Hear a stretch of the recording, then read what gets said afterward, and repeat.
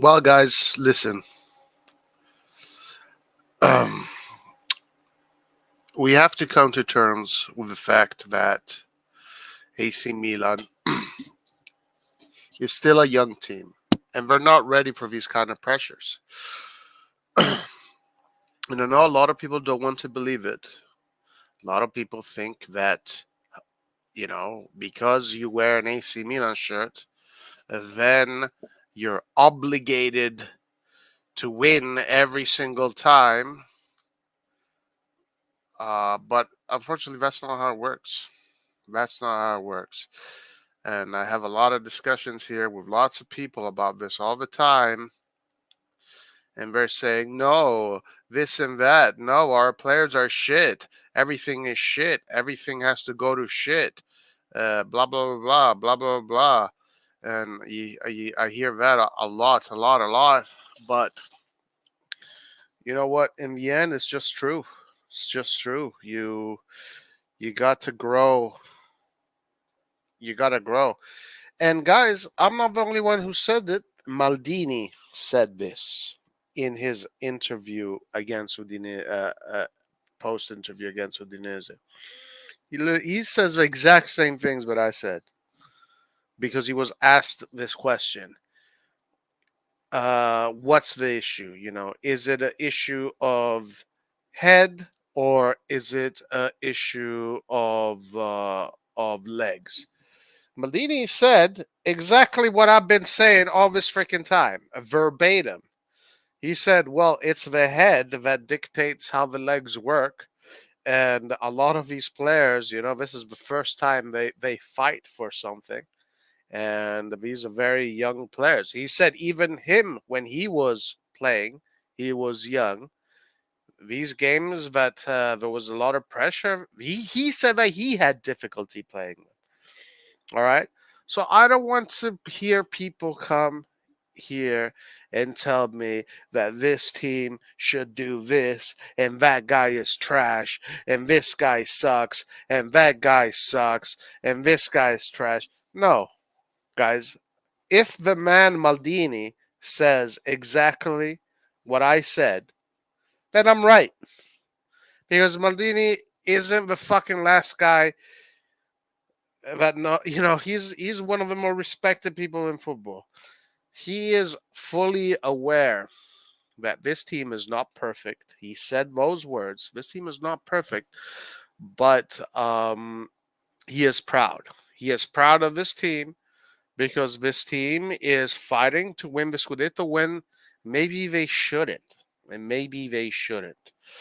So you know he's overachieving. He is overachieving. I wouldn't say he's overachieving. He no he well, let's say Maldini has overachieved. Him and his crew has overachieved, but not the players. The players are not overachieving. The players are doing exactly what they should be doing according to where this club is. Um, and again, Maldini said that the same exact things. Um, he said the exact same things. He said it's a matter of head. Players are not ready and they're learning as they go. He said it was exactly the same for him when he was playing. He said they're not, they're still too young. They're still very young. And it is true. A lot of these players at club level, professional club level, it's the first time they've been given such a huge responsibility. People say, well, but Ibra is there, Giroud is there, Kjaer is there. Ibra is barely there. Hello. Kjaer is not there. And Giroud is the only one there. Now you can say, well, what about Mike Magnan? He's 27. Okay, Mike Magnan, fine. He's 27. He won the league. And as a matter of fact, Mike Magnan is one of the guys that only had one bad game this whole season. And yeah, he is ready. He is ready. And maybe it is because of Mike Magnan that we're up at number one because he is one of the guys that is ready to fight for a title. Theo Hernandez, this is his first time really fighting for the title. Tomori, first time with as a starter in a big club. Calabria, first time. Saelemaekers, first time. Messias, first time. Kessi, first time. Benacer, first time. Um, Tonali, first time. As Diaz as a starter, first time. Um, Leao, first time. Who else? Kalulu, first time. Who else? Who else? Who else? How about Safe Najar out? How about that? Why can't we employ the lesser 2016 tactics? Get the usual spot confirmed, and let's see in the last 4.5 games. Don't know, but I feel. Yeah, Giroud. That's what I mean. Okay, let's bring it back to you know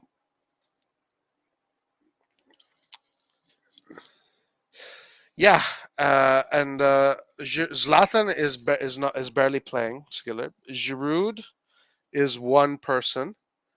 Benacer, okay, won the Afcon, but what has he done domestically in Serie A level? Guys, I'm not saying this. Maldini is saying this. So you guys better get straight with Maldini. Give him a call. Send him an email. Tell him that he's a moron. Tell him that he understands nothing about football. Tell him that he needs to reassess his life. Tell him that he is the most useless director in the world. Because I'm not, I was saying these things, but now Maldini said the exact same things in this past post interview against Udinese, where he came out where for the first time, finally, these guys are talking about the referees. And what the fuck, guys? Like, what the fuck is up with this season, man? How many damn refereeing mistakes do we need to concede? I'm gonna open up the lines. I'm gonna open up the lines because I'm ready to. I want to fight. I'm in the mood for a fight. Fight Club has commenced. Fight Club has commenced. Uh, Fight Club has commenced. Isn't winning cups different than winning leagues? A cup lasts less than 10 games at max, while a league has 30. That is also good. That's also a good.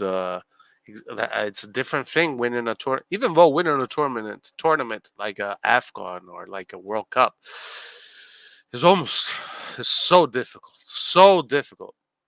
But winning a league is a completely different beast. And what pisses me off is that fucking Juventus is not gonna suffer this. Juventus is not gonna suffer this shit. So Juventus might end up fucking winning the league this season. Juventus might up end in the fucking league this season, guys, because Inter is suffering from the same. Inter is suffering from this fear. They're suffering straight from fear. For them, it's just the fear of not winning because they have experience to win. They don't have an excuse. Inter does not have an excuse. And by the way, next year we won't have an excuse either. But right now we still have an excuse. Maldini sees it. But next year, I want to bet my left and right something that Maldini before next season.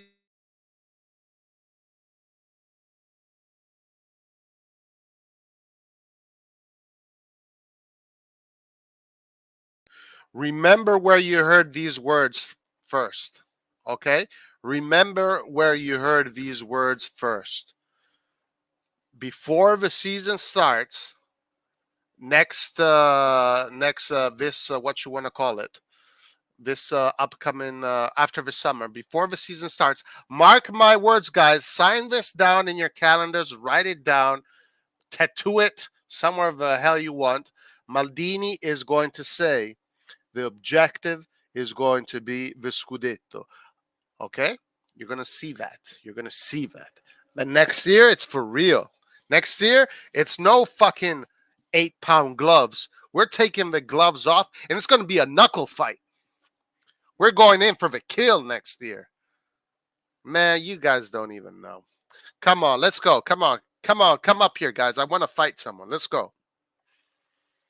Juve draw many games also. Not like they will win all their games 100%. Yeah, but at this point of the stage, it's not about how good you are with your feet. It's how good you are with your head.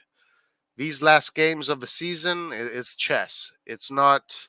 It's chess, and it's all about what you can handle, what your expectations are. I mean, Allegri is telling his players. Allegri is telling his players, look, all we got to do is finish in the top four. That's it. That's it. That's all he's telling his players. You know, he's not putting the pressure on his players. Our players like really believe that we can win the Scudetto. They're putting pressure on themselves.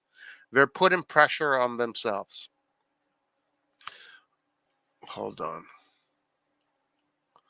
Actually, I'm gonna do this. So you guys will see that while Inter, okay, the first contender on the right side corner in blue and black, Saif Najar against on the left corner in red and black, Roy. Good morning, man. How are you? Good morning. How are you doing? I just woke up. I saw the notification for the channel, and I immediately, I immediately entered the video. Excellent, excellent. So, did you hear Maldini say what I've been saying? No, actually, like I'm confused. I entered, and you were like, I want to fight, I want to fight. So I was like, yeah, why not? What Maldini what the, said what do you say? Maldini said the exact same thing I've been saying. That the players are still very young and they're not yet capable of managing these pressures when it comes to trying to win the Scudetto. He said that exact same verbatim everything I've been saying. The, God, it feels hmm. good to be right.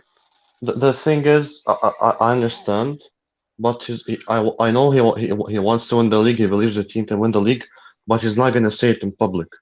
He's just saying this because the team is not doing so good, and No, no, to no, make no, them. no. And no, I just think he's saying that to make the pressure less on players, and I actually support that.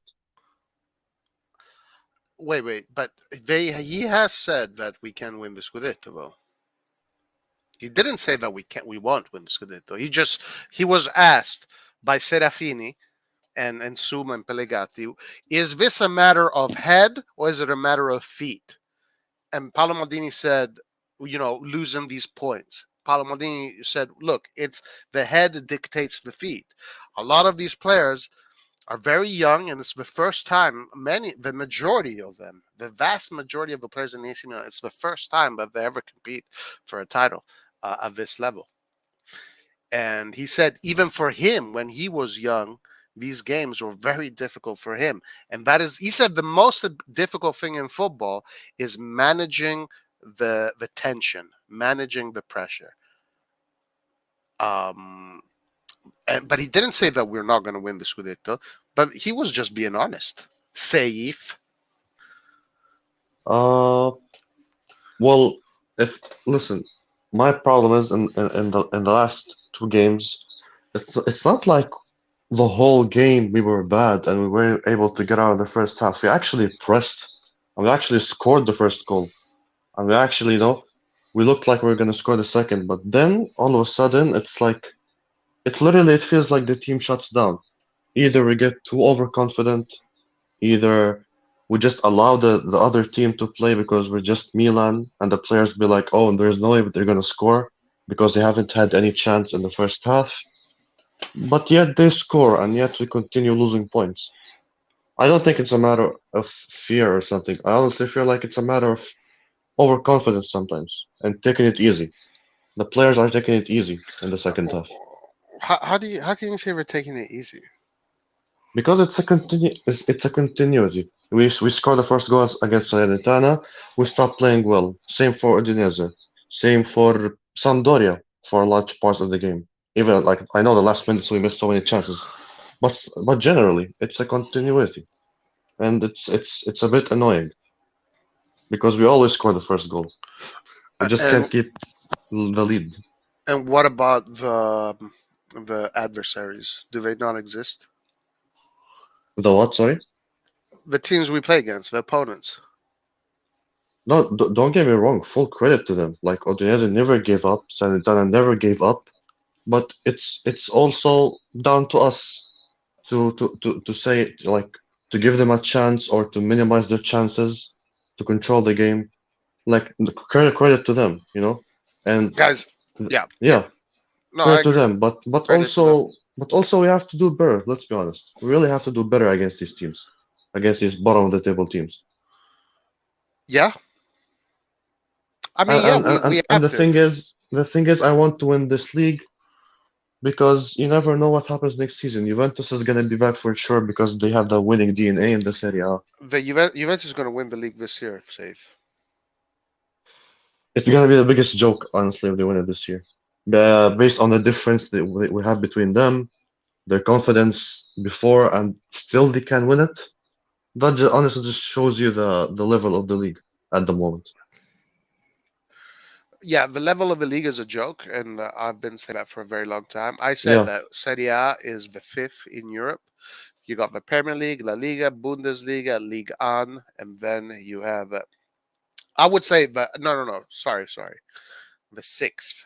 I think it's England, Spain, Germany, France, Portugal. Let's put it seventh. Holland. Actually, Let's go eighth. Austria. Then oh come Italy. on. No, it's true. It's true. No, I think they're fourth, between fourth and fifth. Does To be Italy honest, I have a agree. team like Leipzig? Leipzig? I mean, what the fuck is the name of the team? Yeah, Leipzig. No. I honestly believe if they are in the Serie A, they would be fighting for the league. I honestly believe that. Yeah, they'd probably already be like 17 points ahead. No, not that much, but I guess they'll be second or close to first. But listen, this is what's going to happen, all right? So, because I feel in good spirit, in good form tonight, this is exactly what's going to happen. Are you ready for this, Safe? Go on. The Scudetto race is back open. It's open now. It's not anymore a three-way race. It's a four-way race now. Juventus is in it, and they are pretending they're not, but we know they're in it now. Um, is not playing to win the Scudetto, so they have less pressure. Inter, Juventus, and Napoli have all season been playing to win for the Scudetto, so they're gonna be choking like uh, like uh, like a whore in Amsterdam. um, uh, That was good. but Juventus doesn't have this pressure. Juventus is gonna go in 11 or 12 games. Juventus is gonna catch up and they're gonna win it in the last fucking game. You want to see? It's gonna be one of those stupid fucking years where Juventus is gonna fucking they're gonna make a documentary about it. It's gonna But be the '99 season that we had, but for Juve. but you know what? Let me just say this. I'm looking at Juventus results, okay? Last game they barely won 3-2 against Empoli in the league. Before that they drew against Torino. They drew against Atalanta. They won against Verona, but they drew against us. You know, the last games they've actually been bad. So No, they've been it's bad not the it's not, whole it's not like season. yeah, it's not like they've been amazing Right, based on the right. last games. And that says even how much of a joke this Serie A is, because True. a team that is performing as shit as Juve is going to eventually win it. Which is embarrassing, really. Like I think Serie A has the players, but it's like I don't know if it's the approach of the managers with the mix of the mentality of the players, and that even explains why we always do bad in Europe. I understand that we don't have the quality of the Premier League, but as players, I honestly think Serie A has the potential. But I don't know if it's that 1 or extra 2 years to be the difference. You know what I've come to? I've been thinking this for a long time, right? Why does Serie A choke so much in Europe, etc., etc.? And I've come to this realization not too long ago. It took me a long time to really find this equation and find the solution to this equation, and then I realized the big difference between the Serie A and the EPL is not the starting 11, it's the bench. And this is where they fuck us. They fuck us because they have deep benches, and no Serie A team has anywhere near a deep bench as any English team, even the teams that are fighting for the Europa League have deeper benches than any Italian team. And same thing with Barcelona, Real Madrid, Atletico Madrid. As a matter of fact, we saw Atletico Madrid's bench when they played against us. They brought in João Felix. They brought in freaking who did they bring in? They brought in De Paul, Griezmann, and the fucking guy that plays in the Brazilian national team. It's like this is their Cunha, bench.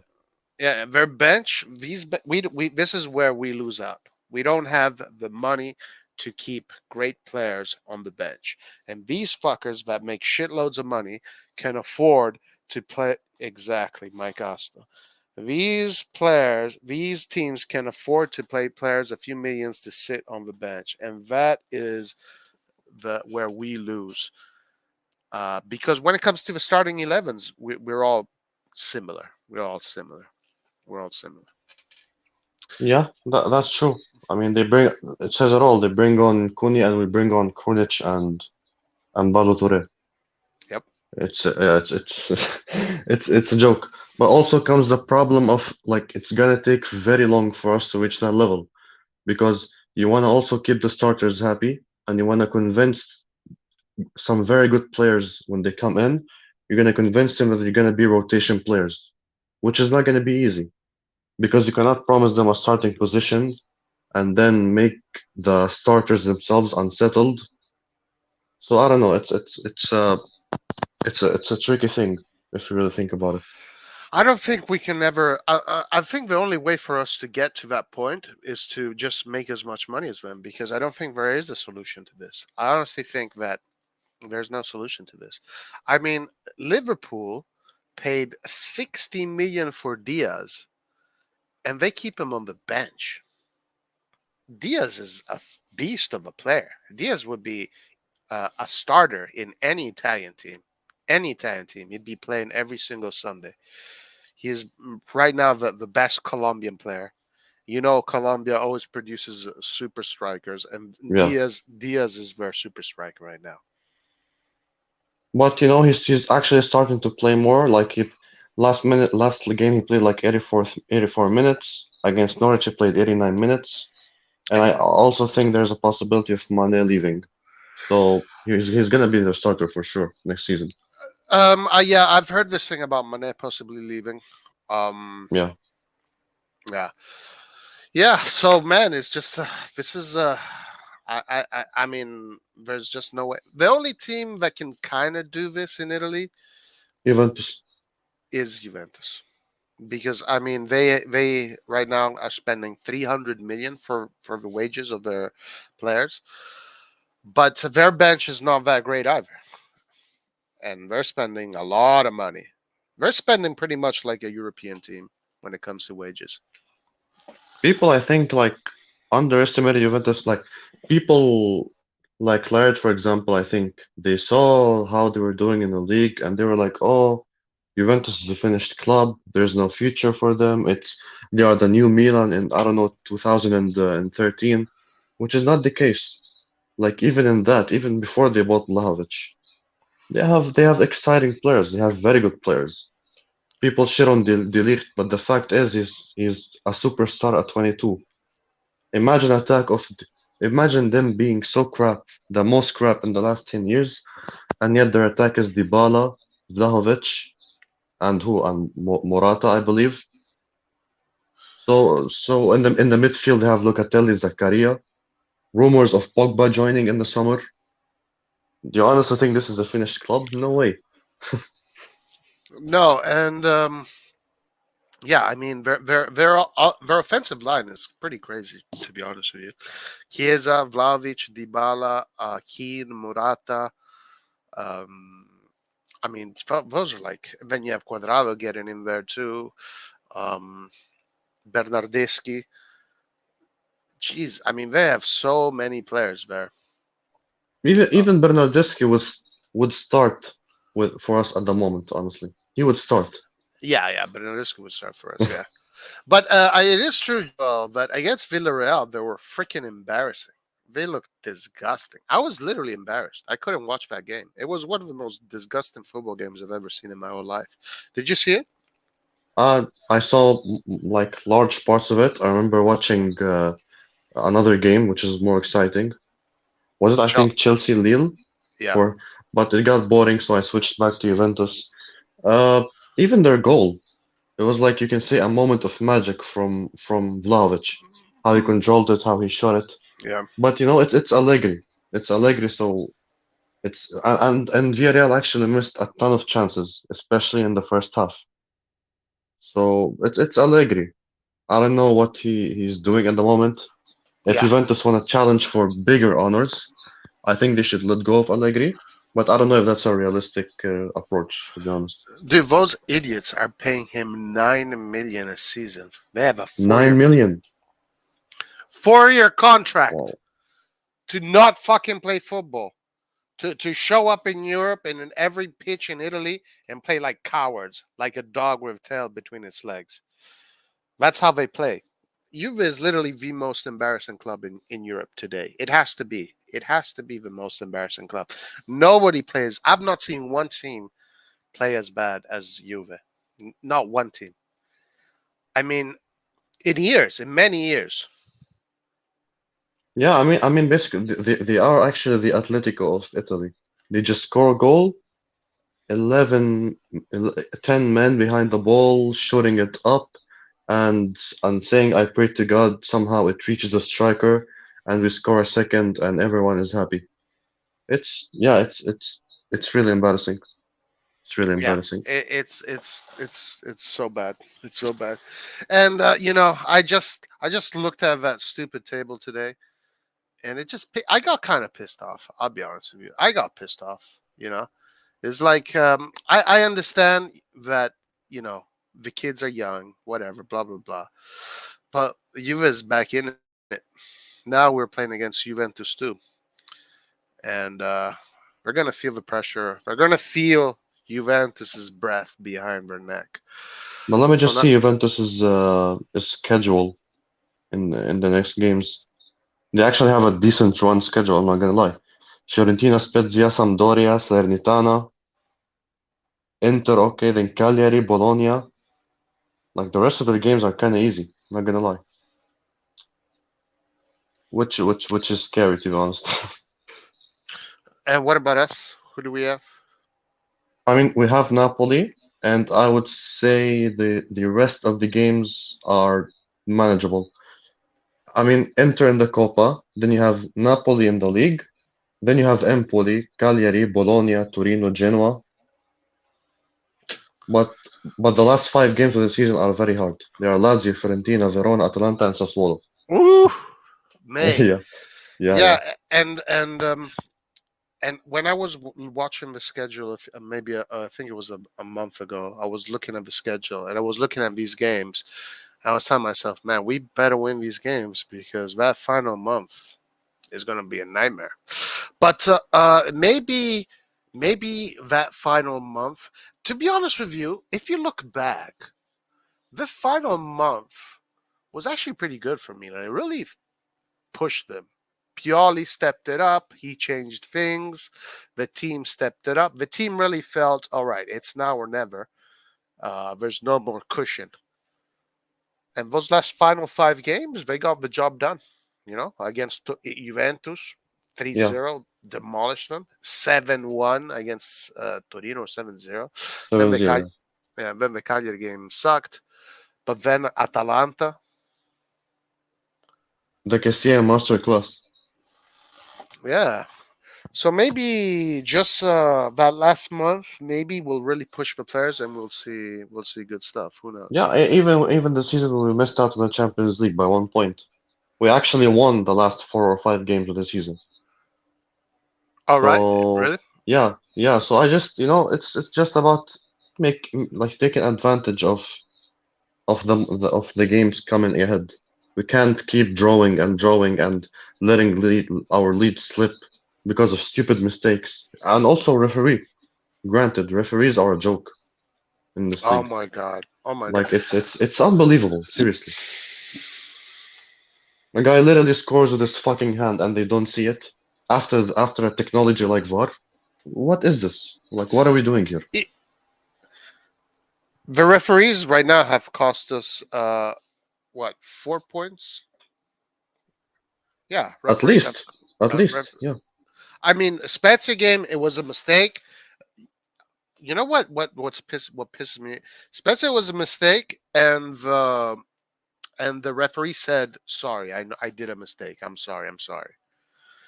Okay, so there was a person there that admitted there was a mistake. So Yeah. it was a mistake, 100%. It was a mistake. So we did not get the full points there because of the referee mistake. This game here against Udinese, the VAR and the referee stayed silent, but the fucking player said, "I didn't celebrate because I fucking scored with my hand. I can't believe they gave me the goal." Literally, he said that. I mean, he didn't say that, but that's what he pretty much said. He couldn't believe he got him the goal. So there you go. Two mistakes. And right now, if these two stupid fucking referees wouldn't have made those stupid mistakes, Would be top for sure. we would be at Would be top for 61 sure. points and we wouldn't be wondering about what Juventus is going to do next.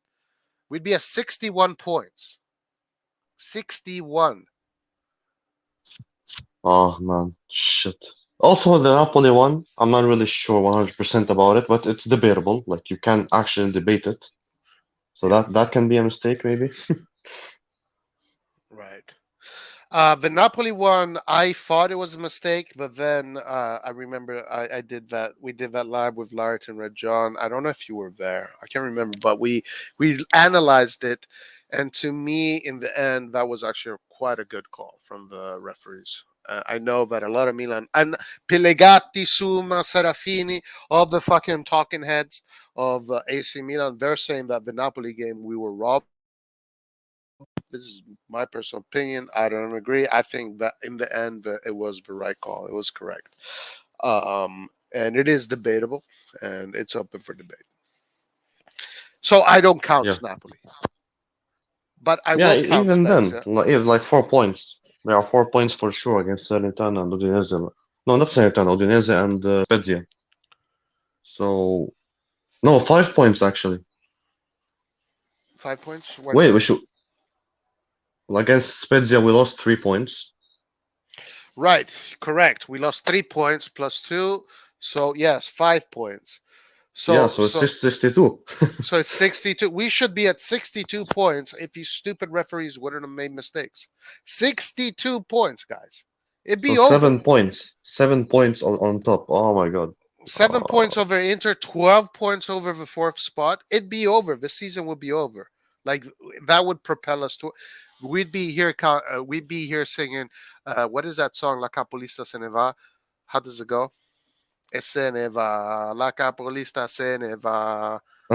Whatever that fucking song. We'd be Yeah. singing that shit, but we can't sing it because these idiots are not doing their job correctly. And we'd be going to the Napoli game in full confidence, and then you'd say we have a quite an easy schedule. We could have been the Inter of last season, basically. We could have ran away with the league. Yeah, Man, amazing.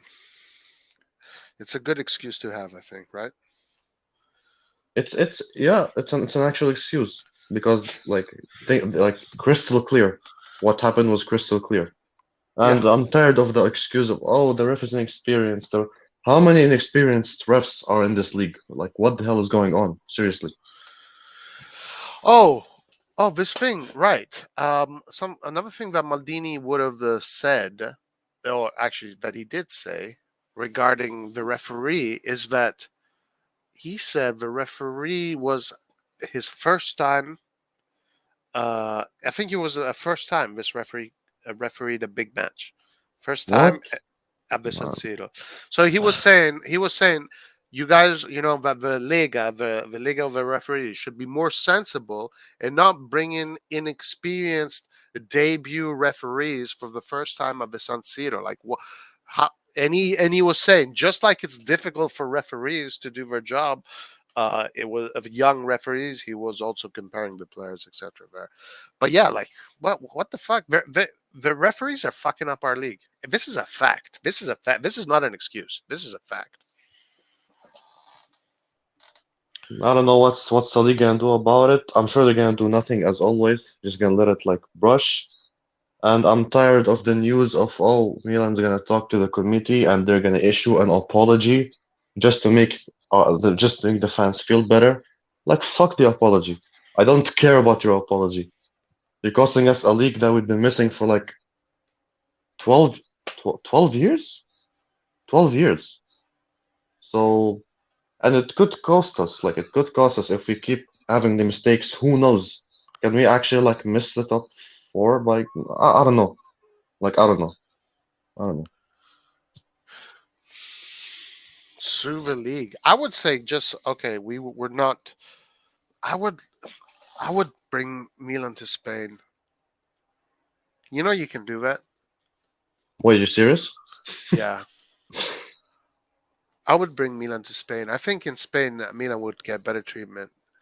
Like the laws and the government wouldn't be in the way, and and I think Spain is a good place because we play that kind of football, tiki taka. I mean, not tiki taka, not that obsessive tiki taka, but we play football.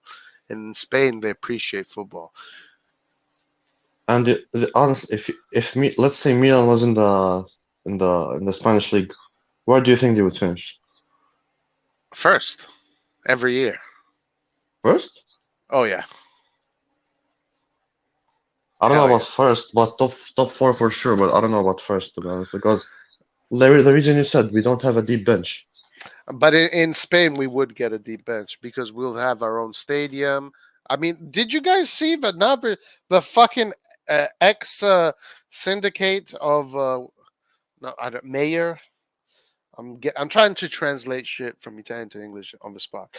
He is saying that we should not build the stadium. He's starting a campaign, keep the San Siro.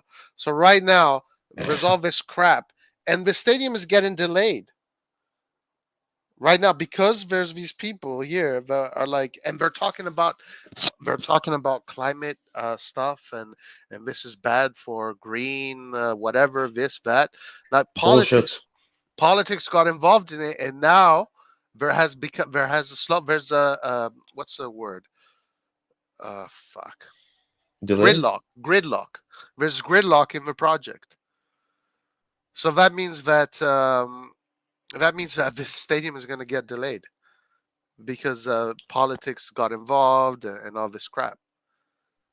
That just Yeah, shows you the reality of politics at the moment and Italy.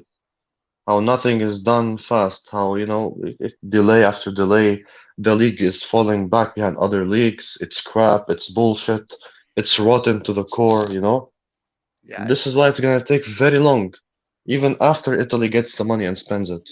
It's gonna take even more years to yeah. reach, to even try to reach at a league like the Premier League. And Milan would actually be the only club after two official announcements on a stadium to not yet build a stadium. So that's gonna be embarrassing as well.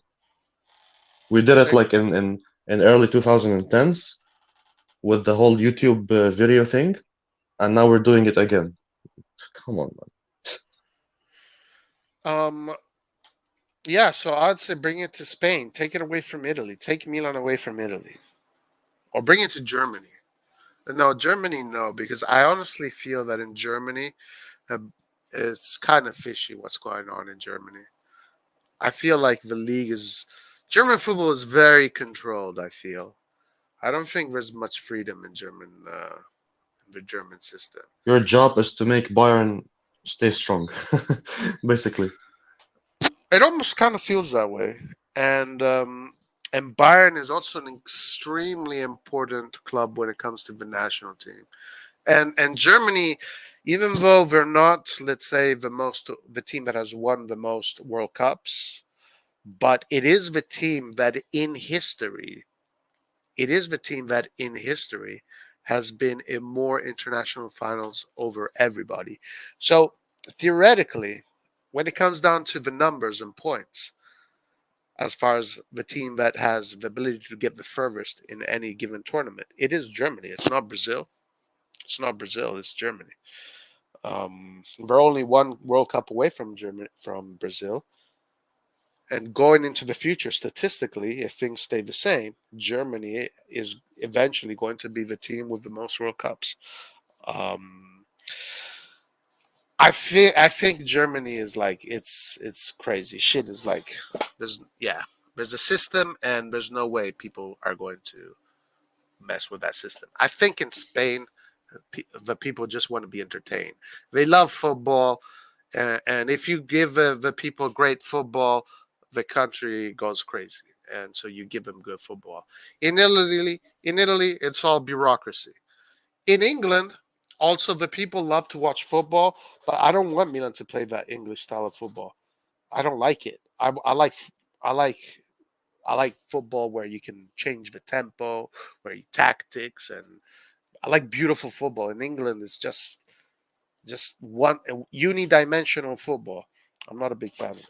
I watch a lot of the Premier League, and people really overrate it in terms of quality and goals and stuff. Like I can name you a ton of Premier League teams at the moment that play crap football, like actual shit football. You know what I mean? And don't score like many goals whatsoever.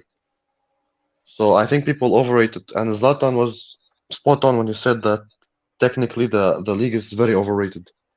It's more physical. And people got on his shit and oh, just because you didn't do well in the league. No, this guy's a genius in the game. He knows what he's talking about. And he's right, you know? Yeah, Zlatan is yeah. So you watch the EPL? Tell me a little bit about the EPL. Why is it crap? Why do you think it's shit? Well, not that it's crap, but like other than the top six, top seven, the rest of the league is really meh, you know? Many like you have got teams like Burnley, like Leeds at the moment. They're not playing well at all. 11 men behind the ball and just boot it forward, boot it forward, boot it forward, boot it forward. So it's But not really that the entire league is playing nice. what about the That's other? the What's going on with Chelsea and Lukaku? Like, do you are you following that? Chelsea. Listen, Lukaku is a Conte type of player. Like the way he's playing with Chelsea, like Chelsea is a team that they play more like better without a striker, with more like wingers, with more like a better false nine to move the ball better. And Lukaku is just, I feel like he's too heavy for that. Maybe his first touch is not the best, and thus he's not connecting well. Plus, he hasn't scored like many goals, and his confidence is at his lowest. You feel like Inter needed him, and he needed Inter. That Right. was the only way. Yep. Yeah, I thought it was a marriage made in heaven. And they bought him for like what, 120 million, or some shit like that. Inter? No, Chelsea. Oh, yeah, yeah. I think it was something like that. Yeah. Romelu Lukaku. Um, it is true that the English Premier League is super intense, and I do respect that. I mean, playing at that intensity for 90 minutes, and the people in the stadium love it. They love that intensity there, just that running back and forth. Um, And the thing is, fans make a difference as well. Look at even the fourth division in England, how you can see a full stadium. Look now, Napoli was challenging for the league. Half of their fucking stadium is empty. You know what I mean? Like, I don't know why the fans don't go. I don't know the financial situation. Maybe fans cannot afford to go to the games, which I don't know about. But it's bizarre, you know?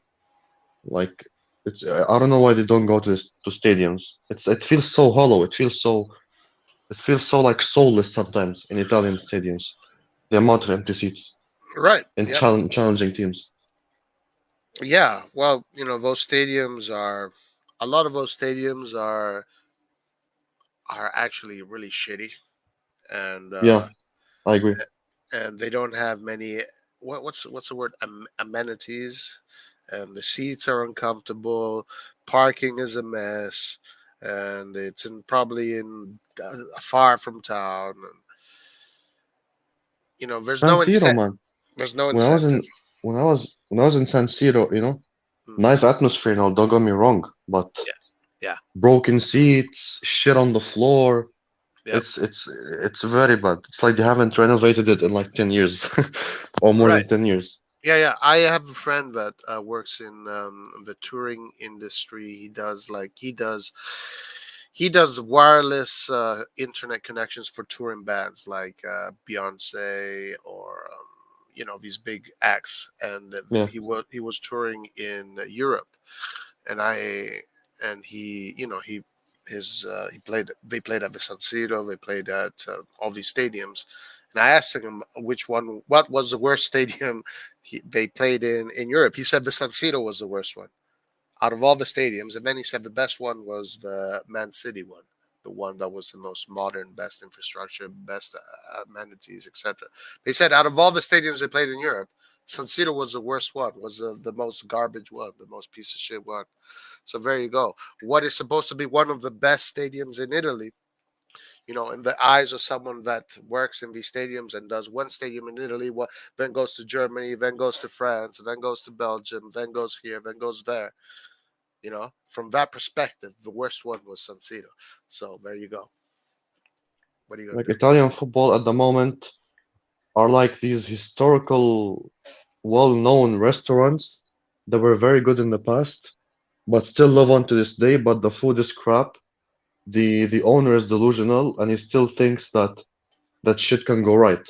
When actually you need renovation, you know, you need more like advanced chefs at the moment. You need something new. And we're 2022, and what's the difference for Serie A at the moment? It's better than 2015, 2016, yes. But where do you see the actual like, advance? We're still doing crap in Europe. We're still crap in the league in terms of competition. So it's very disheartening in a way, but I hope it Yeah, gets better. yeah, it is true. The Spurs stadium. Didn't Spurs just build a new stadium recently? Yeah, they did, and some that went there say that it's the best stadium in Europe. Wow. Yeah, I saw the stadium that Real Madrid wants to build. It's freaking insane. Or they are building, actually. Are yeah, they they're build? still renovating I think they're still renovating the Santiago. Oh, they're renovating. Was it Barcelona or was it Real Madrid? They were building that multi-layered stadium that turned into a soccer stadium, then into a basketball stadium, into a tennis. It was multi-layered. Was that Real Madrid? I haven't really heard about it, to be honest. No, I don't think it's Real Madrid. I didn't see it was Real Madrid. Maybe it was Barcelona. The resting rooms have the same mattress and pillows as in the players' homes. Wow. Them. And that's seventh placed Tottenham, Like that shows you Yeah. how it is. Did you see the game today, Juventus Empoli? No, but I saw like live commentary in the application, and it says that Empoli missed quite a lot of chances, and Juventus is supposed to have a very good defense with Allegri, cannot keep a clean sheet at the moment. They concede almost every game. Yeah, it's true. As a matter of fact, look at their defensive stats. They're not getting better, which actually is a pretty decent signal that they are getting scored on, and it's still freaking Napoli that is winning there, but by a lot though. I mean, we are at 29, but we are still Lazio has scored just as much as us now. So Lazio and Milan with the same goals, but we are 29 goals conceded. Napoli's still at 18. Mm, this stat here, man. This stat here is not a stat to joke around with. This stat here is not a stat to be joking around with. Because listen, I've said this a million times. We can go through every single season from last season, from when the Serie A started. And it's literally 99% of the time, this is the stat that wins you the league. Koulibaly and So, Koulibaly and Rahmani are a sick partnership. But like as a defense, as a group, I think by name we are better than Napoli. But I still don't get why we keep conceding goals. Like I don't get why our defense is this crap when every single one of our defenders would be a dream for other teams. You know what I mean? It doesn't make if it's the system that exposes the center backs. I'm struggling. I am struggling. I don't know. what do you think needs to be done then?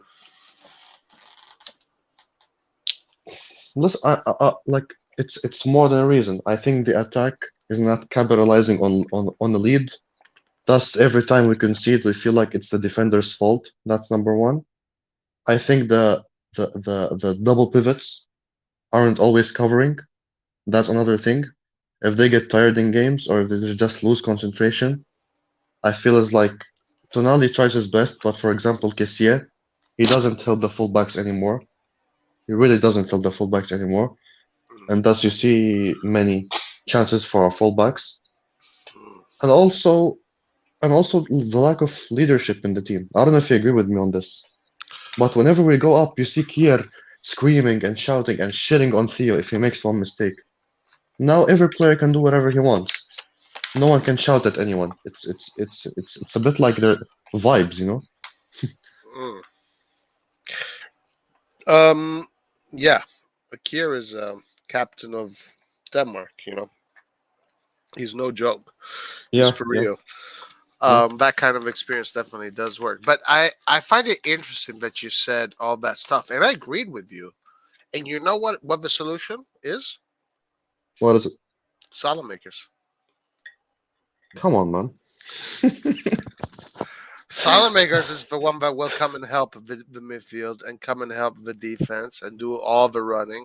That's what he does. That was his job, to help everybody. But And I swear we also conceded goals when he was there. well, we You know just as that's the thing. we have a better record with him on the pitch when he starts. I mean, it's also a little bit deceiving because Messi has missed a lot of games, so I give you that. But I mean, that is something that you really can't discount in this statistic. Messias missed a lot of games because he needed to get ready. But Saelemaekers is the key. Saelemaekers is the keystone. Bring back Saelemaekers in, we win the Scudetto for sure. For sure. The thing is, I know I joke a lot about Saelemaekers and I cheated him with the group or whatever. But last season I wasn't saying what I'm saying now because how bad it's gotten this season, he wasn't like this last season. Like even when we lost 3-0 to Lazio last season, I really felt like I came out of that game and I praised him. I was like he was the only one trying. Çalhanoğlu wasn't doing anything. He was going to the camp position. He was shooting. He was trying his best. But it's like his confidence has been shot this season because of Messias, because of poor stats, and he's like a ghost. He's like a ghost. I hope he gets better, but if he's not gonna get any better, if he's gonna stay like this, then then goodbye. I, I don't know what I to say. I hope Pioli comes to his senses and he starts with Saelemaekers on the pitch. He starts with Saelemaekers, Diaz, and Leao, like the good old days when we were winning. And up top, it doesn't matter whether it's Rebic or Ibra. Actually, our best games this season have been with, according to what a lot of Milanists are saying, and I kind of agree. Our best games have been when we had Salamakers, Leao, Diaz, and Rebic. And then after that, you know, let's say it comes 70th minute, you can bring in. Oh God, man, oh my God, what is Pioli doing? Oh my God, it pisses. It's not. All right. Well, then, if you start that way, you have offensive firepower because you have Theo Hernandez who has offensive firepower. Theo Hernandez is playing this game. You have Leao who's offensive firepower. You have Diaz who has offensive powerhouse, and you have Giroud or Rebic. So you have four players. Okay, that's a lot of players for a football team to have offensive firepower. But yeah, Salamakers who helps. He's the balance maker. He helps. Then okay, comes the 70th minute. You can bring in Giroud, offensive powerhouse, and you can bring Messias, and you can bring three defensive players. So you can manage your pawns so much better. Pioli is doing such a big mistake. Oh my God, what a big mistake Pioli is doing. Pioli right now is shooting the shit. What's the word? He's shooting the bed. He is messing things up, man. He's Pioli is bottling the league, to be honest. if well, yeah, right now he needs to stop with this gamble of all offensive players from the beginning. We can't do it because it's not paying off, and it will not pay off unless these players start scoring 3 goals by the 70th minute. This tactic he's using will not pay off. So he Exactly. needs. It works in the first half, and it's terrible in the second half. That's that's that's that's a good explanation. Yeah, I mean, we saw how, for example, against Inter, the team. Well, he against Inter, he started way too. He went the other way. Okay, he went the other way. He started with Kessie and Salamakers on the attacking midfield, so we only had three offensive players, and that's did Tornado play? Um, Yeah, he did. He did. yeah, he did. Fernando's, Leao, and Giroud, I think. So that's it. You only have three players there, and only Leao and Hernandez can create. So they're all creating on the same line. Cassis isn't going to create shit, and now there's Salamakers. So that was too exaggerated. But then in the second half, he had the options. Okay, I got to score. Okay, I'll put Messias. I'll put Diaz, etc. And now all of a sudden, you scored, and you're playing offensive football. So he just needs to balance that out. Don't do it too defensive. Don't do it too offensive. Balance it out. Fuck, Pioli's pissing me off. And he has a whole week. Like that's Skilled is already purely out, which is crazy. But the thing is, like he has a whole week to train the players for these bottom of the table teams with no competition, like no other competition to screw his mind. And you're still, after going 1-0 up, you're still not knowing how to manage a game. And I thought at the beginning of the season that he fixed this problem, but I don't know why it keeps happening. Like if he doesn't learn, if he's I don't know how to say it, too inflexible sometimes, and he's costing a great opportunity for a league that is up for grabs. Like if we're not gonna win it this season, I honestly believe like we're not gonna win it the next. We're not gonna win it the next if we don't win it this time. And maybe some players will think of leaving in case like we don't. compete and we don't win the league, I think some players may want to leave in the end. Well, I'm not. I don't. Right now, I don't really feel that. But maybe It if the could, it next. could, it could happen. It could happen. That's the thing.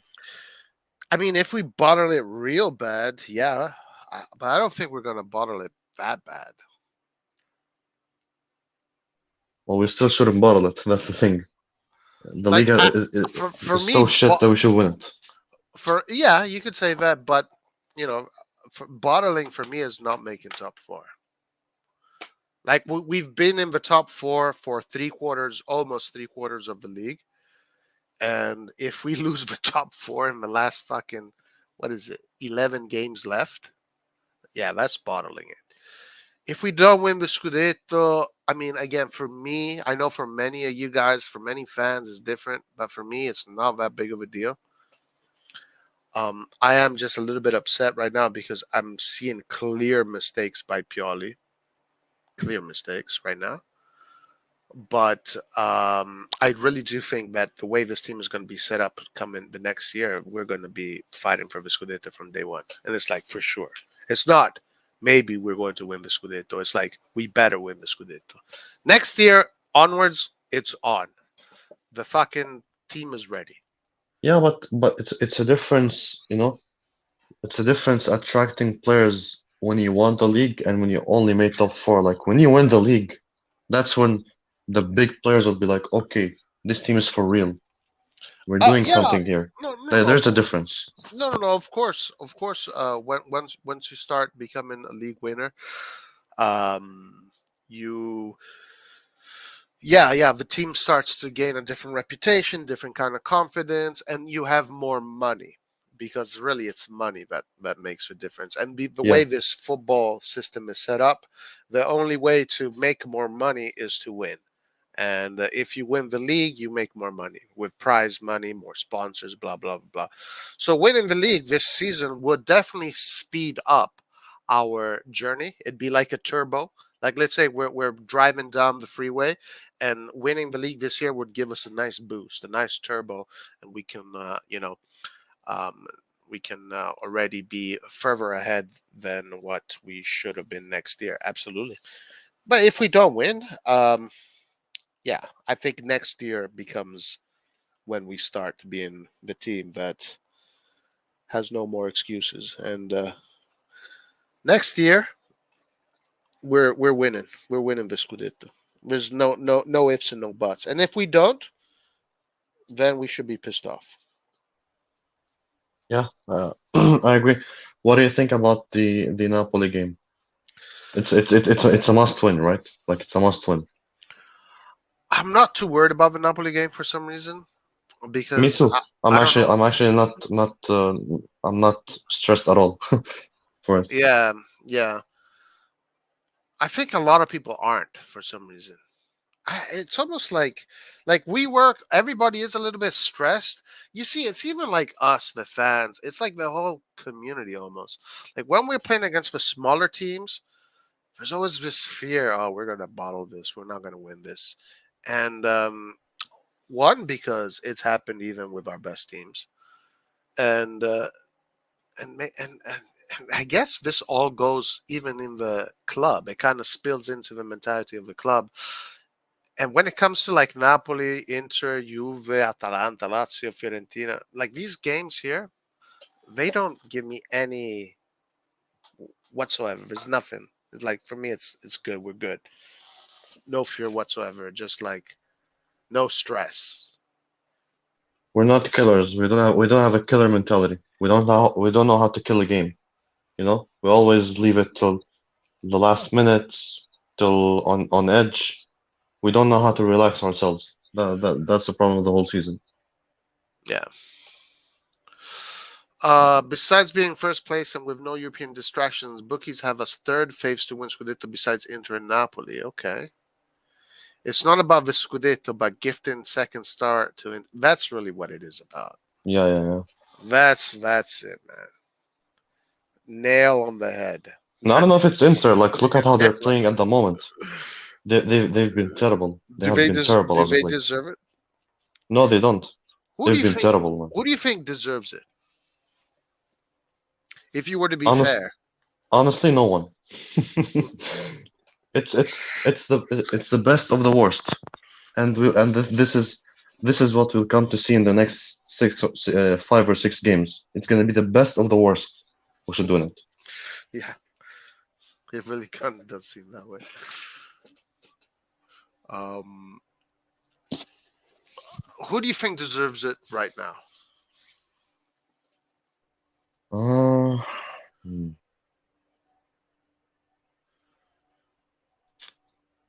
It's hard, man.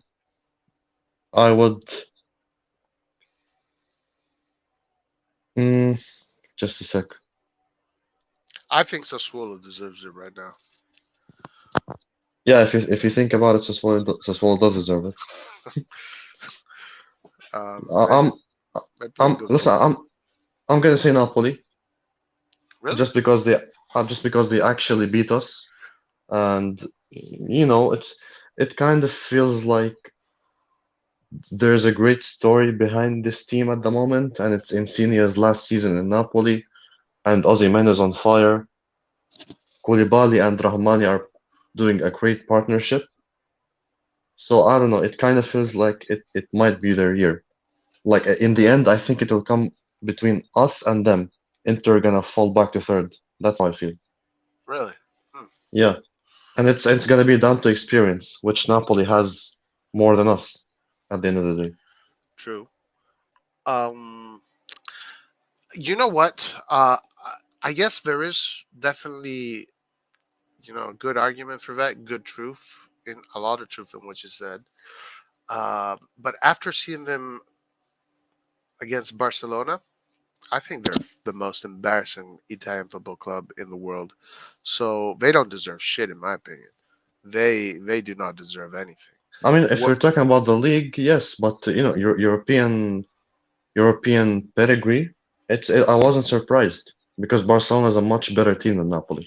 But I'm just saying, like Barcelona just completely dismantled them. Like if it were like a Lego, you just Yeah, dismantle it.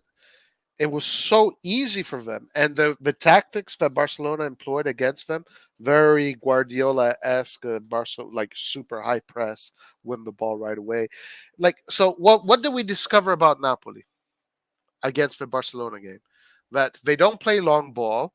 And you ask yourself, okay, why don't they play long ball? Oh, because other fucking players are like 5.4. So that's why they don't fucking play long ball aside from Osimhen. So they play from the back and they play short. And Savi figured that out, and he had them press the defenders, and they did not allow the defenders to play football, and it just destroyed Napoli's game. And 4-1 easy. So Napoli has been decoded. Pioli, I'm sure, did his homework, and it's going to be very easy for Milan to win this game if they do the exact same thing Savi did. Thank you, Savi. You showed us how to beat Napoli. all we have to do is just after scoring the first goal to keep on playing football. Just to keep on playing football, not let them pressure us like how we do with these other teams. Just kill the game fast. Yeah, that is definitely something that psychologically they have not done recently. They score the first goal and then they stop playing, and yeah, they gotta keep up. They gotta do that. They gotta press high the whole game and just score one goal. Keep on going. Score two, three goals, and then you're good. So Pioli, I'm sure Pioli has been studying the Barcelona game very, very because it's not like Barcelona has player. Okay, fucking De Jong. You look at De Jong. He scored that Yeah, incredible goal. All right. Okay. Where was De Jong this summer? Insigne scored that exact same goal in a quarterfinal against Belgium. So it's not like there's the difference of player the difference in quality of the players is that huge. Fabian Ruiz plays for the Spanish national team. Um, you know, Napoli is full of international players. Koulibaly can play for any top level team. it's So a it's difference of both mentality and coach's approach to the game. And it's embarrassing that Spalletti was outcoached by a manager who never coached in Europe before. Yeah, yeah, just a better football knowledge in general from the club, It's a bad look for the Serie A. and it's a bad look, but and intelligence, and it just made what Savi did just makes sense. It just makes sense. Now the question is, are we capable to press so efficiently? I mean, we can. The thing is that if we don't, if a press is not successful, well, we can press that way, man. We can definitely press like Barcelona. For sure, we can press that way. I don't think we have the legs for that. Look at some of our attacking players. They get tired after 30 or 40 minutes without playing any other competition. Like, even the Coppa Italia, we play it like once every few months. So I don't know what's the myth behind that. Like, you're playing once a week in one competition. How the fuck do you get tired after 30 and 40 minutes? And then in the second half, you can't even walk anymore in the field. It doesn't make sense whatsoever. Huh. Yeah. Um. You know what I realized about that, and What? it kind of makes this idea that if you're only playing once a week, there is something that creates difficulty. And that's the locker room. Because imagine Florenzi playing great football, arguably playing better than how Calabria is playing right now. Yeah, And he's playing. But now, because the games are so far apart, there's no need for turnover. And most coaches usually always have their starting players. Now, Florenzi is out of the picture. So he must feel bad because every time you sit on that bench, it hurts for any player. Bakayoko doesn't exist anymore. He hasn't played in a long time. Krunic is gone. I don't know where Krunic is gone. Like, when was the last time we saw Krunic? Then what else? the worst of all is Kalulu. Kalulu Kalulu. shouldn't have been dropped. Period. Kalulu should have stayed as a starter, at least for the time being. Yeah, Kalulu, who I like, kind of like Florenzi, but even more, let's say, visible. He was playing better than how Tomori is playing right now. Like that is something. Tomori was absolutely dominated by Beto in the game. He got dominated. He couldn't do a thing. What? Yeah, yeah, yeah. Tomori is definitely. I mean, he's still performing at high levels. By the way, look, we got Paul, we got Tick Size. What's up, guys? Even though he's still performing at high levels, but Kalulu was performing with so much ease. It was so easy for him. So easy for him. Just Wait, I think Textiles believes that I'm Red John again. Bruh, what? I don't know. He thinks I'm Red John. When did this come about? In the comments I saw now. How's the group chat? How are things going in the group chat? I No, left for I good. mean, yeah, it's pretty much positive vibes. We love the Yeah, players. Yeah, yeah, yeah. we praise Saelemaekers, all of them, all of these guys. What's the title of the group chat right now? I think it's still the same. Oh my god, you guys, dude. No, you have to come back to the group, man. I promise No, I'll change the name. I'll change the name. I'll change the name. what did you change it? Was it you? It may or may not have been me. The important thing is the name will be changed. Wait, but no, no, no. I can't go to it anymore. At least until the summer. I'll be back in the summer. However you like, okay. I'll be back in the summer after the league is over. Um, After we win the league. After we win the league, I'll be back. Um, so what were we saying? Can't remember. I forgot. About fatigue, stamina, and about Kalulu being dropped. Yes. Oh, that's better. Let's win this one. That's slightly better. Yes, Lair changed it. I I I forgot. Lair changed it. You wanna Okay. you wanna you wanna go back now? Uh, maybe we'll see. Roy's alone to the Juve WhatsApp channel. That's Uh, fine. yeah. What were we talking about? Saelemaekers? Kalulu being Oh, dropped. right, Kalulu. Like Kalulu for sure was playing better than how Tomori is playing right now. Like for And sure. Romagnoli. What do you mean? He's And played Romagnoli. better than both. He's playing better than both Tomori and Romagnoli. Well, Romagnoli, I don't want to. I think Romagnoli has been doing really well, actually. Me Like too. Me too. Me we too. need two defenders. Romagnoli and Kalulu were doing amazing together. I'm so I'm so incredulous by how Kalulu's been performing. It's incredible how good this player is. Um,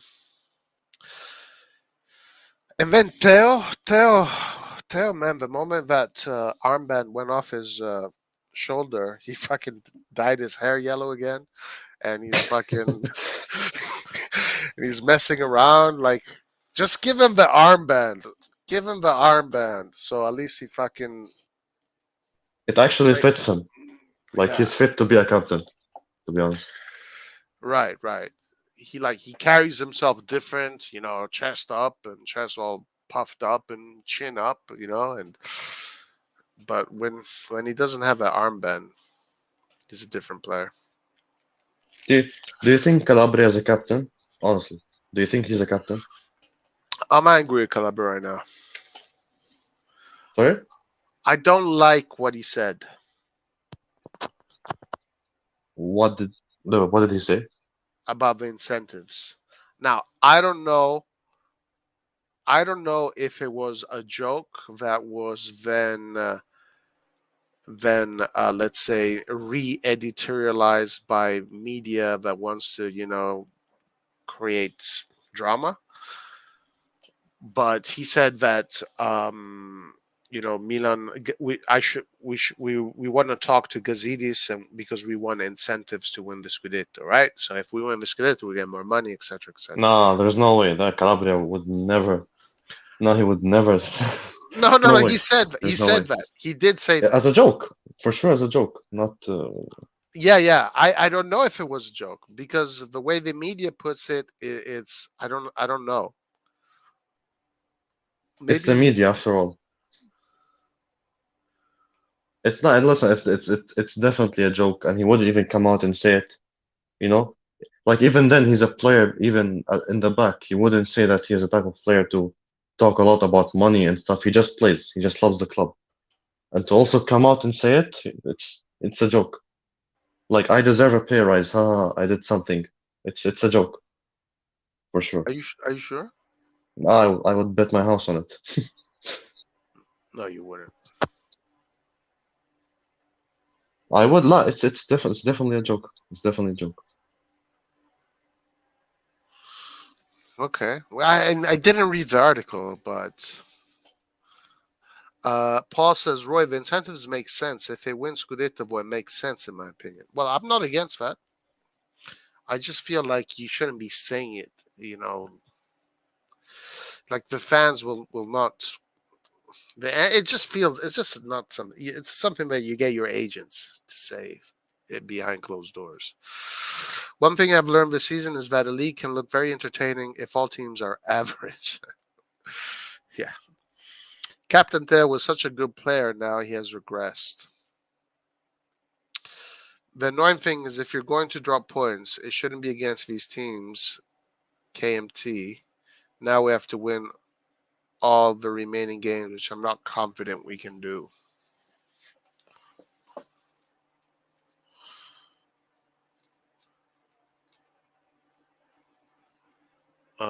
Well, guys, I told you Juventus is going to win the league.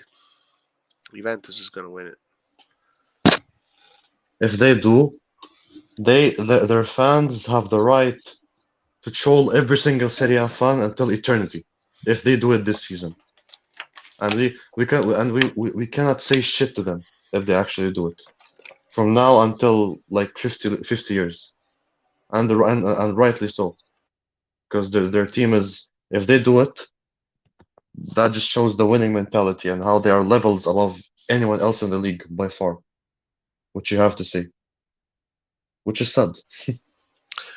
No, actually, I think we have a better chance of winning it. Yeah, that's why I say it's going to be a surprise if they do it. Yeah.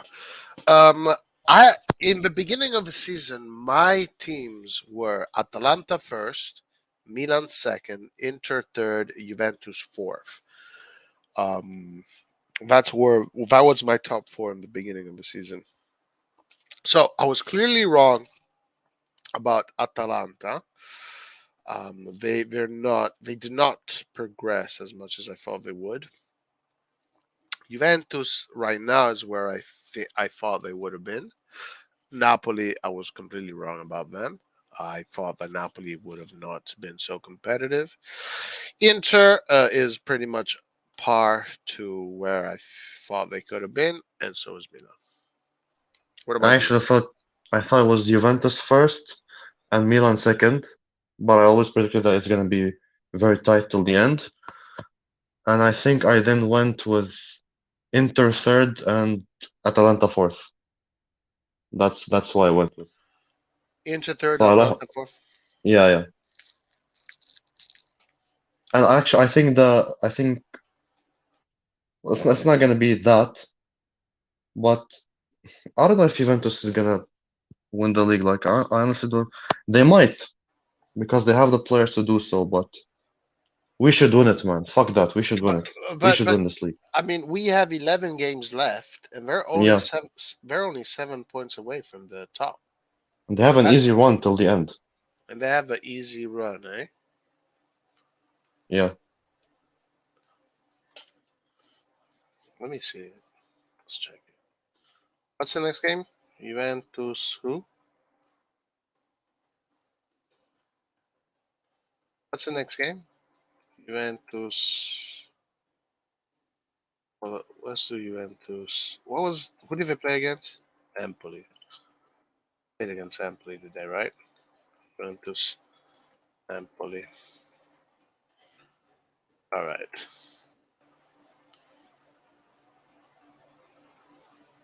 There.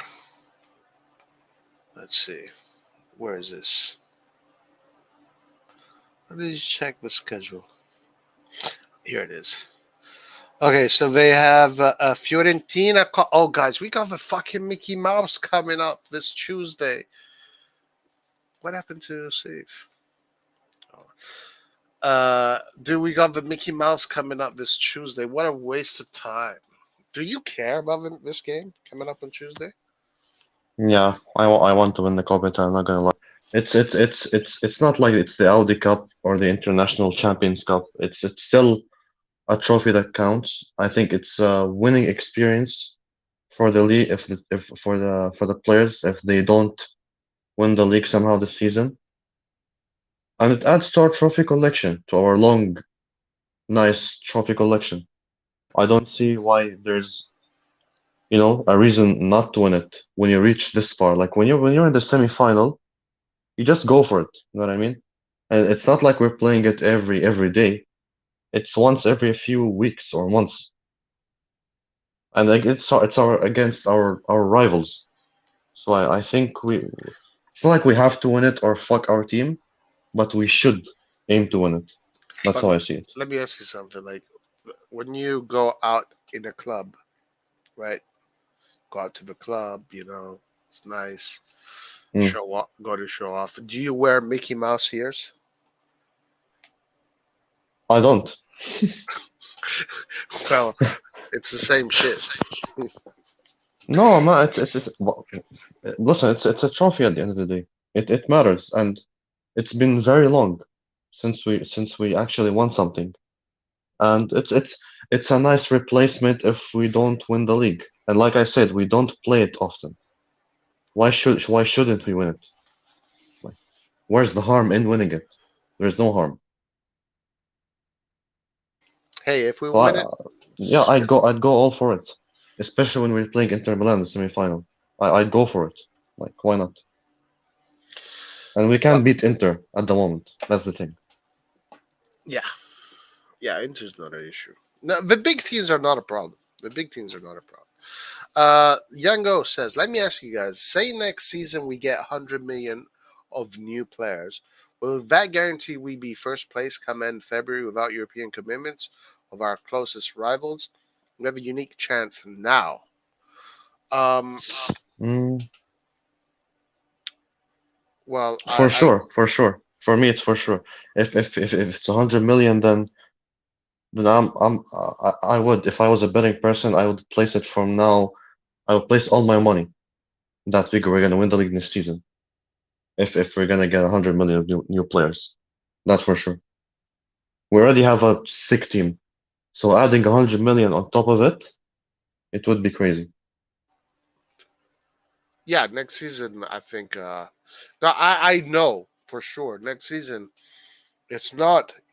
Hey guys, maybe we might win the Scudetto this year. No, next season we play to win the Scudetto because next season we don't have any excuses. Next season there are no excuses, and they Yeah. know it.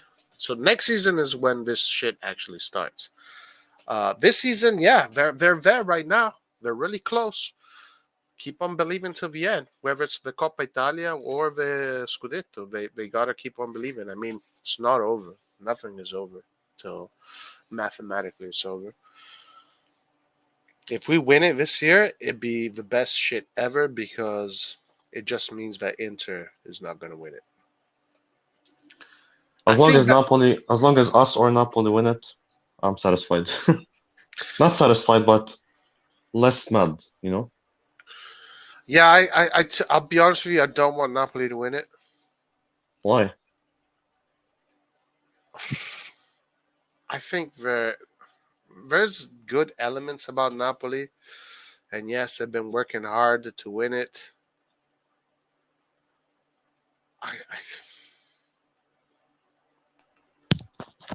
I think Napoli just does not. It's just I don't know, man. I don't have a lot of respect for Napoli. I'll be honest with You just think that if they win it, they're gonna be on downfall and they're not gonna do it again for some years, right? And they don't represent Italy well in a European stage, which I agree with. you. Yeah, But, yeah, but I think they deserve it after all these years. Their fans, definitely, their crazy fans deserve it. yeah. The population there is very passionate, and they're very warm, and very. I mean, I know. I mean, I come from close to there when it comes to Italy, so I know how they are. Um, I just don't like the football that they've been. I don't like the football that they. I don't like what they represent. I just don't like what they represent. They don't represent elite to me, man. There's nothing elite about Napoli. Yeah, it's not an elite team. It's not like they won crazy amounts of trophies. Like the last one they won was like 1984 or something, or I don't know when. Didn't 1990. didn't they win a Coppa Italia recently? Under Yeah, but under Sarri, didn't they win? I think they won the Coppa Italia. I think. But of course, yeah, that uh, doesn't. That's they did win a trophy with Gattuso, I think, against Juventus. oh yeah, yeah, Which was yeah. it? Right, right. Gattuso. Yeah, I think it was a Coppa Italia. yeah. Yeah. No, I don't know, man. I want Milan to win it, dude. I want to, but if it's not Milan, then it should be Napoli, not fucking Juve or Inter. No way. That's the thing. All right, so Juventus has Spezia next Sunday, 9 a.m. March when we are playing against Napoli. Okay.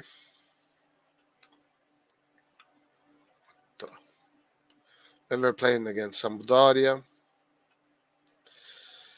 Then they have the game against Villarreal. Then we're playing Salernitana. Inter. Then let's see what their final part.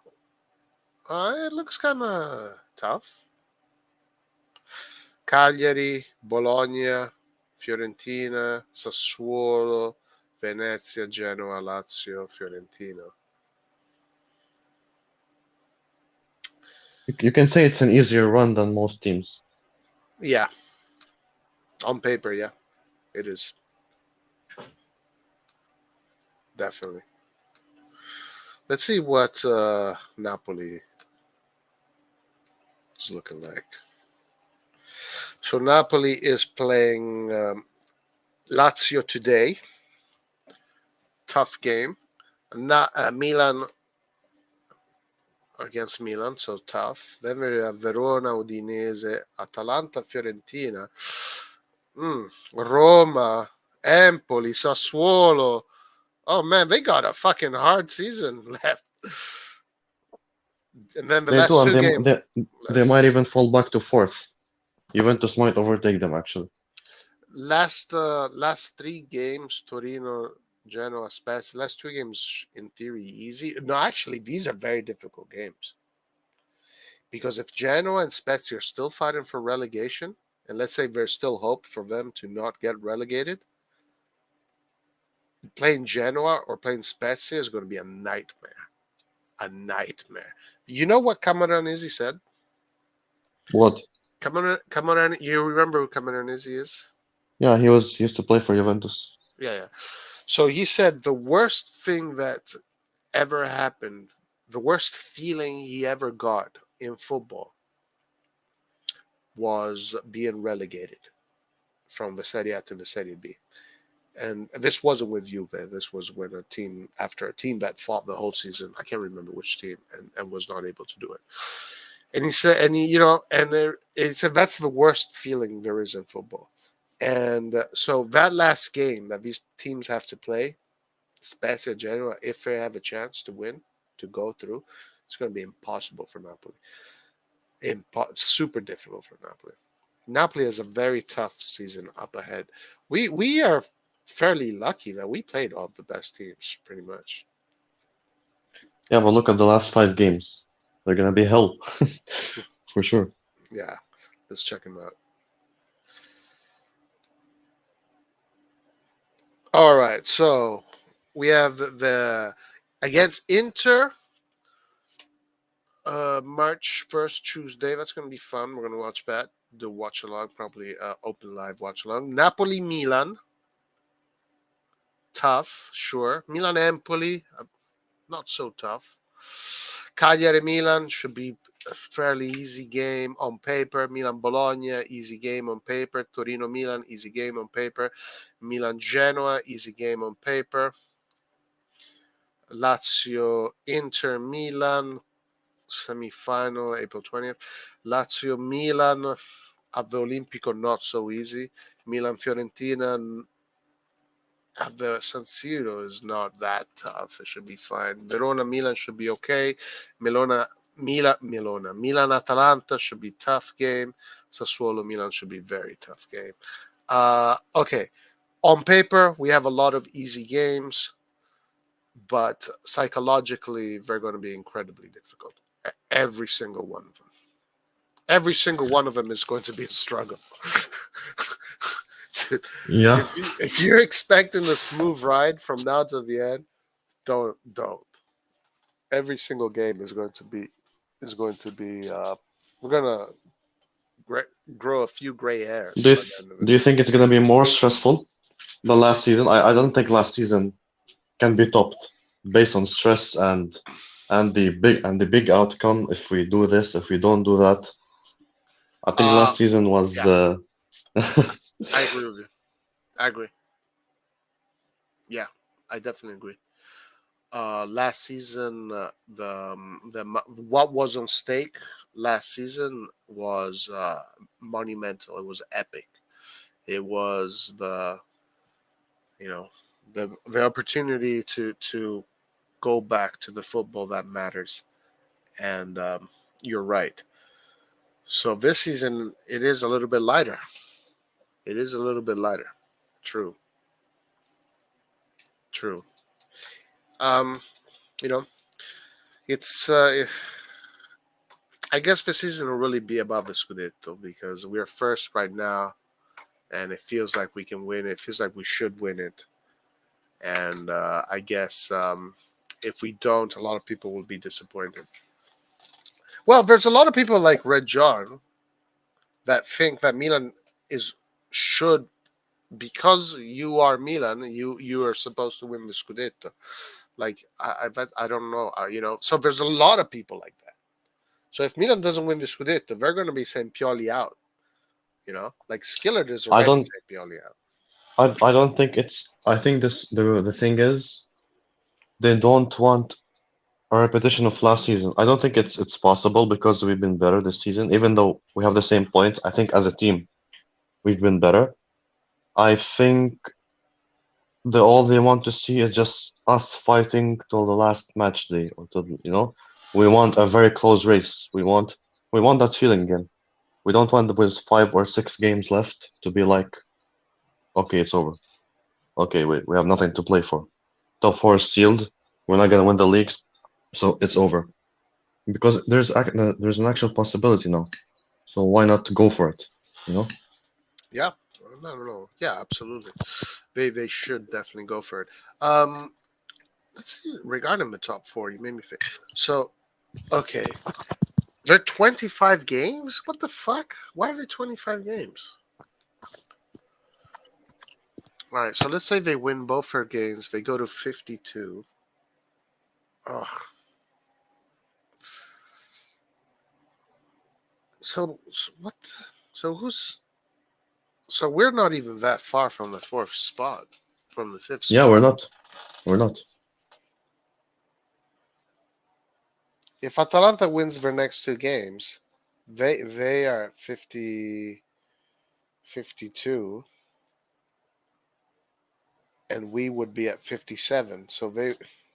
So we're set. It'd be Juventus at 50 and fifth spot. So Milan would be 7 points away from fifth place. We also gotta see how Atalanta plays next. Maybe they have a tight schedule. Yeah, let's check. Oh, they made it Europa League. Okay, we have Sampdoria next tomorrow. Sampdoria, difficult game, I guess. Roma. Then they have Leverkusen. Shit, damn, that's gonna be fun. I'm gonna watch that. That's gonna be fun. March 10th. They got Genoa, Leverkusen again. Well, they got okay. Just those Leverkusen games are going to take a lot of energy from them. Napoli, Sassuolo, Verona, Venezia. Those are fairly easy. Salernitana, Spezia, Milan, Empoli. Their final rush here. They have a lot of bottom teams: Verona, Venezia, Salernitana, Spezia. Four in a row. The thing is, I really don't think Juventus are gonna miss the top four. The money they spend, the games they have. So I think it's Atalanta who misses out. Because I think Milan, Napoli, Inter are destined for the Champions League, but Juventus maybe isn't. But at the same time, if you get a feeling they are, I think no chance for Atalanta to reach top four. Okay, but dude, yeah, Joel, you're right. Atalanta is Italy's only hope. Um, I wouldn't be so sure about that. Safe. Just imagine the outcome of Juventus not making the Champions League. They should just self-terminate. Right. Yeah. Exactly. Um, I wasn't aware that Atalanta was 2 games behind. I didn't know that. So that changes a lot of things. I thought Atalanta was par with more or less par with everybody else. And what about Inter's? Like they're always fucking 1 game behind us. Like who are they playing? Like when do they actually reach our games? Well, let's see. Oh, no, I remember. I think it's Bologna Yeah, away or at home. let's check if they have it in the calendar. So they have Salernitana next. Well, they have us next Wednesday. Then they have Liverpool. That's going to be the most. That's going to be so embarrassing. Torino, we have Fiorentina, then we have Juve, Verona, Spezia, then we have Roma, Udinese. I don't think they put it. No, they didn't put it. I don't know when they're going to do it. They have to do it, but I guess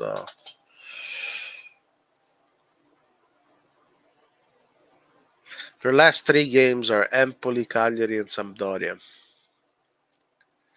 Those are actually going to be very difficult games. Those are going to be very difficult games because those teams, Empoli, Cagliari, and Sampdoria, they're going to be the teams with the most pressure out of everybody in this league. Because those last days of the Scudetto, it is these teams here, these ones here between 14 and 17. These are the teams that will have the most pressure to get points. Um, because then these teams here also like crazy. But it's these teams right here, especially like a Udinese or especially a Sampdoria. It's really tight here. It's going to be really tight because points you have 22, 22, 26, 26, 26. You know, it's only four. Sampdoria is only 4 points. Udinese is only 4 points away from relegation zone. So this area here, playing these teams is going to be a nightmare for all the Serie A teams. I think Salernitana is done. Salernitana is done. Genoa is still alive. They're only 5 points away from safety. So, Venezia can drop points, Spezia can drop points. Sampdoria, Udinese probably are going to be able to stay. But it's going to be one, two, three, four. These four teams, these teams is going to be difficult to play against these teams. It's going to be tough. It's not going to be easy at all. Then these teams here, for them, these teams here are literally fighting for nothing. Empoli, no, wait, Torino, Sassuolo, Verona, these teams here, they're pretty much, their season is over pretty much. They're just, like Lart said it best, they're just fighting right now to get their name out there and get sold. Yes, But but don't forget Cagliari last season. They were saved, yet the players they played for their fucking lives against us. The way they defended, like what the hell? Seriously. yeah. Even in those cases, they're still going to play. There, I mean, I guess we kind of shit the bed, for Yeah. sure. But yeah, I mean, even when they're ready, save, they're still going to show up. Um, yeah, these teams got it easy. These teams got it easy. 32, so they're 10 points away. Empoli is Bologna. Sassuolo's got the easiest league, easiest league of everybody. Because if they don't make Europe, it's not a problem. Nobody's going to say anything to them. All they got to do is stay in the Serie A. In They that, deserve Europe though, don't they?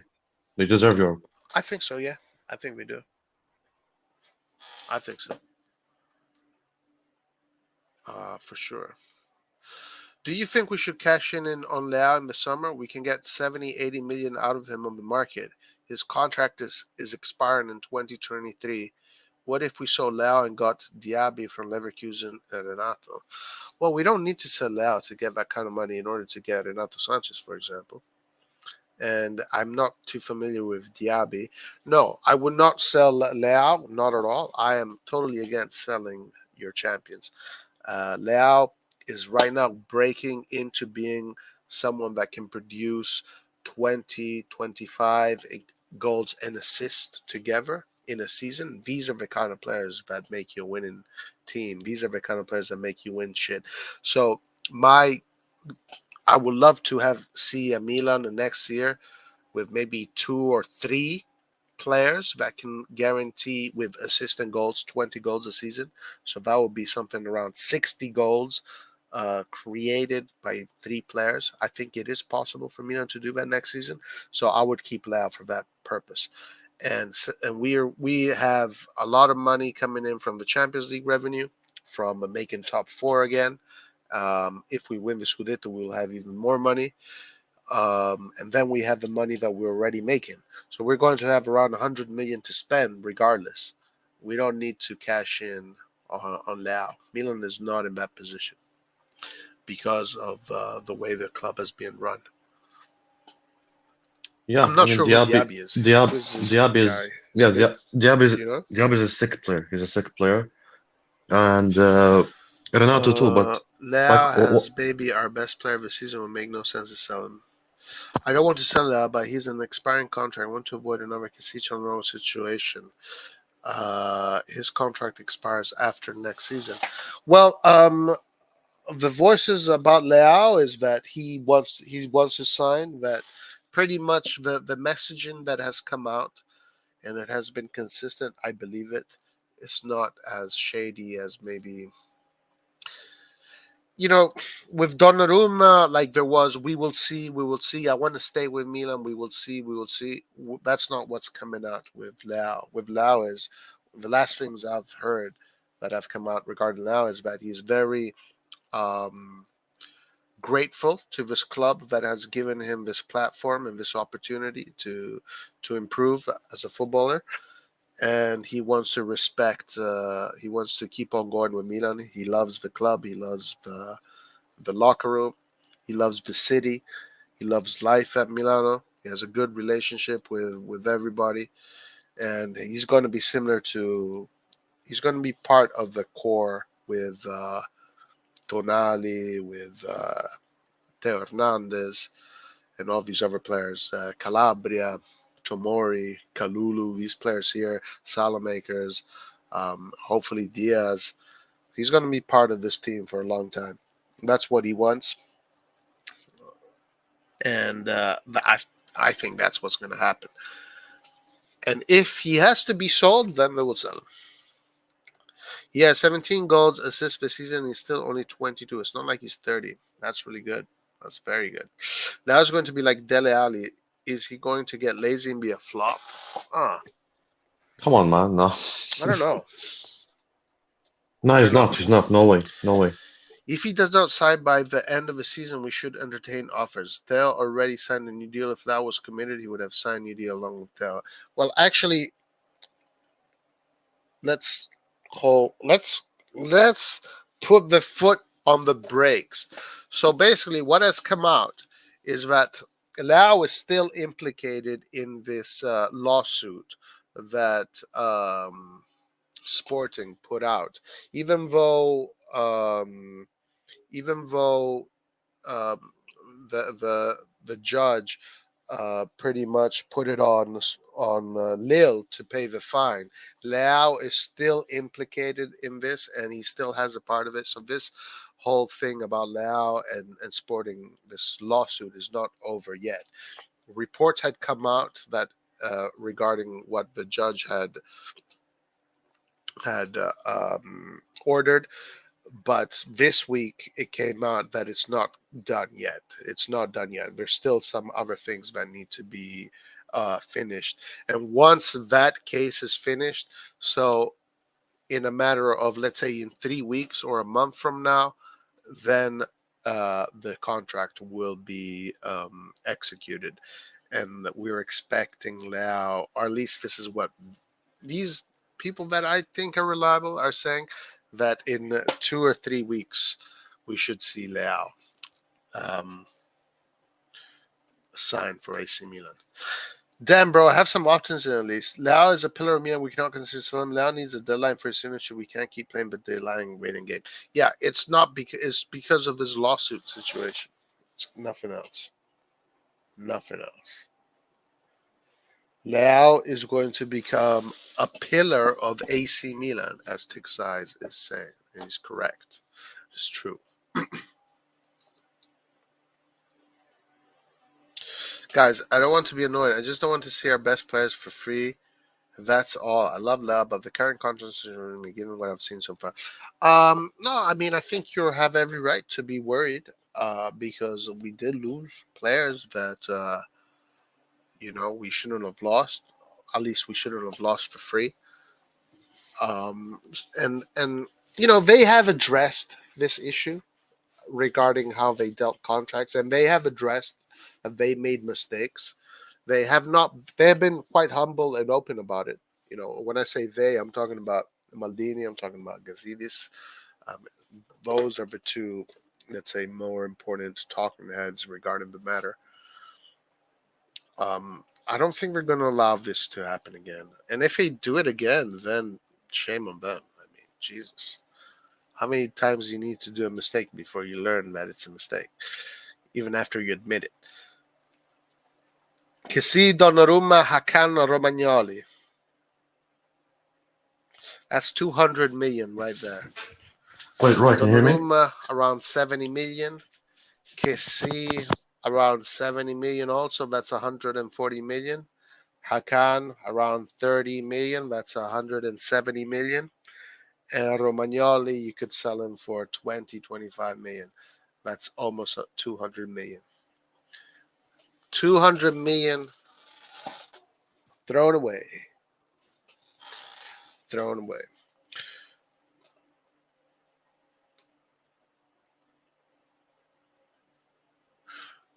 Okay. No problem, Safe. No problem. Should we be concerned with Benacer? To me, he hasn't made the progress I had hoped he would make. Um, I don't know. I don't think his progress is over. I mean, I want to see how more he develops. I don't think he's gone. He's at the end of his progress. I think Benny is fine. Benacer. I mean, it's hard to say because Kessie is still the better midfielder. All right, Kessie is still the better mid. Kessie is still the better midfielder. I and we want to think, we want to say and think that Benacer is better because he's the one that supposedly is staying. So there's this psychological conflict happening, but I think he's going to be all right. I think he's going to be good. If he doesn't step it up, then it's going to be has Benacer. There you go. There you go.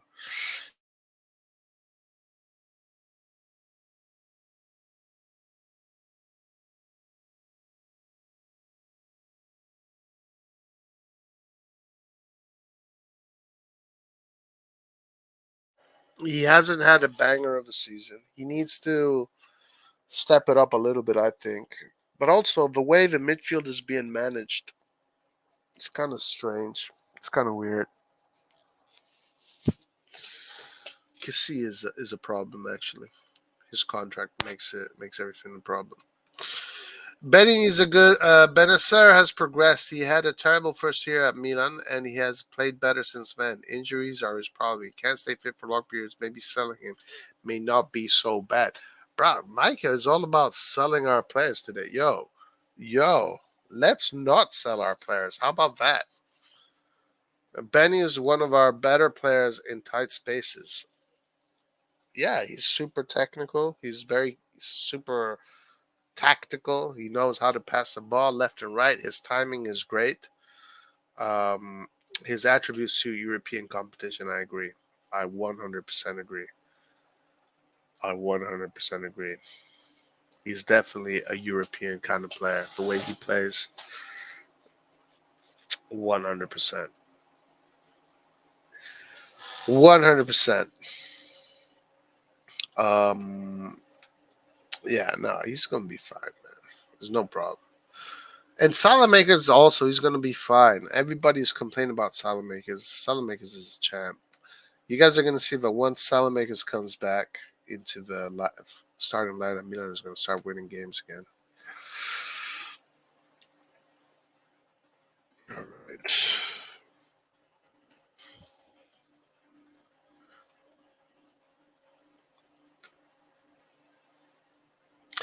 Okay. Osimhen might miss game against. Wow. There's doubt about Victor Osimhen's condition after he suffered a blow in the midweek Europa League. His knee is not 100%. He could thus miss the Milan game. Well, that'd be good if he misses the Milan game. Roy, sell Benacer for 35 and use it to buy Renato. But we don't need to sell him to buy Renato. We have the money to buy Renato Sanches, Micah. Yo, we have the money to buy Renato Sanches. Renato Sanches is going to cost something like 20 million because it's the last year of his contract. So his price is lower. Renato Sanchez does not want to sign another. They, Lille already is aware that Renato Sanchez is not extending his contract with Lille. So Lille is selling Renato Sanchez. Lille is not interested in keeping him till then. They want to monetize off of it. Renato Sanchez has made it clear that he is going to move this summer. The issue with Renato Sanchez is not um, a matter of we don't have 30 million. The biggest issue with Renato Sanchez right now is that his wages, they're still negotiating his wages, and mostly they're negotiating Mendes, his agent's percentage or whatever rate, the commission for the agent. That's what they're still negotiating, but the price is going to be around uh, 20 something million. Milan has 20 something million easy in the bank. Bling, bling, bling. And also, we have the money to sign Botman too, and we will have the money to sign another player in that kind of price range. And then we might even get Belotti for free. So we might have four big players coming in this summer, plus all the other operations, like the loans and all that crap. Let's see. Benacer gets injured too much. We need to upgrade on him. I'm just looking out for our club progressive. Yeah, but the selling everybody is not the solution. While a few players have not played well of late, I thought Cassie's performance in the last game was disgraceful, lacking in an effort or passion for the cause. Yeah, look, Cassie is Cassie. What you gonna do? I mean, the guy is made up his mind.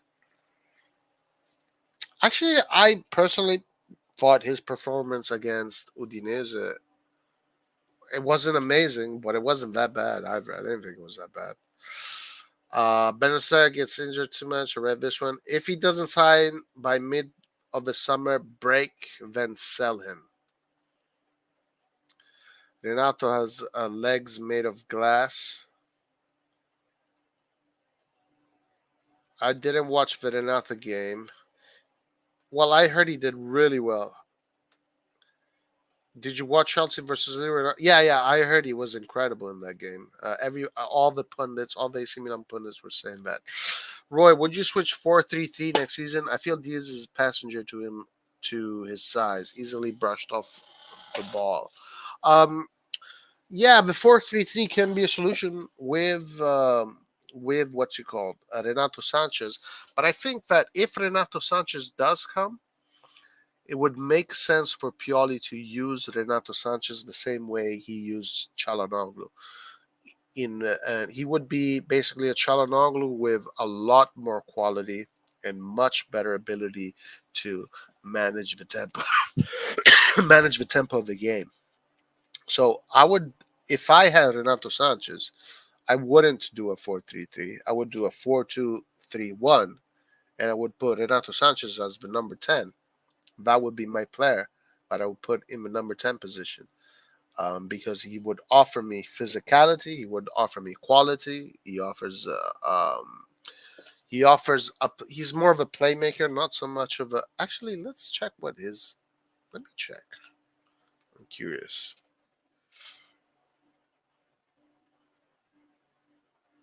Let's check what his assist rate is.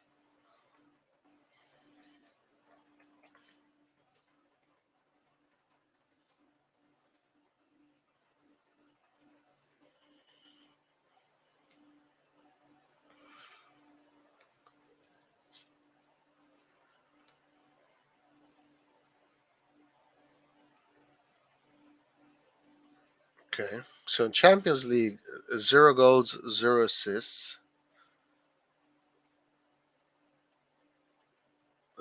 Okay, here 32 games with Portugal, 3 goals, 4 games under. Okay, so he's been in the in the nationals since he was a kid, pretty much. So he's one of those. He's one of those, like a Pirlo. Uh, okay. So Bayern to Lille, 19 million, 22, 24, 20. He's never been a player that has been paid that much, huh? The 38 million total transfers. Okay, here we go. League on this season, a total of 15 appearances. Well, that's not great because in Italy we are what, 27 games, 27 games. So he's I don't know how many games were played in Ligue 1, but it's probably similar to Italy. So that's like he missed almost half the games. I know he's a player that is injured a lot. I guess is that the reason why? So that's not a great thing right there. Only 1 goal, 3 assists. Those are really poor numbers.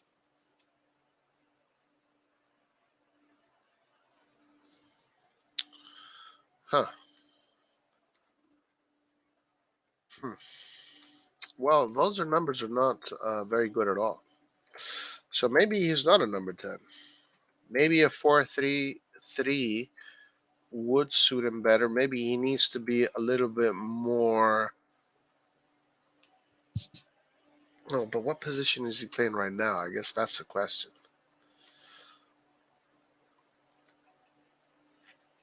What position is he playing right now?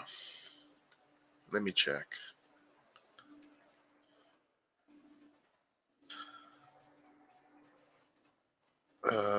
Lille, Chelsea. What position did he play? Let's see.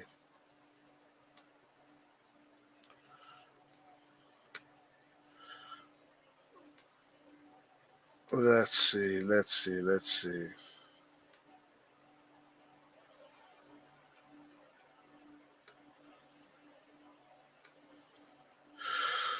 Okay, so Sanchez played in a 4-2-3-1, and he played on the right. So he played where Messias plays or Saelemaekers plays. Interesting. Wow. Okay. That's very interesting. So he can play on the attacking mid. I guess he does play on the attacking midfield line. He's definitely not a winger. So he's more like a Saelemaekers, pretty much, but with exceptional quality. Now, his numbers, his statistics regarding goals, etc., is not good at all. So that is not something very good, to be honest with you. So maybe you're right. Maybe a 4-3-3 would be better for him. Guys, what do you think about Brahim this year? He started the season playing at a high level, but has looked out of form lately. Do you think we should invest in the number 10? Which 10 should we target? I think we should keep Brahim Diaz, number 1. We should keep him. And then we should get another number 10. That's it. I'd rather we save the money from Renato by taking back Pobega and use that 35 million to buy a Diaz backup. I don't see Ali as a national cam from the highlights I've seen. My problem with Casilla is not that he's leaving, and is that he's leaving playing his last season like shit. At least he's oh, good point. Good point. Renato's mentality and physicality will be a problem for our team. Problem. Renato's more a box-to-box type player a la Seedorf. Serie A is not ready for Leao and Sanchez duo part. He plays in the middle of the three. Well, not against Chelsea. He didn't. He wasn't. Only problem is his injury record, goals, and assists aren't everything when it comes to midfield. Look at Tonali, but Tonali is not an attacking midfielder. You're attacking midfield. I mean,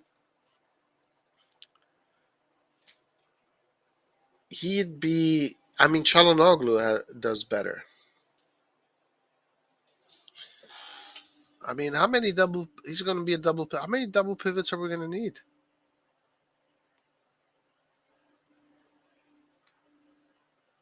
Yeah, I guess you could do a 4-3-3, but anyway, Pioli is probably going to make him play as a number 10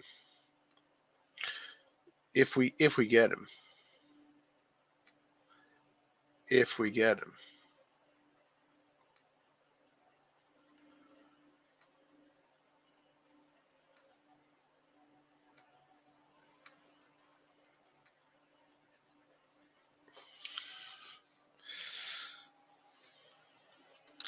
Yeah, this was against us.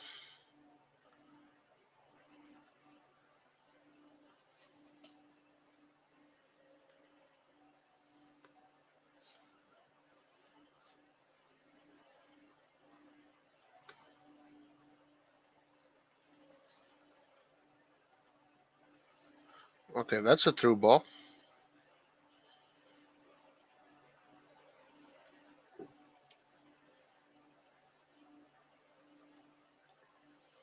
Oh, he has got physicality. Shoulder.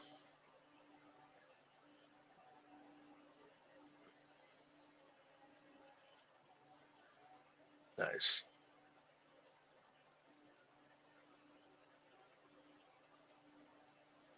Nice ball.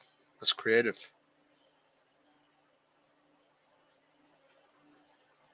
Nice. Ooh. Too bad. I mean, he kind of is similar to Kessie in certain way. Well, Kessie with more quality, I guess. A little bit faster.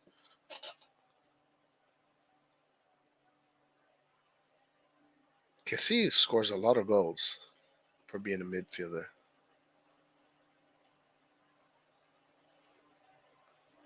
Nice. It's creative. Nice goal.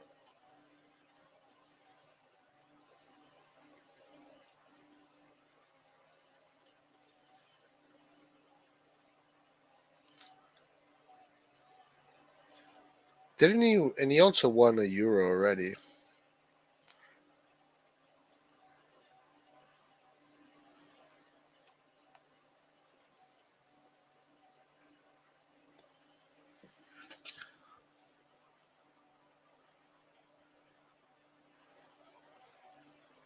Let's see if someone did a video of him against.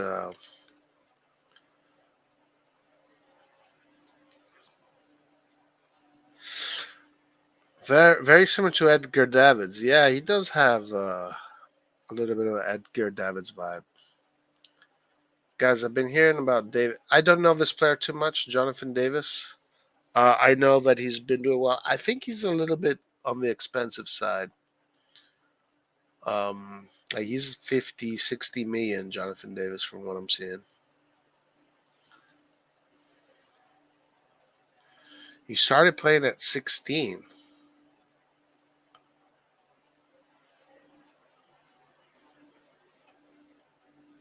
Oh my God. He missed twice.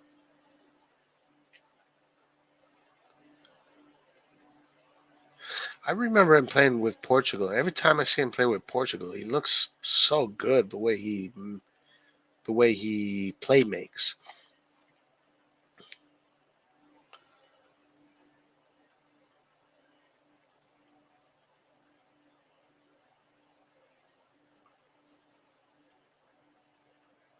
By the way, there is this Ghanaian Italian player, uh, Yeboah, that Lart brought to my attention the other day, that plays for Genoa.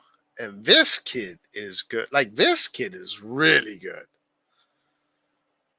Like, maybe that's who Milan should get.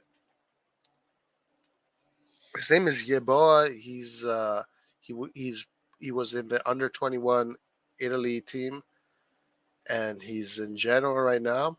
I don't know if you guys have seen saw him yet, but really good player. Oh my god, that's a player I'd go for, like a striker, a cheap striker, but really a lot of quality. Damn, highlights make him look like Prime Redondo.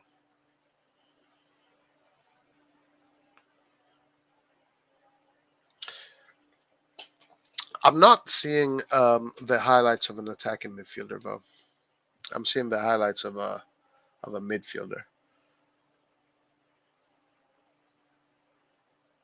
With Dortmund ship sinking, let's try lowball Alex Isaac for striker position. Isn't Alex Isaac in Spain? The Swedish guy? If Genoa gets relegated, let's get him.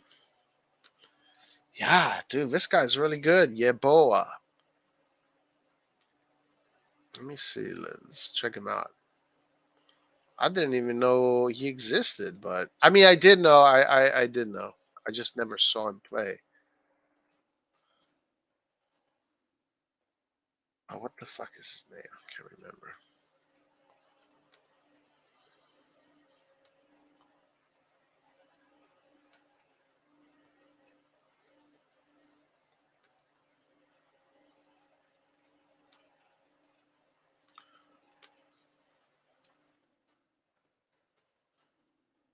Kelvin Yeboah.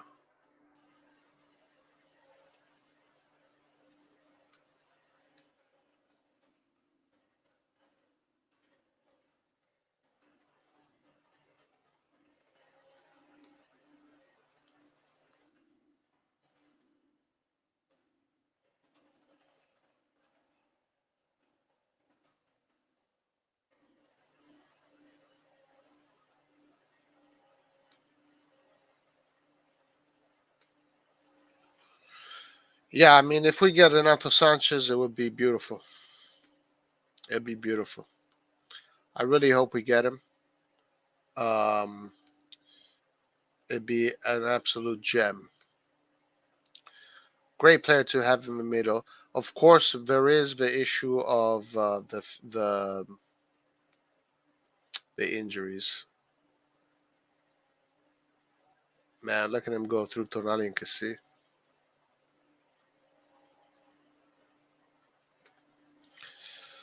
All right, this player right here, guys, new player that I wasn't I wasn't familiar. I heard about him.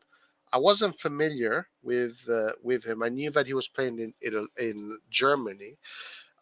Player of the Italy under 21. I read an article about him. Something about just his journey in football. His father used to be a professional footballer. Also, played for the Ghanaian national team. And I guess he was born in Italy and has Italian citizenship and has been playing in the Italy academy, in the Italy, what you call it, sector, pretty much. And this kid is really good. He's super young, and he's super talented. And right there, I mean, look at that goal! Just the first freaking goal, right there. This is like really good shit.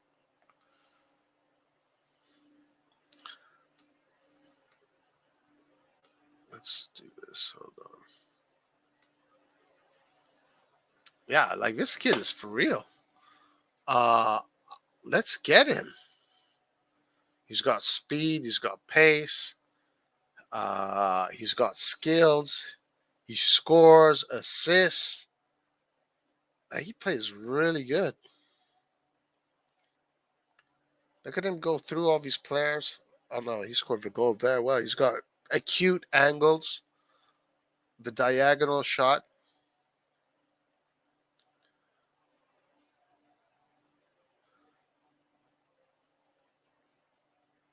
You know, he's got goals. He's got goals. That's what we like. Goals.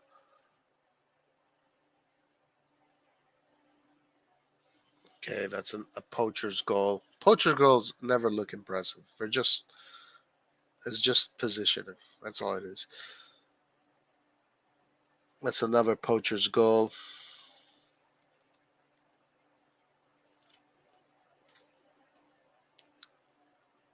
Let's see.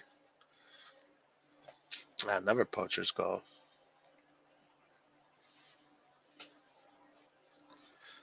Penalty, front of the fans.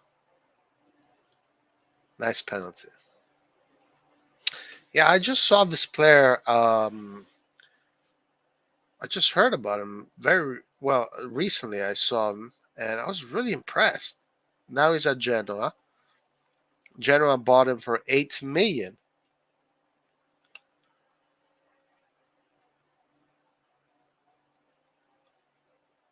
and yeah, look, the way he fights. He's got that number 9 shirt. Nice, fearless, and he does the tea celebration. He drinks a cup of tea after he scores a goal. He takes a penalty, penalty taker.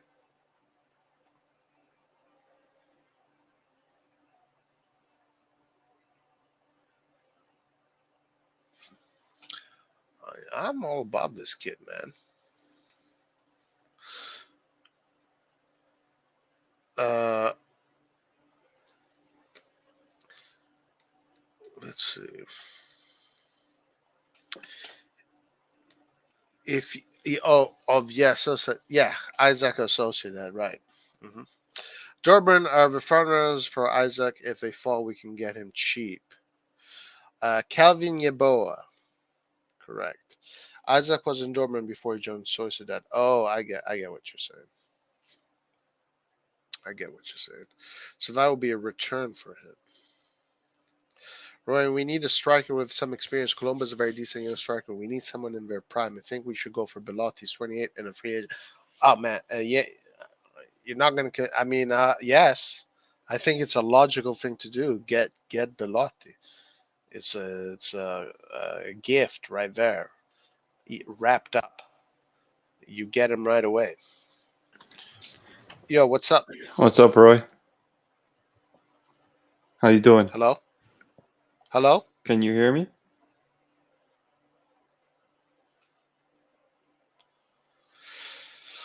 Africa taking over national teams everywhere. Hopefully Milan Lab don't break him like they did to Rebic. Who, man, this player needs to come to to Milan. Very good numbers in the Austrian Bundesliga. Just came in January. I'll keep an eye on him. Noticed him versus Inter on Friday, but Genoa weren't creating much. I have to see more of him. I saw other highlight reels of him where he's.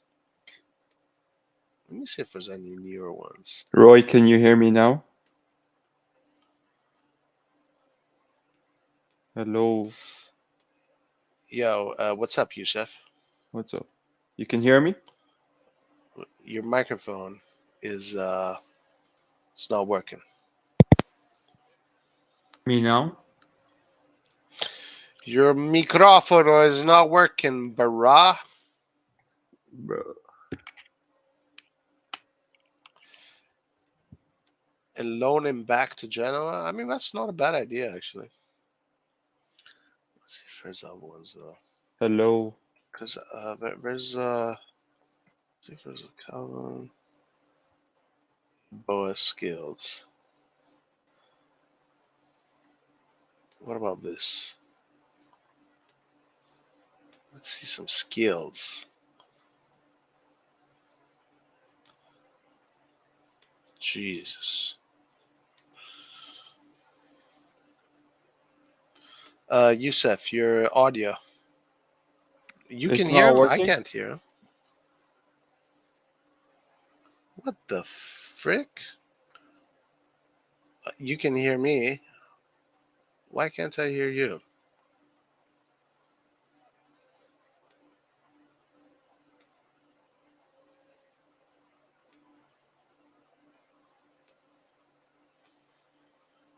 All right, I'll come back.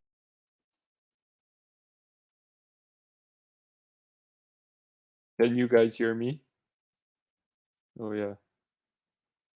Mike, you hear me? Yeah, it's pretty weird, honestly.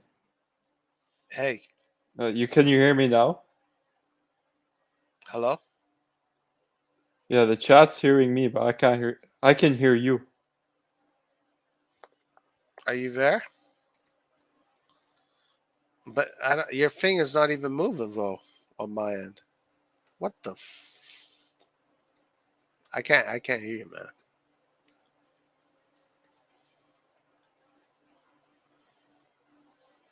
Some weird shit is going on here. Bro, that's weird. Some weird stuff. Are you sure you're there? Yeah, We can hear him, but Roy doesn't. We hear both of you. Yeah, I can't. I can't hear you.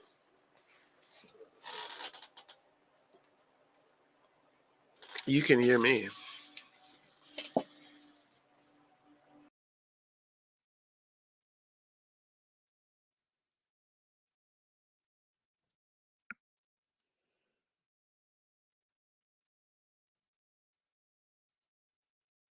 bro, what the fuck? How can you guys hear me, but Roy can't hear me? That's just weird.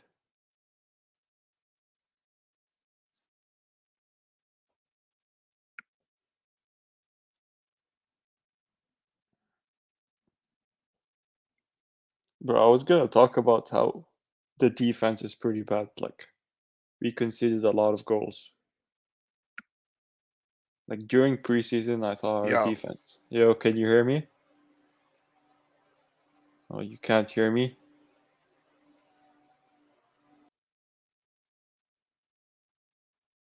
Yeah, I think like in preseason, I thought like our defense was pretty solid, but we're conceding a lot of goals.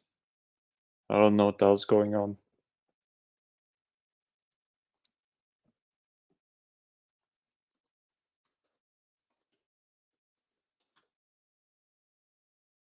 We conceded 29 goals.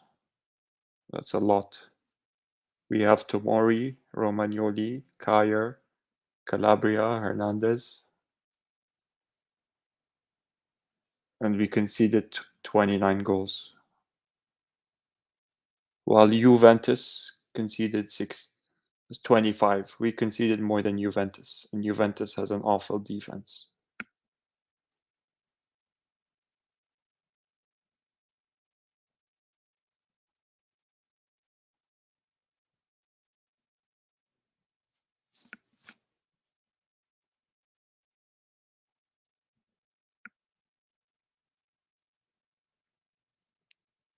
Like I think our offense is pretty good. We scored 53 goals this season, but conceded 29. But that's a bit much. Like I can understand why the management is going after defenders because that stat is not pretty good.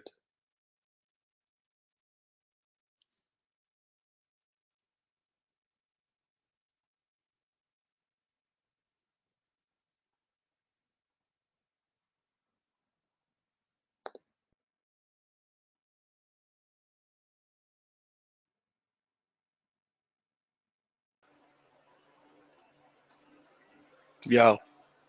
Yo, can you hear me?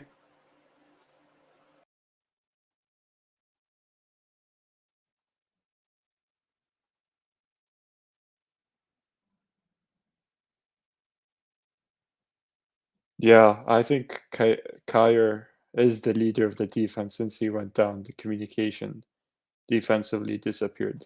I kind of agree with that. We need to have someone who's a leader in the defense, and I think Calabria could take that throne. But man, even when Kyer was there, like we were conceding a lot of goals too.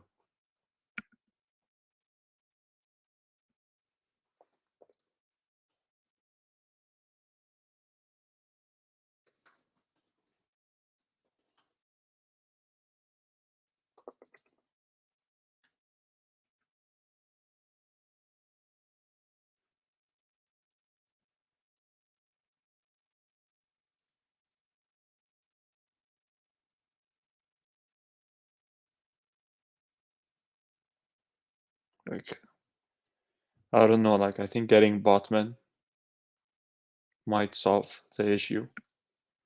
And I think because we have Theo Hernandez, which is like a very offensive fullback, so that leaves gap for the other teams to exploit. So it makes it easier for them to score goals. And I think it's a problem with the double pivot too. I don't think the double pivot is doing a good job covering Theo Hernandez or helping out defensively.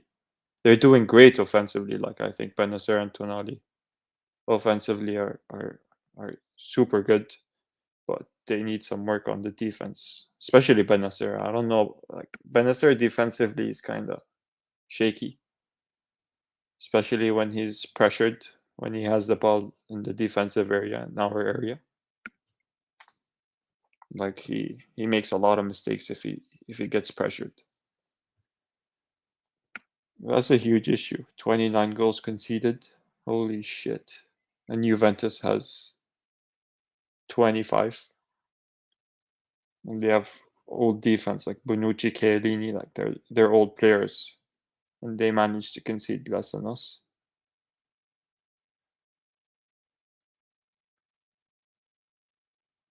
Like the only team in the top 5 is Atalanta, who conceded more by 1 goal.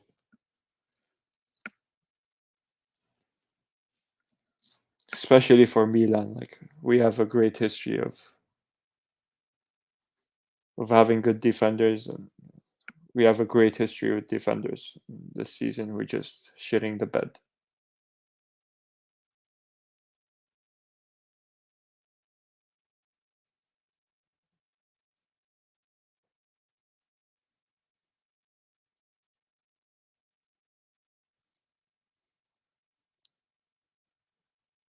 Yeah, I agree with Mike. The goals we concede is pretty shitty. Like from corners or set pieces. Yeah. But whenever an opponent has a corner, like that frightens me. Like even the players get nervous. Like I could tell the players get nervous when there's a corner. Like everyone's getting nervous. Everyone's like screaming at each other. Like I don't know why that's an issue. Like Tomori is a beast. Like I don't know why we're conceding so much goals. Romagnoli, I think, is a decent defender, even though like he's slow and like players like Berardi can get past him easily. He's still a good defender. Even Calabria, defensively he's good, but I just don't know why we're conceding a lot of goals. Even Kyer said that we're conceding shit goals. Like, how do you stop conceding shit goals? I don't know. Maybe Pioli has some fault here. How he could set up the defensive or the team against a corner. I don't know. But the manager should take part of the blame too, I feel like. Yeah, I agree. Like even offensively, our set pieces are shit. Except for if it's a free kick, because we scored a good amount of free kicks this season. Florenzi, Ibra, Tonali. So if a free kick is in a close distance, then yeah, I think we're pretty good. But corners or like set pieces far away from the goal, where we're just crossing the ball in, yeah, no one ever gets to that ball. Or if we do get that header in, it's just bad. Like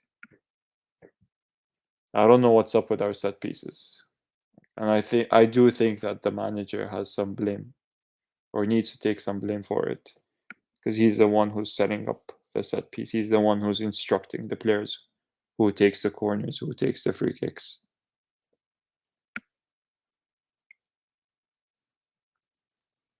Yeah, it just seems like whoever wants to take the corner takes it. Like if for example like Benacer is in the mood for taking the corner, like he's just gonna go tell the guy, "Yo, I want to take that corner." It just seems like who's up for it just takes it, which this is not how it should be.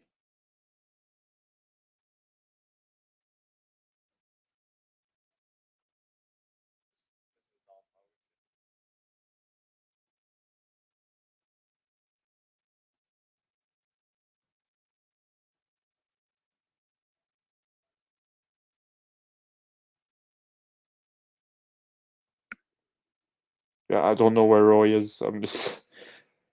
I tried to join. You know, I felt bad that he was. Yo. I don't know where Roy is. I tried to join. You know, I felt bad that he was. Yo. I don't know where Roy is. Hello. Can you hear me now? Yes. What's up? Perfect. What's up, man? How's I it was going? pretty good. I was just talking to the chat about the defense. What about it? We're conceding a lot of goals. Like we have a solid defense, and I don't know why we're conceding a lot of goals. Like Tomori, Romagnoli, Calabria, Hernandez, they should not be conceding 29 goals this season. It's because Saelemaekers is not playing. I don't know what the reason is, man. Like, even the thing is, Mike even said that we concede shitty goals, and I do agree. Like, we concede from corners. Like, whenever another team has a corner, or when the opponent has a corner, I feel like the players start to panic. You could see that on the pitch. Like, you see Manyan shouting at the defenders. Always that happens always whenever I see a corner for the other team. Yeah, it is true. And But I said set that pieces. some blame has to go to Pioli because I feel like the manager should be telling the players where each player should stand or instructing the players who should take the corners. I feel like whoever is up for it just takes the corner. There's no one who's like designated to take a corner. Looks like Tonali Yeah, usually but takes. sometimes, bro, sometimes I've seen Teo take a corner. Sometimes I've seen Macias take a corner. And I don't think Macias is good at corners, bro. Even Teo, I don't think Teo should be taking corners because Teo has actually headed the ball last season and won us games because he headed the ball in. Yeah, I don't think they should be taking corners Yeah, either. like last season against Lazio, he gave us the 3 points because he headed that ball in. Right, yeah. I haven't noticed so much about the corners, to be honest with you. I noticed that we concede from corners. I noticed that we don't score in any corners. I mean, do I you know? Do you have any like? Why do you think we're conceding a lot of goals? Like our defenders are good. Like Tomori, Romagnoli, I think they're good defenders. Kyer. um It just doesn't make sense to me why we're conceding a lot. And Juve have less conceded goals. They have 25. We have 29. And how I many think goals? we have a better defense than Juve. I think we do have a better defense than Juve. Their defenders pretty old, like Chiellini, Bonucci. They're good defenders, but they're old. I think we do have a very good defense. I don't know if it could possibly be better than Juventus's defense. I know we conceded a bunch of goals against Fiorentina and Atalanta. I think we conceded 7 goals against those two teams, and we can say that in those two games we had a lot of players injured, I guess, and Tatarusano was in goal there too. Um, I want to check what our numbers were last season. Do you know? No. Let me see if I can find it. Mm. I found it. Oh, what is it? 41 goals against. What? Yeah, 41. Jeez. How many goals did Juventus concede last season? 38. Oh, okay. And what about Inter? 35. Hmm. The only team in the top 4 is Atalanta, 47. 47? Yeah, Atalanta goals against 47. And what was the team that conceded the least goals in the league? Inter, 35. 35. Shit. They're at 22. So they might finish the league with maybe even less than last year, conceding less than last year. Because The thing we, is, we have good defenders. Like, I just don't understand why we're conceding a lot of goals. it's hard to say. It's really hard to say. Maybe it's because we don't have Donnarumma anymore. Yeah, but even last season, 41. Yeah, 41. Is it going to improve this season? It doesn't look like it. I don't think so. I It don't know. doesn't look like it. Because there's 11 games left. We're at 29. Uh, if we don't, maybe. But if someone scores 2 goals here, someone else scores 3 goals there, someone scores 1 goal here, 1 goal there, 1 goal, we can have conceded more goals this year than last season. But Maybe. you do bring up a good point that we had injuries and Tatarusano wasn't goal like that. That's all good reasons why. Yeah, yeah, yeah. Tatarusano, of course, he's really good, but of course, we lost some.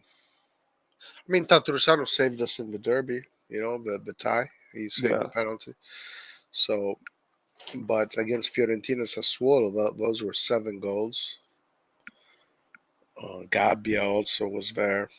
Do you think getting Botman would reduce the amount the goals conceded? If we get Botman, let's say it could be like 25. Um, no, I don't think so. I don't think so. No, I think Botman is. I think it's not going to be a matter of which defender. I think it's going to be a matter of more so how the mentality of the team, etc., etc. But I don't think Bob. I mean, I'm guessing. Okay, this is just an opinion. I don't know Botman that well, but I really doubt that he'll come to Milan and all of a sudden will concede 10, 15 goals less because of him. I really hope like the management knows what it's doing getting a defender, because if we get a defender and we still concede that much amount of goals, and we just wasted some money when we could have renewed Romagnoli and got somebody else like a striker. Mm. Yeah, so it does look like that Botman is going to be Romagnoli's replacement because I found out that Botman is left footed and left footed defenders are hard to come by. And Romagnoli is left footed, so it looks like a direct replacement. I don't know about it, man. I saw Bremer. Bremer looks really good. I really like Bremen. Bremer, the Torino guy. Yeah. I mean, bro, like even when Kyer was with us, like we would still concede a lot of goals. Yeah, yeah, yeah, Is it a problem with the system or is it a problem with the players? And I think it's a problem with the system. yeah. Why do you say that? Because How I don't feel like the double pivot is doing enough defensively. I mean, like offensively, they're great. Like I have no issues with them offensively, but defensively, I just think they're leaving the defense exposed. well, yes and no. The thing about a double pivot is that you're only two midfielders and you can't cover that much space. A lot of it has got to do with the two attacking midfielders on the wings that come and need to come and help and the defense. I mean, one thing is defending in a 4-4-2. Another thing is defending in a 4-2. Um, like when Italy did it in 2006, Camoranesi and Perotta were playing line to line. They're playing literally line to line. Leao doesn't do that. I don't see Leao going all the way down the line and then going all the way back up, going all the way down the line and going all the way back up. The only guy who does that was Saelemaekers. He does that. Messias does it better than Leao, but he doesn't do it either. So that's why I can't really put it on the two midfielders of double pivots. That's a formation that you need your wingers to come and help you. I think maybe we're just building an offensive team, kind of like what Yeah, Atalanta are doing, because Atalanta is a very offensive team yeah, and they concede a lot of goals. I'm all about that. I'm all about that. I mean, I hope that we don't concede these goals because I want to be an offensive team that doesn't concede goals. That'd be the best. I think that if we want to not concede goals, we need to have wingers that come back and help. Do you think an offensive team could win the Serie A? Like if we were just a very offensive team and our defense is just exposed? Um, I see that as an issue, It especially is an issue, because especially the fact that our team historically we've been great in defense right? I with see it. And Yeah, I Thiago agree. Silva. But it is all the way back from Yeah. the past. Cesare Maldini. Yeah, no, I agree. The question is this generation, the next generation of Milan, gonna be a pure offensive team? This is kind of new. It's hard to say because I mean Tomori is the only one there that has that defensive bite. Kalulu has it, and he's a youngster. Tomori and Kalulu are definitely the future of AC Milan. Botman looks like a very strong defender from the highlights. Yeah, that's the thing. I really hope the management, like getting Botman, would reduce our goals against. So if we had Botman this season, like it would go from 29 to let's say 24. I hope Botman brings that difference. Because if he does, then we could be 3 points up. Yeah, I hope so too. I hope so too. But it is a good question. Are we going to be an ultra offensive team? To be honest with you, one thing that is very different from this team from the teams in the past is that this team has a very offensive fullback. We've never had such an offensive fullback. Um, it almost kind of does make it seem as if we're going to be an extremely offensive team. Yeah. Yeah, I started watching Milan when it was 2012, Ibra's last season, so I don't know much about history except Gotcha. from what I read from articles and stuff. Yeah. So this is the most offensive a defensive line Milan has ever had in its maybe in its history. I mean, Teo Hernandez is the best fullback I've seen in a Milan shirt because I just started in Oh yeah, 2012. Yeah, from 2012 till now, yeah, absolutely, no doubt. I mean, he could be one of the best of all time. He could be by the end of his career. Who knows? but he leaves that defense exposed though. That's the only problem. He does leave that defense exposed. Yeah, he's And there needs to be someone covering him, or else this other teams are gonna figure out they're just gonna attack from the left side. and I do think that Kessie has done a work not as good as a job as he did last year in doing that because a lot of times Kessie was the guy that covered for him. Yeah, and I really hope that we don't increase our goals against this season from last season. Because if we do, that could be a reason why we conceded much more goals this season. Is Kesse is just not doing a good job defensively, covering for Teo. Yeah. Are you still on that page? Can you how many goals did we score last season? Did you can Yeah, you I'm on it. Goals for 74 last season. 74 goals? Yeah, four. So last Damn. season, yeah. We scored a shitload of goals. How many? But Inter scored 89 last season. Holy shit. Atalanta scored 90.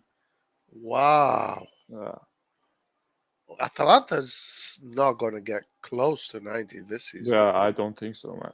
That's a I, lot. they're below us. We're at 53 right now. Yep. We're at 53. So maybe in the last 11 games left, how many goals do you think we can score? I don't know. Honestly, that's a hard question. It depends if we get injured players or not, like, and if Ibra comes back soon. I don't know. In order to get to same goals scored as last year, we have to score Two 20, goals, 2 goals a game. 2 goals a game. I think it's manageable, but it's gonna be tough. Damn. Should Maldini go on loan next year? I see no space next year for him, unfortunately. I mean, the Maldini, Oh, what's up, Skillard? I see Skillard in the comments. Skillard is still shocked that Uh, Krunic. That Skillard Krunic. is purely out now. Skillard is purely out. That's funny. That And cracked me up last time I saw him say that. That cracked me up. yeah, no, he believes it right now. He's been saying it since we started the stream. I get what he's saying because are we seeing Pioli's limitations now where he can't defend a first position table spot? Like, Mm, good question. What do you think? I think he wants to win titles, and I think that he's a great manager. Like, I don't believe that we should get a manager who has already won. I think that Pioli could be that manager which wins us something this season or next season. I think so. Yeah, But the thing is, he has limitations, and it is his limitations showing right now. Like he can't keep up with first place. He keeps dropping points, and yeah, He's good at chasing first place, but when it comes to us being in first place, he just can't hold that position for some reason. yeah. It's difficult. It's difficult to do. My criticism to him has been I just don't agree with his approach recently, and I think Oh, it's he starting Macias. started Messias. Yeah, I don't agree with that because um, the team is not scoring any more goals than they were scoring when Saelemaekers started. And then when he has to make subs and you got to score and you got the last 20 minutes of a game and you have to score goals, you don't have offensive players to put in to change the game. So this gamble he's been taking is no bueno whatsoever. So Pioli out, Skillard. No, I don't believe Pioli out. I think he's going to get it right. I think he's going to get it right. No, I think Pioli is the best coach we could have. I was so surprised though how good Yeah, he with his salary, yeah, I think so too. Because if we get another coach, they're gonna be demanding a lot of money. Yeah, I think he makes what 2.5 now. I Yeah, think it is. and I think that's very good value we're getting. Yeah, no, I mean he's done a brilliant job, man. Like for real. Like if we get Conte, how much are we gonna have to pay him? Would you want Conte? No, because he's gonna be asking a lot of money. He's gonna be asking money. He's gonna cry like a crybaby every Yeah, time we like lose. honestly, Pioli for the value we're getting is insane. He's getting 2.5 million a season, and he's doing a great Yeah, job. yeah. Uh, Allegri is making 9 million. God damn, man! Talk about overpaying a coach. Yeah. I agree. Messias is better coming off the bench, but Salah has been dropping stinker after stinker. So I see why Pioli starts Messias. But that's not why he's starting Messias. He's not starting Messias because he thinks Saelemaekers is shit. They don't look at it like that, Paul, and everybody else that says these kind of Pioli is not thinking, oh my god, Saelemaekers is shit. That motherfucker sucks. I hate that guy.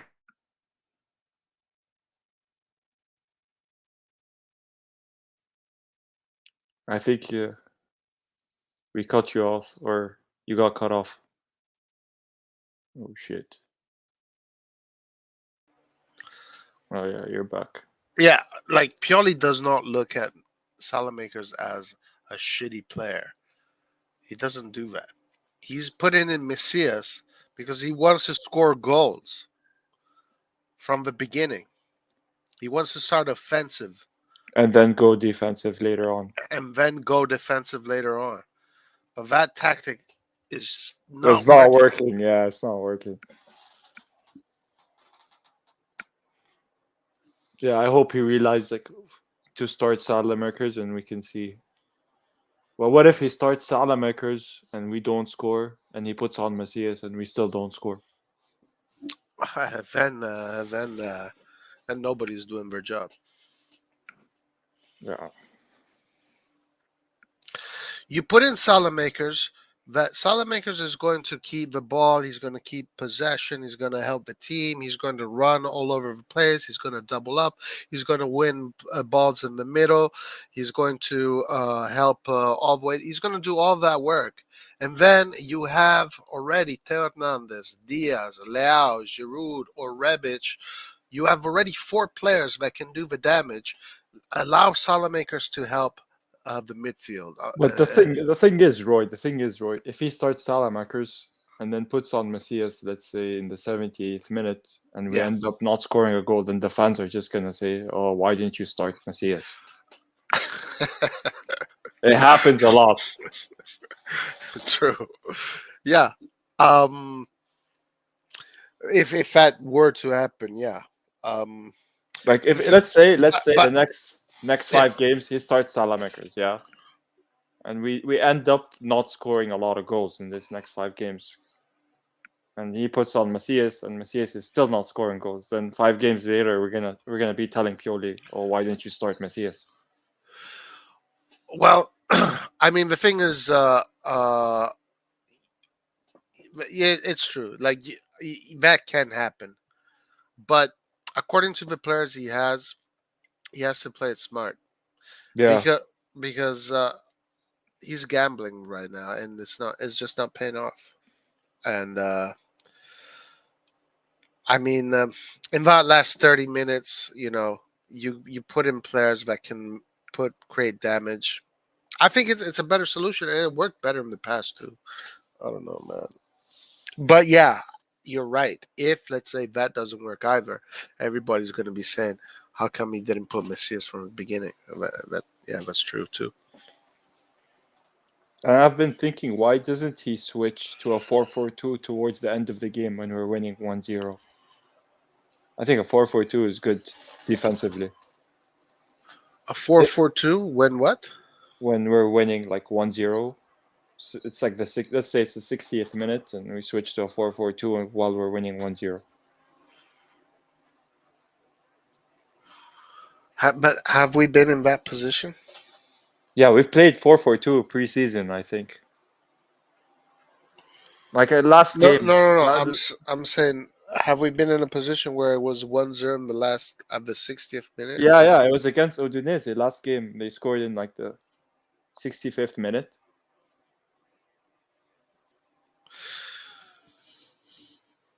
We Right. were, we were winning 1-0. Why didn't he switch to a 4-4-2?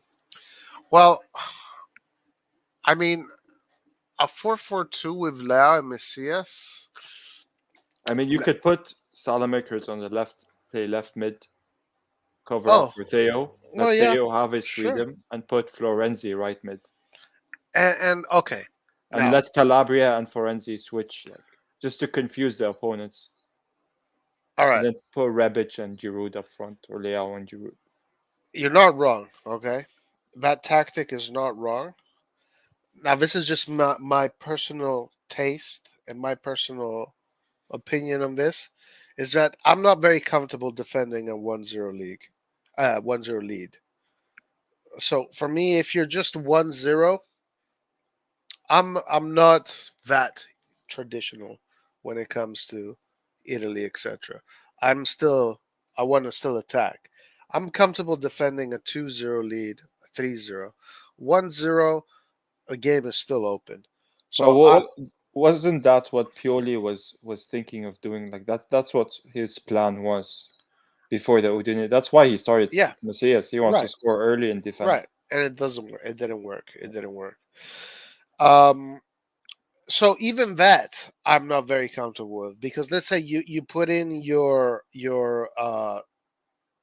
attacking players and you score only one goal, comes the 60 something minute. Now you put your defending players. That means you're going to soak up pressure. And what if they score? It's 1-1.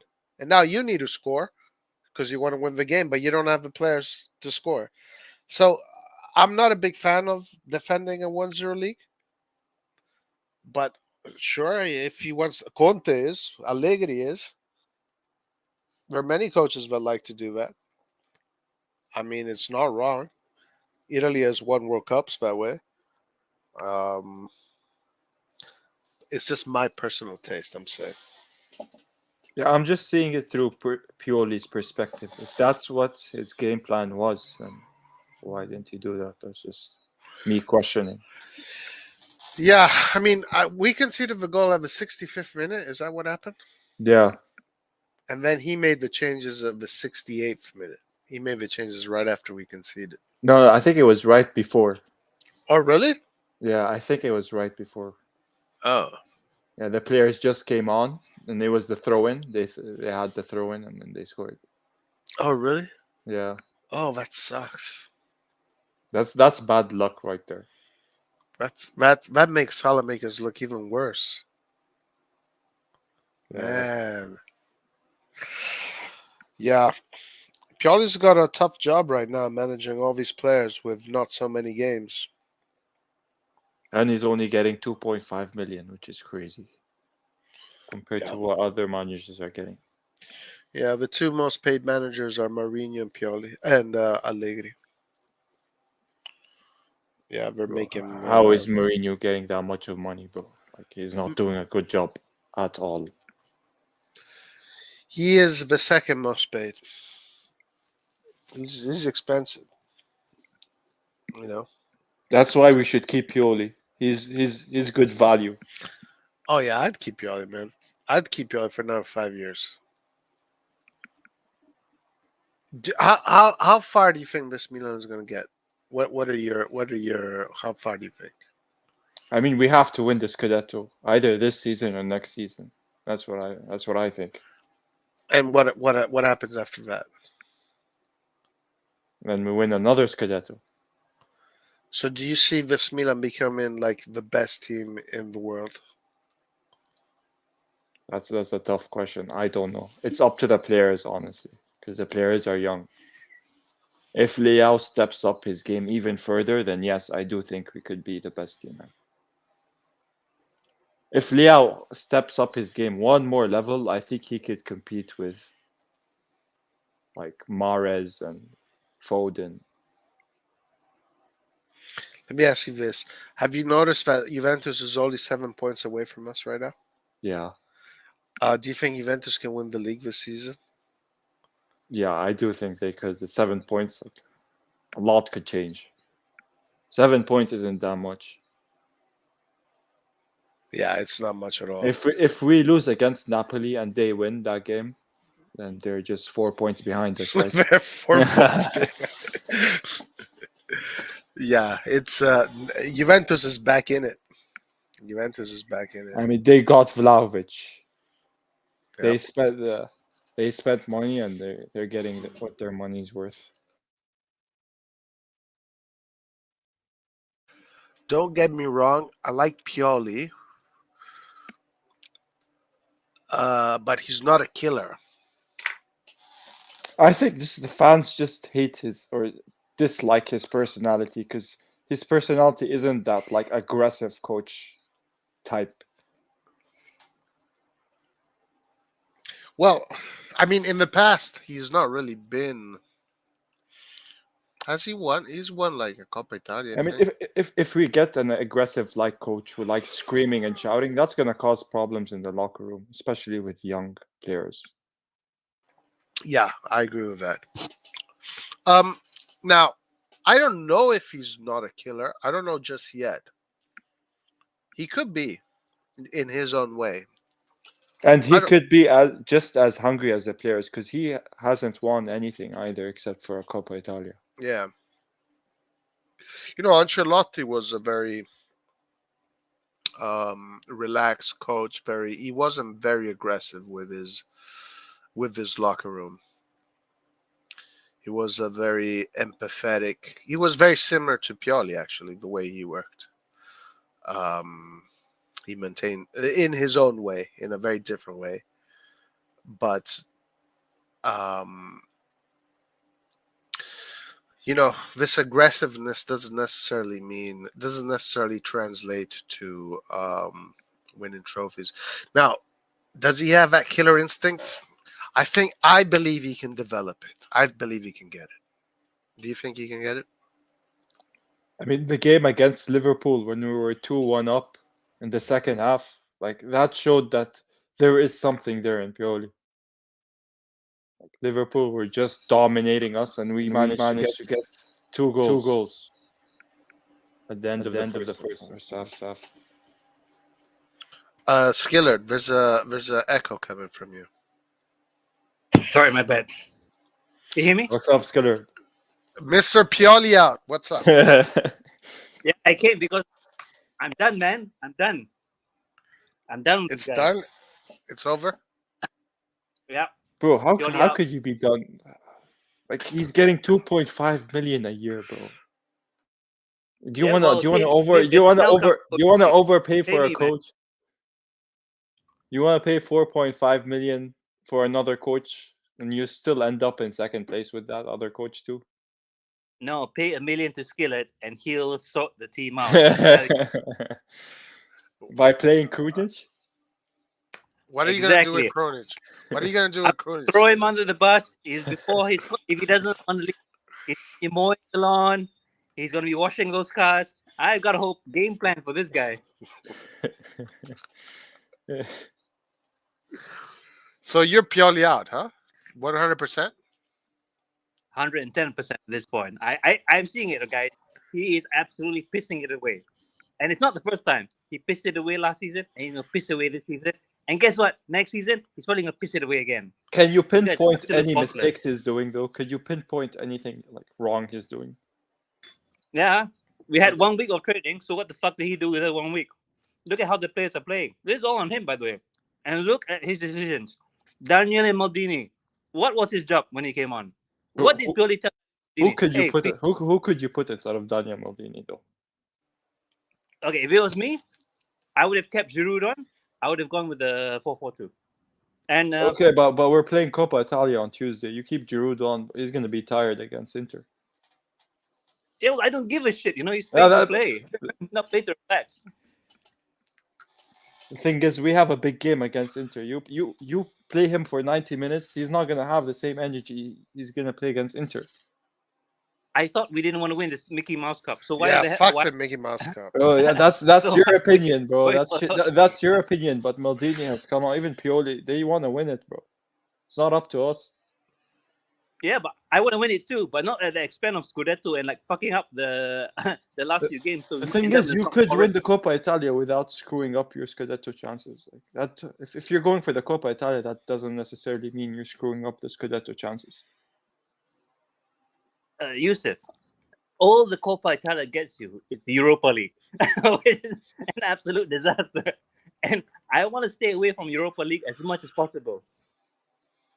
But if we end up, let's say we end up second place and we win a Coppa Italia, you could say that's an improvement from last year. Would it be really? Yeah, it is. It is an improvement. The players get to feel what it's like to play a final. And I've said it before, yeah, early on. A lot of these players, they've played in big games before, yeah? And I listed it early on, about, 1.5 hours ago, or 2 hours ago. So it shouldn't come to a surprise. If these players are not ready, when will they be ready? But it's I don't want to different. keep making excuses for It's the different. It's different from playing with your national team than with a club. It's different. Yeah, because they don't have Krunic. This is the only difference. But they still win it. There is a reason why Maldini and the players want to win the Coppa Italia. There's a reason why they're going 100% at it. The only reason I can think of is low ambition. And this is a problem with the club. We're not pushing No, enough but, for Scudetto. Oh, let's go win the going Coppa. going for the Coppa Italia doesn't mean you're gonna screw up your Scudetto chances. I don't know why you're assuming that. You could win Coppa Italia and you could win the Scudetto.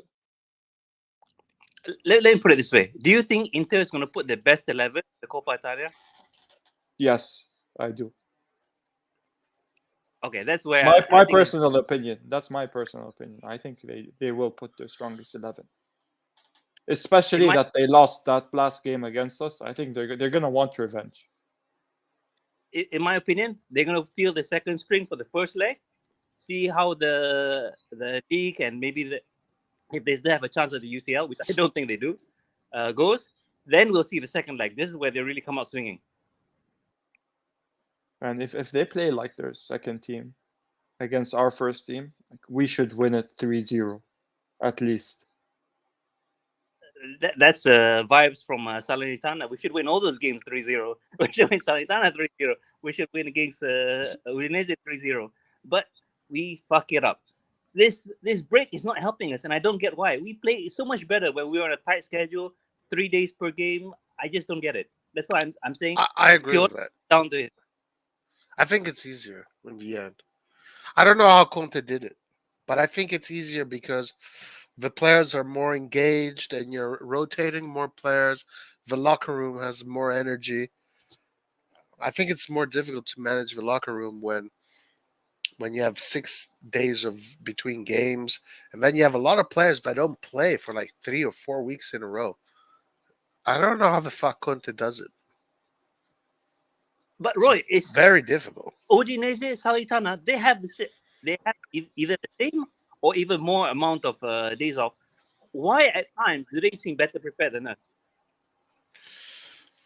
Hmm. I mean, they're good teams, man. I mean, they're you know. Bro, I think it's just our defense, man. We're conceded 29 goals already. Like, we're conceding shitty goals, man. We conceded 2 goals against Salernitana. 2. And whose fault is that?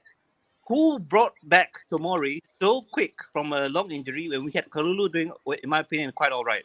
But it's Even not only Kalulu, that game, though. It's not only that game.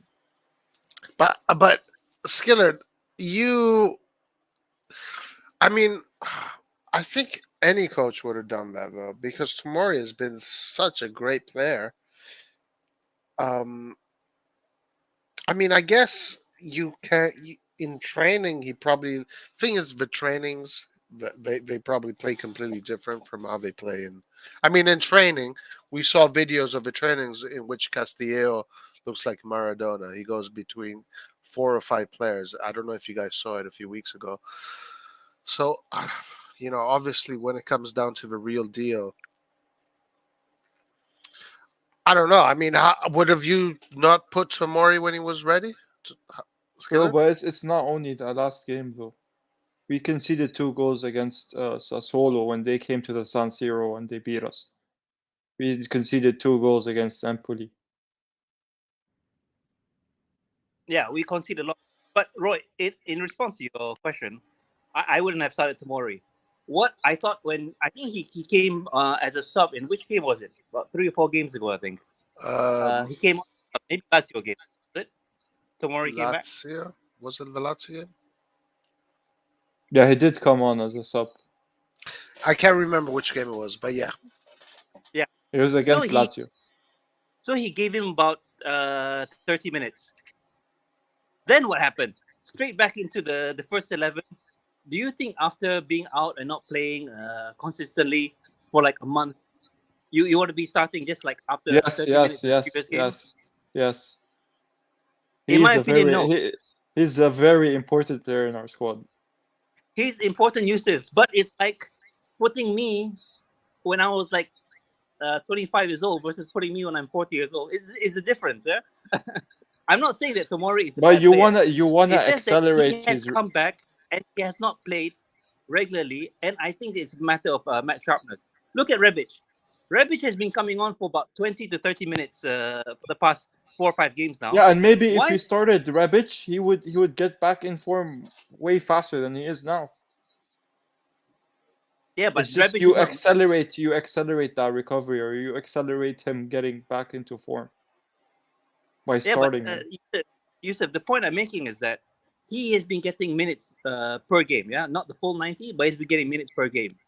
This shows Rebic has been training with the team for about a month. Why the hell isn't he match sharpness? What is going on when we need Rebic? I don't know. Like, I think starting a game is different from subbing a player in. Well, he was shit in the last 20 minutes. I doubt he's going to Yeah, be any but he better. didn't start. He didn't first- start though. He got subbed in. That's why I said subbing someone in is different from starting from the first minute. Yeah, but I didn't want to see that Rebic from the first minute either. So Yeah, but this if is you where put I'm in pretty down on Rebic, the training. if you put on Rebic from the first minute, then he has time. He has the composure to get back into rhythm, to synchronize with the team. That's the issue with Rebic. He's either out of sync or in sync. That's what I feel. Like he either doesn't know where to pass or he knows exactly where the players are and passes to perfection. So I guess Pioli has to make the decision: should I keep on playing Giroud because he's been fit, he's been scoring goals, or should I give Rebic the chance to get back in synchrony with everybody? No, but Roy, my main, you could say, peeve about this is that what has he been doing with Giroud for the past month? Who? What do you mean? Pioli and the coaching and all the jokers in the back room. Honestly, I mean, you you coach, right? Does it Yeah. honestly take you a month for a player to be like near their, you could say, at least a decent form? How much longer are we going No, to the wait? thing is, they're subbing him on, like, and they're subbing him on in delicate moments. So he's out there like he needs to get into rhythm very quick. He doesn't have the composure or the time to settle in. I'll be honest, I've never experienced that, but it could also be for reasons that I uh, I can't experience. I couldn't have experienced because of the level that they're playing. But I do think it's a long time. I've never seen that before. At least I've never seen any player of mine that took 1 month before getting into full fitness. But the levels are so different, and there's so many other factors that come into play. I just probably don't know what it is. I haven't seen it, so I don't know what it is. I do think what Yusuf is saying is true, though. That if you play from the beginning, you do have a better chance of growing into the game and synchronizing with your players. That is actually very well put. Coming in as a sub is you need to come in with a certain mentality that you're going to take over. I've seen Messias do that very well. I've seen other players do that very well, but we have not seen Rebic do that well at all. I do think that if he would start from the beginning, we would start to get to see the usual Rebic. I actually agree with that, with what Yusuf said there. Did we start him in, I think 2 games ago? What's that? Didn't we start him about 2 games ago? I'm checking out now. Did we? Against who?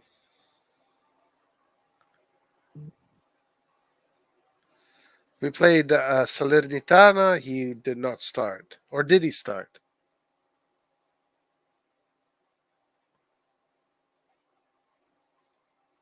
I don't think he started Salernitana. Let me check.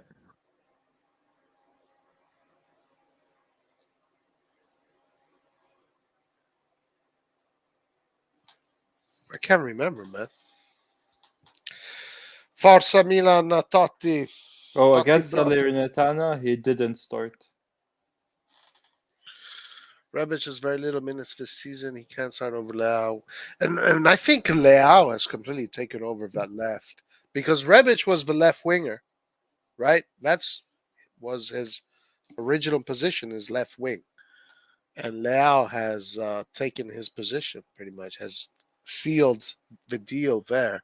Rebic has been relegated to a bench player, guys, thanks to Leao. But that shouldn't discourage him from trying even harder. That should encourage him. Now, this is something I have experienced. That actually can go both ways. It depends on the mentality of the player. Yeah. I mean, Rebic has to show what he's made of.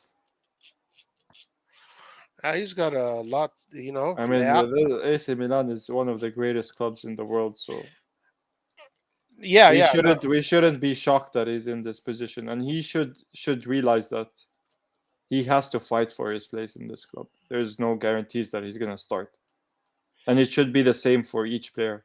Right. Um, I think maybe he just.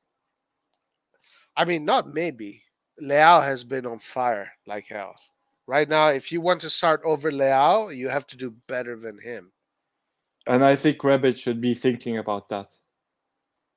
I mean, that's not wrong. He should probably. I mean, My he's bad. playing for Milan. Recently, he didn't start. No, What's that? my bad. I don't think he started. No, I'm just checking now. I don't see him. It, Maybe we will see him start soon because I think that knock Liao had against the Udinese last game, I think that we're gonna see some effect from that next game if he gets another knock or something happens. I 'Cause wouldn't start Leao against Inter. Yeah, I would give Rebic the left wing against Inter. thing is Pioli gonna do that because they've told us many times that they're gonna go 100% into the Coppa Italia. They want to win it. I mean, you can still go 100% with Rebic. I know, but going 100% with Rebic is different from I Liao. mean, I mean, yes, true. Right now, your best team is with Leao on the pitch, not on the bench. Yeah, 100%. Um, but you did bring up a good point about him getting that knock.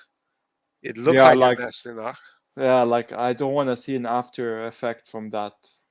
Next game he gets another knock, and they say the next day that the knock against Udinese kind of hurt him a bit, and he was playing hurt, and this led him to an injury.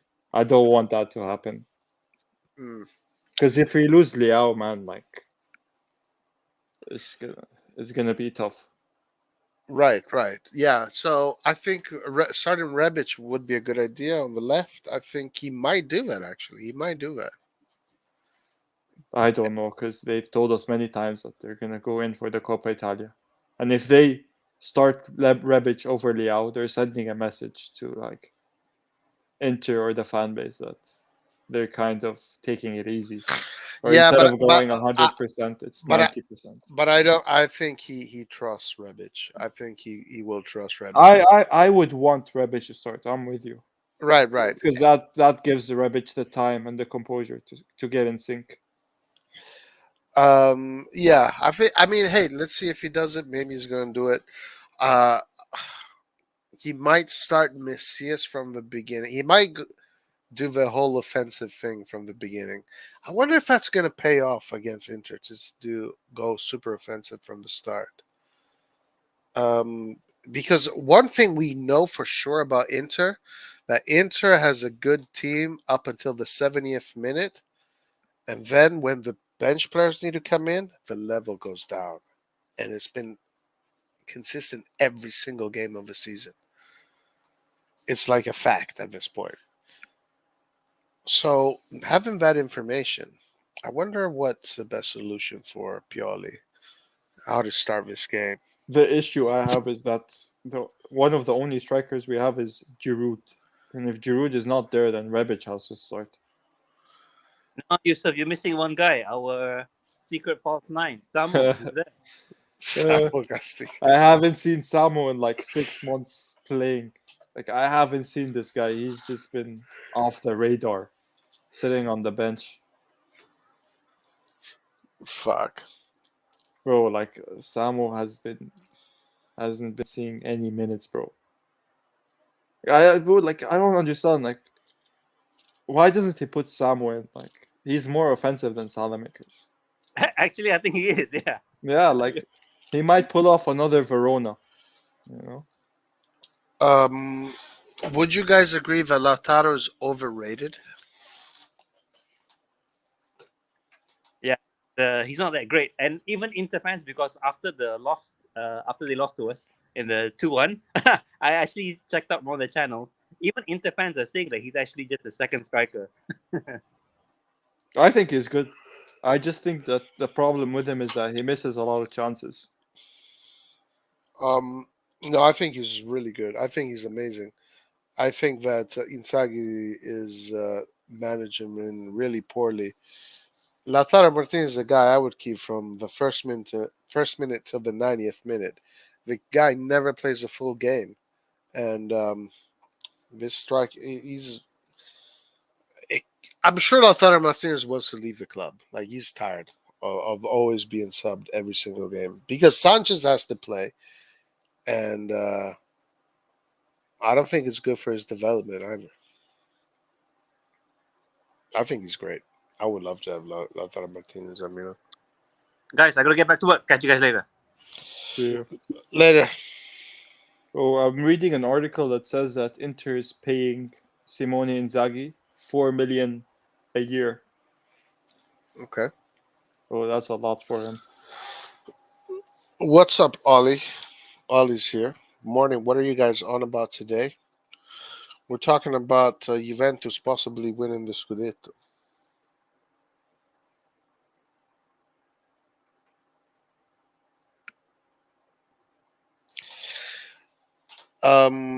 Let me ask you something.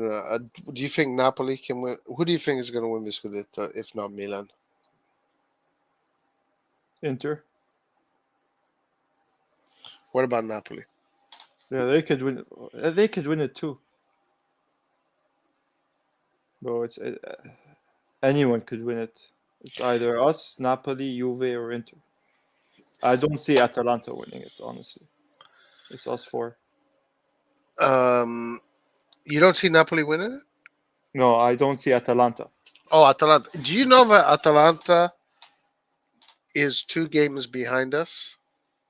And if they win both games, they're only 5 points behind us. Yeah, but I don't know if they're gonna win the 2 games. Well, let's see. Yeah, Zapata's injured, right? Yep. Yeah, and Muriel is just not cutting it. So I think it's gonna be hard. Now, Juve don't have what it takes. Well, it's not about Juve not having what it takes, is it? It's going to really be about us. I mean, Atalanta lost to Fiorentina. I didn't know that. Last game they lost to Fiorentina. They Yeah. drew against Juventus. Yeah, they lost against Cagliari. Bro, I think they tied. Bro, their form has been terrible. Yeah. Hey, I'm not counting them out. That's what I'm saying. Because, I mean, I was expecting Milan to win against Salernitana and Spezia and Udinese, and, but that didn't happen. But some of us were actually like not expecting, but deep down we had some feeling that another Spezia could show up. Yeah, that is true. I We think weren't that we weren't in it like saying 100% we were gonna win that game. I think everybody feels that way. Every time Milan plays a small club, it's always the same feeling. I don't know why. I think it's almost like a curse. I Like think it's it was like just trauma. it's a trauma. Yeah, Yeah. it is because it's happened. It's happened so many times throughout history. And in Italy, this has always been the big difference between Juve and Milan and Inter. Well, Inter like Milan, but it's always been this. Juve always won those games. So Juve does not. Juve has a worse trauma than ours. Their trauma is the Champions League final. They have played 9 Champions League finals in their history, and they've only won 2. They've lost 7 Champions League finals. They are so fucked up when it comes to trauma. So Especially the fact that they put that much money in and spent on Ronaldo and it all failed yeah, miserably. yeah. That was a terrible failure. And yeah, but with us, man, even like when we had, dude, I remember games where we had Kaká, Shevchenko, Maldini, Nesta, Pirlo, Gattuso, Inzaghi, Seedorf, all these guys on the pitch, and we lose against Cesena, and we lose against. I in listen, man.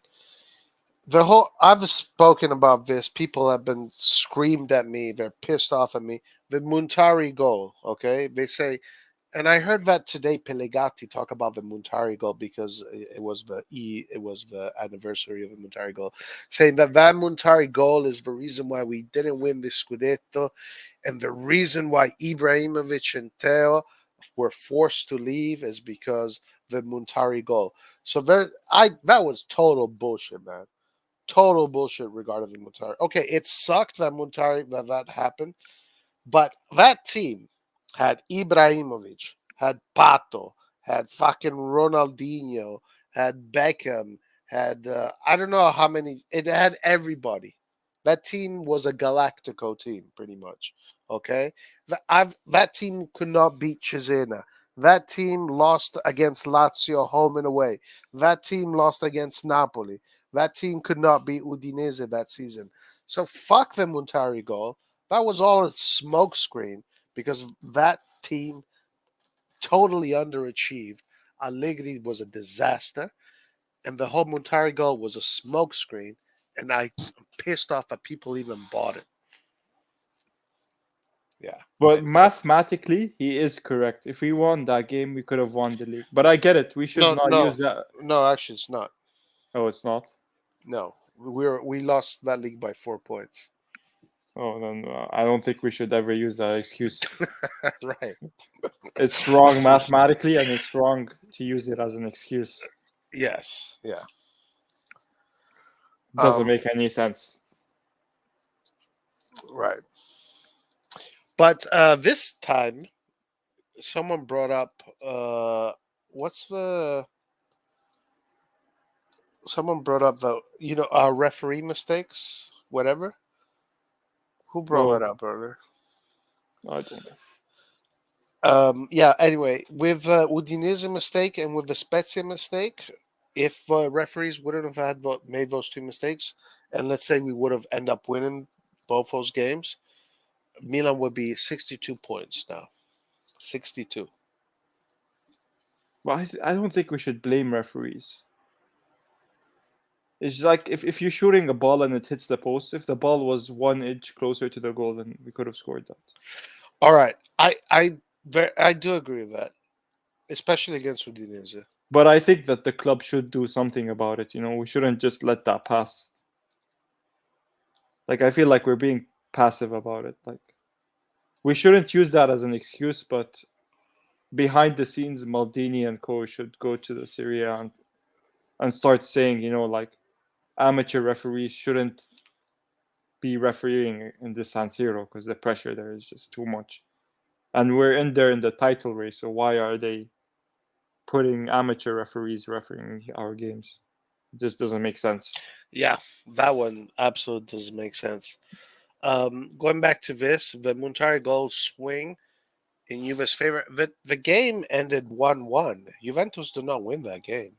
Well, That even game, if we won that game, we would still be a point behind Juventus. So right? Even if we did win that game, we would have still been a point. so there's no point arguing because mathematically we're wrong.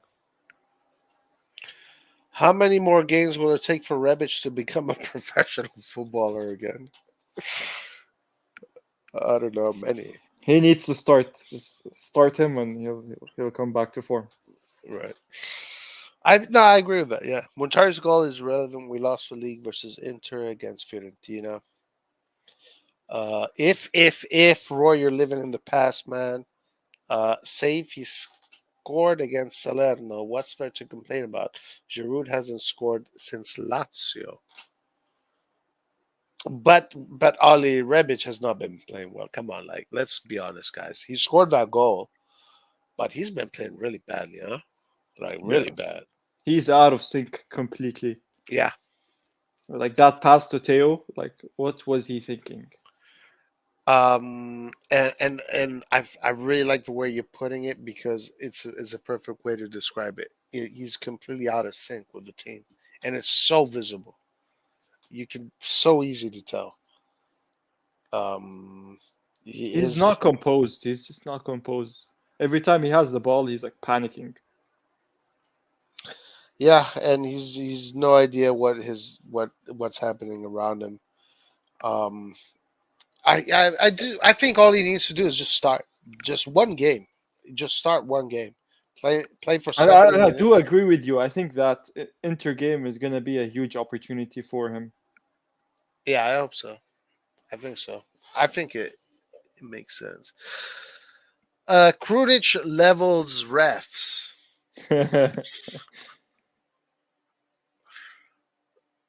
Is Osimhen injured? Yeah, it looks like Osimhen might maybe miss the game, but we don't know. Oh, that's a big plus for us. Holy shit. Bro, if Oshiman's injured against us, we shouldn't be complaining about refs at all, bro, because luck has gone into our favor for that game. Yeah, I think something happened with his knee, so there is a chance that he's going to miss the game. If he does, we got so lucky. Holy shit. Are you worried about the Napoli game? What are your feelings about Napoli? Yeah, if Oshiman plays, bro, that's a different Napoli you're playing against. Well, let's So, say he is playing. Would you yeah, be? I would be kind of worried. Because Napoli with Oshiman, they're a dangerous team. And if we lose points, we've lost a lot of points now. 2 games. We lost 4 points. I think this game against Napoli is going to be one of the most important games of the season. Yes, I completely agree. Because if we lose that game and Juventus gain points, so they're 4 points behind us, bro, we just put them back on the race. Yeah. Now they're on our ass now, chasing us. Two things will happen if we lose that game. Juventus will be back in the race, and Napoli will have gained incredible momentum to go forward. And then we got to see what Inter does. But if we win that game, then we go 6 points above Napoli. And we put ourselves in a very good position. A nice slingshot to propel us towards the end. We could start building our momentum, build a winning streak going from there, build that consistency. Now, if we tie the game, it's going to be Juventus. 3 ties in a row, that's a lot. It's unusual, right? Yeah. That would be 3 ties in a row for Napoli as well, I think, and Inter if they tie as well. That's very unusual. I miss Kjaer. Wait, what's his? Rebic needs consistent game time. I really hope Ibra comes back for that Napoli game. Last time we faced a weakened Napoli and we couldn't take care of our own shit. Ibra, I think that's what I read. Ibra should be back for the Napoli game. I would start him. Start him? Yeah. He's Ibrahimovic, bro. Right away? Yeah, against Napoli, yeah. Put him on. He has that killer mentality. But realistically, like, it's probably not gonna happen. Bro, Ibra he's magic. Like, you don't need realism or to be realistic for he just produces magic, bro. Yeah, but he's not a robot. Yeah, but he's Ibra. Okay, but he's not Superman either. He's Ibra. He's a human being. I mean, bro, like he came on against Lazio, the first game, I think, and he scored within like 5 minutes. His first touch.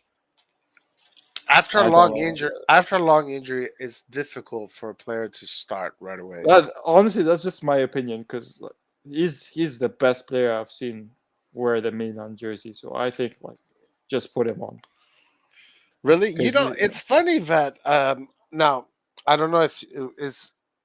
I'm just not talking about you, but a few weeks ago, or even when he was playing, everybody was saying how tired they were of Ibra, and that he needed to quit. And now I'm hearing a lot of people say that we need Ibra back, and he's the leader, etc., etc. Very strange. I've never hated on Ibra. He's the best player I've seen wear this jersey, man. Wow. What's up, Hans? Hey, not much. I was on with the other crew the other day or the other week, but I don't think I've been on with you guys before. Okay. What's going on? Not much. Just woke up. I live in Sweden, so nice. It's actually sunny for the first time in a long time here. We still got snow though. All right. It's Starting to melt finally. So Yeah. it's what's life like in Sweden? Life is great. Life is great, man. Honestly, I used to live in America. Like, I grew up there, and then I moved to Japan to teach English in 2014. And then after that, I moved to Sweden. I've been living here with my girlfriend for like 7 years or so. Yeah. But do you mean like with the whole Russia situation? Like, because it's pretty tense with that. Really? No, I wasn't thinking about that. I was just wondering in general. COVID. Sweden's great. COVID. You guys didn't even like do anything, right? Yeah, we didn't do too much with the COVID. Like, we were pretty late to say that we should even wear masks. I think it's because though, like the government, they've never really been at war in Sweden, you know, for like hundreds of years, and they don't have that authority to like tell you to wear masks. Is the Swedish government laid back, very chill, laid back? Maybe with certain topics, sure. It's a little different than America. Like it's like in America, you only have two parties. You know, it's a two-party system. In Sweden, there's like probably 8 parties in their parliament, and you know, sometimes that means that like it takes a while for things to get done. Like you have to have like, you know, certain alliances that come together, and you know, to make things happen. You know, because democracy, it takes time to get things done. You know, but with COVID, I think they would have like had harsher restrictions probably if they could have, but they don't have like that authority in Sweden. Wow, that's crazy. Yeah, because they've never just been in like an emergency situation, you know, where the government has to like take control, martial law kind of thing. So they don't have those rules in place yet. Sounds very chill. Yeah, it was. It was. I mean, I was wearing a mask for sure because I teach children. So I was, you know, trying to stay healthy. Yeah. Wasn't easy though. I only had COVID once though, thank God. Oh, you did? Yeah, only once. How was it? How did it feel?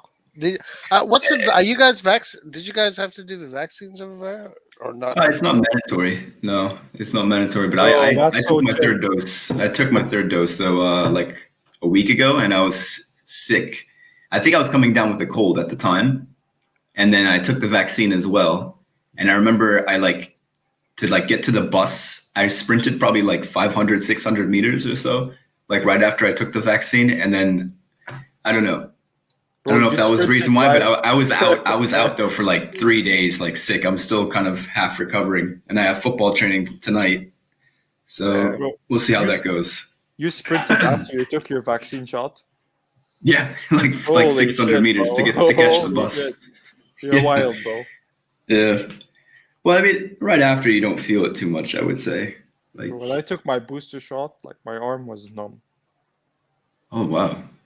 That sounds like they gave it to you wrong or something. I don't know. I just felt numb. I didn't feel a thing when it came to taking it was a different one. Like I had gotten 2 Pfizer before, and then they gave me like a Moderna one, and that one seemed to kick my ass way more. I think Moderna is Pfizer, right? I don't know. They called it Pfizer, and then they called this one Moderna. So I assumed it was like 2 different things. I think they're the same. Okay. Well, then the third dose was like what kicked my ass the most. Damn. Yeah. It's all good though. Yeah. So you were saying there's tension there because of the Ukraine-Russian thing? I mean, there's always been this tension with Russia, you know, and I think they're going to probably vote again whether to join NATO. I remember them doing that before, and they said no. And maybe they'll do it again. I hope they say no, because I don't really want to cause, you know, tensions, escalation. At least not while like Putin's in charge. I don't think the time is right to like press their buttons to piss them off more necessarily. And I don't think putting like, you know, extra missiles here and, you know, having extra troops here is like going to deter them more from what they want to do, which is take over like certain parts of Eastern Europe that Putin for some reason thinks that he has a claim on. I don't think it's a good idea to like piss them off more, like by putting missiles here in Sweden as well. But that's just my But who would 2 put cents the on it. missiles there? I don't understand. NATO? Yeah, NATO would do it. Okay. Like Norway is in NATO. Is Sweden in NATO? No, Sweden is not in NATO. Finland isn't either, because they border Russia, and Russia would get super pissed. During World War II, World War I, Sweden was not involved at all? Oh, they were involved with supplying the Nazis for sure. They have a lot of iron and things they were, to help them build their planes, their tanks, their bombs, things like that. And, they were making plenty of money. Wow. Yeah, I actually knew that, but they weren't involved in conflict. The government with like the army, no. And honestly, they don't have much of an army to speak of anyways. So it would have been very minimal. Yeah. Norway, I think, tried to resist a little bit against Nazi Germany. For some reason, Hitler invaded Norway, but he didn't invade Sweden. And then obviously Stalin, he invaded Finland. They were fighting pretty hard. Wow. Yeah. Yeah, a little bit of history. That's pretty cool. That that means that the government doesn't have much power. Yeah. It's interesting. Not like for emergency situations. Not like that, at least. Yeah, that's pretty cool. Yeah. So what do you think about Milan's latest performances? We've been discussing that and all that stuff. I'm not sure what is going on with them, but I think it's more mentality. Like, they can't be tired. Like, we've had a pretty full squad for a while. We're not in Europe. I don't think it's fatigue, or it could be mental fatigue. I don't know, but it's a strange one. And I think we seem to struggle against these bigger teams. I'm not saying like bigger in stature or like in stature. I mean like in like with money and things like that, and like having a lot of money to spend. But we struggle against the bigger teams, like in terms of size. And I think that comes down to how weak or small our defense is. I think Romagnoli is our biggest player, and he's not even 190 centimeters. And, we struggle with balls into the box, I think. Tomori is not a big guy. That could be a reason why we concede lots of goals. Yeah, Kjær being out is a big deal. I don't think anyone appreciates how big that injury is. Like, yeah, we have a full team, but Zlatan's out, Kjær is out. Not that Zlatan would help defensively, obviously. Maybe Well, on set pieces, though. Actually, Zlatan in corners always almost wins the ball defensively. Right? Yeah, exactly. Like at the front, at the near post, he's always there winning it, usually. In some games, he will win the corner like 4 times in a row, 4 or 5 times in a row. Exactly. So we're struggling with the balls into the box right now with like these big units up there, like Beto and was it Juric who scored, or did he get the knockdown or something like that? Salernitana. I think that's his name, the big striker. But we struggle against these big guys. Yeah, it's a good point. That's why I was complaining earlier, but we concede way too much goals. Yeah, I mean, we conceded 1 against Udinese. We could have been more, though. Like, we definitely didn't deserve to win based on our performance, I would say. It was a shame that it was a handball. Obviously, it was a handball. But I wouldn't say we deserved to win or anything like that. Yeah, the referees are fucking up our season. Completely. Yeah, because we should have had 3 points against, what was that team? Was it Spezia that did like that? Yep. Yeah. That one obviously should have been 3 points. I mean, we shouldn't really use that as an excuse. We got pretty lucky with the draw to the last game with Inter and the one before that. And if Yeah, I Osimhen, agree. if Osimhen is injured for the next game, Oh, that would be amazing. like, I wouldn't be complaining about the refs. Like our luck is starting to turn into our favor. Right. It goes both ways, I think, this season. I do agree that against Udinese, I mean, even though the referee made such a terrible mistake, we shouldn't be complaining because the team did not play well at all. Yeah. I don't think it should be on the fan base to complain. I think that's the management's job to do that. About the referees? Yeah, it's not the fans. The fans aren't the ones that should be talking about this. It's the management behind the scenes. Yeah. I mean, how the fuck do they get an unexperienced referee? Oh yeah, I read about that. Well, that's a Serie A for you, man. Like that's. Juventus is going to win the league, guys. They're going to win it. What? No. They're coming, man. They're Bro, coming. they haven't lost a game in how long now? A long time. Yeah. They're overdue for a loss because they play shit football. Let me check actually. What They their signed streak is. Vlahovic. Bro, signing Vlahovic is a statement for them. That's a statement signing right there. You know they're only 7 points away from us right now, right? Yeah, I see that. We lose against Napoli, and they win 4 points. They still play, I think, Inter, Lazio. Yeah. And we still play Atalanta. Fiorentina. Lazio. We still have huge games coming up too. Yeah. Let's see. Oh wow, that's right. It's been a while, huh? Since weekday 15.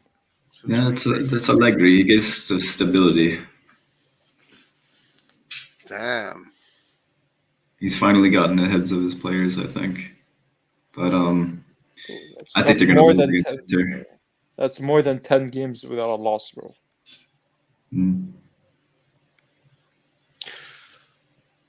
Inter had a really good streak over here.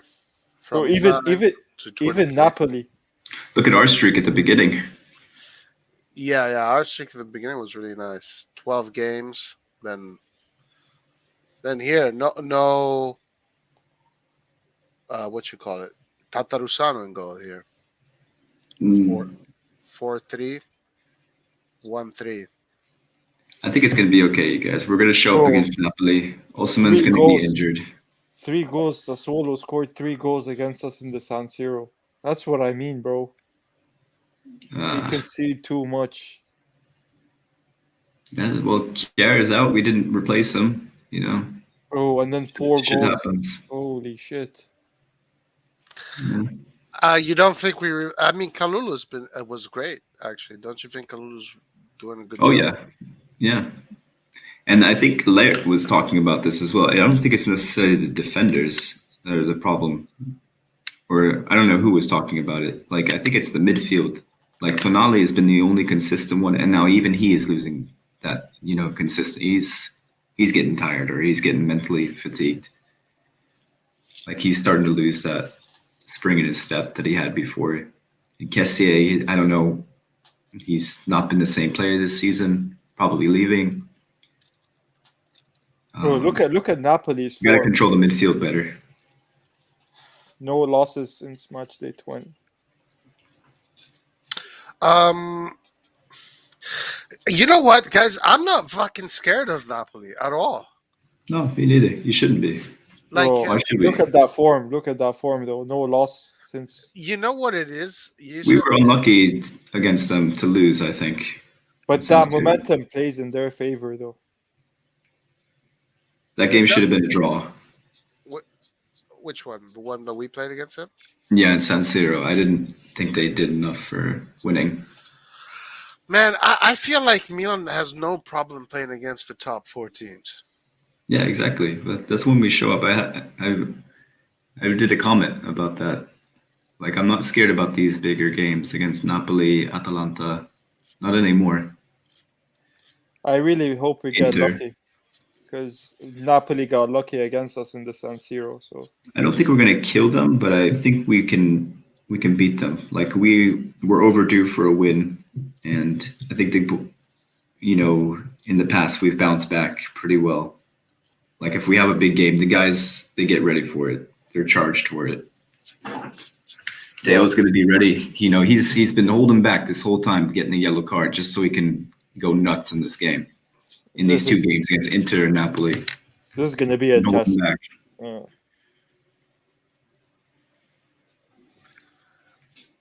Without the Tata matches, we would be clear favorites. It wasn't really Tata Rusano's fault, though, right? He made a few errors, but no, I don't think it was his. I don't think it was all his fault. Gabbia made a few errors as well, I would say. Yeah, Gabbia made mistakes. Even Theo cost us some points too. Yeah, Theo was dribbling in the box and then fall over. We got lucky. We only lost him for 3 weeks. Well, he kind of messed up our game against Salernitana. Fucking everyone's human. Yeah, what he the did. fuck, dude? Mike, he's supposed to be the Rock. He was trying to turn into Air Jordan for a second. Big Mike. Right. Didn't work. No. Damn it. Juve have Inter, Lazio, Fiorentina, Sassuolo. We have Atalanta, Lazio, Fiorentina, Sassuolo. Yeah, also we do. Napoli have AC Milan, Atalanta. We all have them in the last month. Yeah, I think Napoli is going to fall off. It's going to be Inter. I do think Juventus is going to come back into the picture a little bit more, but it's going to be us and Inter, I think, because Inter still has the game in hand, so they're technically at like 58 probably points. Well, the thing is, we're all assuming that Inter will win that game. It'll be so funny. Yeah, it's Bologna, so. Yeah, but the thing is, we never know what could happen, right? Like the players could go in there assuming that it's 3 points, like how I we think did. if it's at the end of the season and they know what's at stake, I think Inter's going to win that game, especially if Bologna doesn't have anything to play for. But that's another issue with Serie A. When are they going to play that game? Because that affects. Yeah, they're going to play it when Napoli knows when Bologna knows they're safe and they're just going to come on the beach already. It plays such a disadvantage to us and other teams. Yeah. I will say this: I think Serie A protects Juventus and Inter more than Milan or Napoli or any other teams. I don't know about that, but I'm just saying, management. So? Yeah, the management, how Serie A is managed, is very poor. When is Inter gonna play against Bologna? That game they haven't played that game. It's been a while, and the referee issues. I get it, we shouldn't be complaining, but you can't have an amateur referee ref a game in the San Siro while we're in the title race. I don't think any referee has taken more points away from a team than Milan, though. That's for sure. We've been unlucky. Yeah, I agree. In Serie A, I think referees, they've taken the most points out of Milan, I would say, than any other team. Seriously, just taking them away from us. Yeah, we earned them, and then they take them away. We should have 62 points. If some people say the Napoli game, so then it should be 63 points. I don't count that one, but Udinese Spezia, we should have 5 points, so we should be at 62. And again, if it was even for the Napoli game, we should be at 63 right now. Yeah. But I mean, it's not only us. Even Roma gets affected from referees. Other teams do. It was the Juventus Roma game, right? Yeah, I don't think we should. I get it. Yeah, referees are terrible, but that should be on the management. We really shouldn't be using that excuse, because we did get lucky this season. When did we get lucky? What do you mean we got lucky?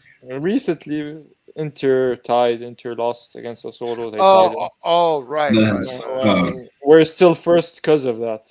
True, yeah.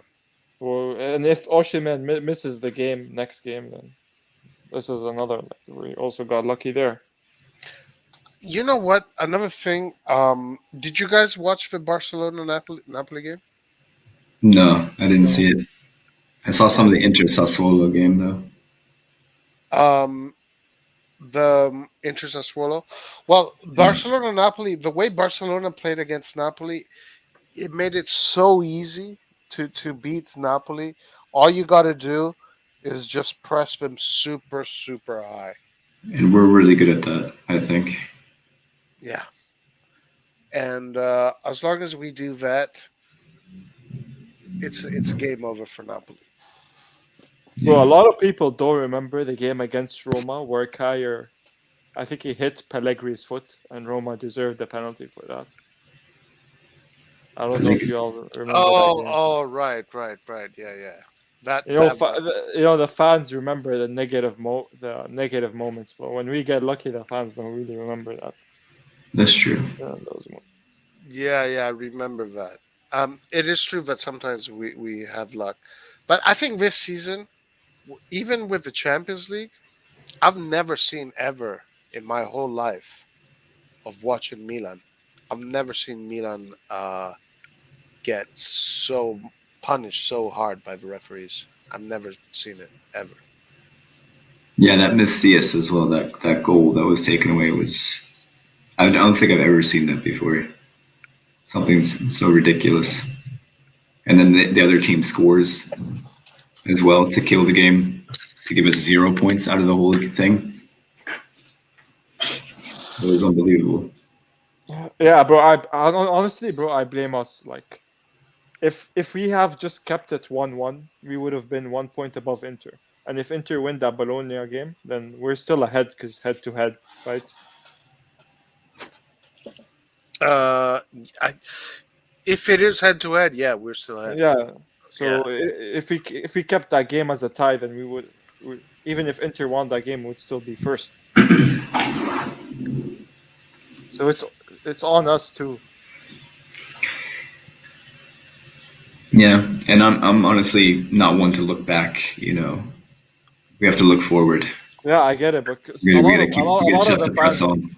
Well, because a lot of fans has been like, they're saying like, oh, Spezia game, we should have got 3 points.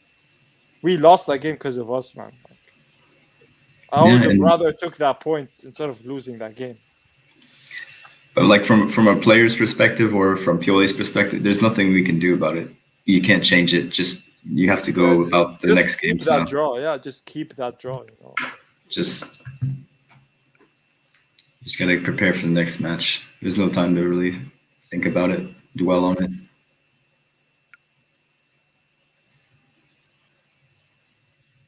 It's all about the next game, which is Inter, right, on Tuesday. Yeah.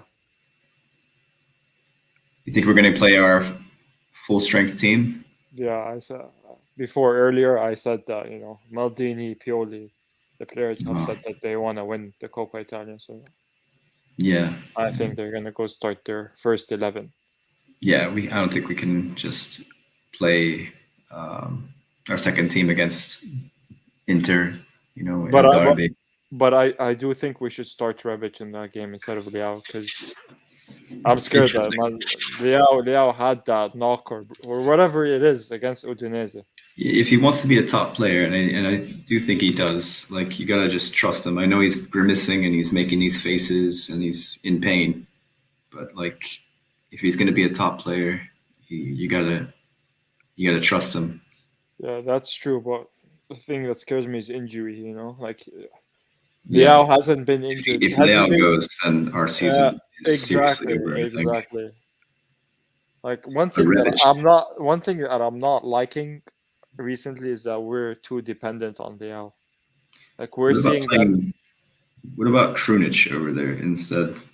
Like I feel like he can do a job against Inter. I think you start Rebic on the left. Rebic has been so bad though. He just had that crazy shot. That's it. I know, but the thing is, he's been awful. Yeah, but he needs some games, bro. Like if you give him some games, he needs to get into that match rhythm, get to know. Just get to know where to pass the ball. Yeah, like his anticipation seems like He's just not. I just don't reading the think he game. knows what's the game plan. You know. So I he's think like like, communication, like he doesn't understand like Italian or something, or what? I He's don't know. been Like he's been playing like it's his first time here. Yeah, no, he's that's what I'm saying. It's been like 3 weeks, right? At least that he's been back training I with think the team. I think if we start him, that might solve the issue because then there isn't much pressure. You know, he has the time, he has the composure too. If he's fit and he will run, then I guess that's fine. But he needs to be able. He needs to at least run. Like it's one thing making mistakes in the final third, because the hardest thing to do is to put the ball in the back of the net. But if he's not going to put in the effort, to run, track back, Show some effort. Yeah. cover for Theo, like Theo and Rebic, they were a great tandem for a while. It was all about Theo and Rebic because Rebic would cover for him. Rebic would, allow Theo to go forward, and he would cover for him. And Leao wouldn't do that as much. They might play Dumfries on the right, so Rebic Yeah, could. exactly. So somebody's got to step up defensively when they try to hit back and counter because that's what Inter's going to do. Yeah, that might be the perfect opportunity. Okay, and do we play Diaz then in the middle? Stay with him? Yeah, I think we have to. Yeah. Because So, I haven't seen Mitch at all for a while, and I feel like he can give a performance, Yeah, I think Rebic just needs to Once a score. month, Krunic. Once a month, Krunic can definitely put in Bro, a good. I think Diaz should start, bro, because I've been realizing like when Diaz has a good game, we have a good game. Yeah, that's true. And I don't think Krunic really plays well as the cam either. I think he but I does feel better like as a the CM key, or maybe even a winger. I think the key to winning the Scudetto is Diaz, bro. Like when Diaz plays good, I see the whole team play good. Yeah, I don't think he's been that bad either. Like he's Yeah, been I don't think he's hustling been and that running a bad, lot. but when Diaz steps it up in games, like bro, the whole team steps it up. He I can think definitely unlock a game. That's why I was thinking Diaz maybe on the bench because he came off the bench and he changed that game.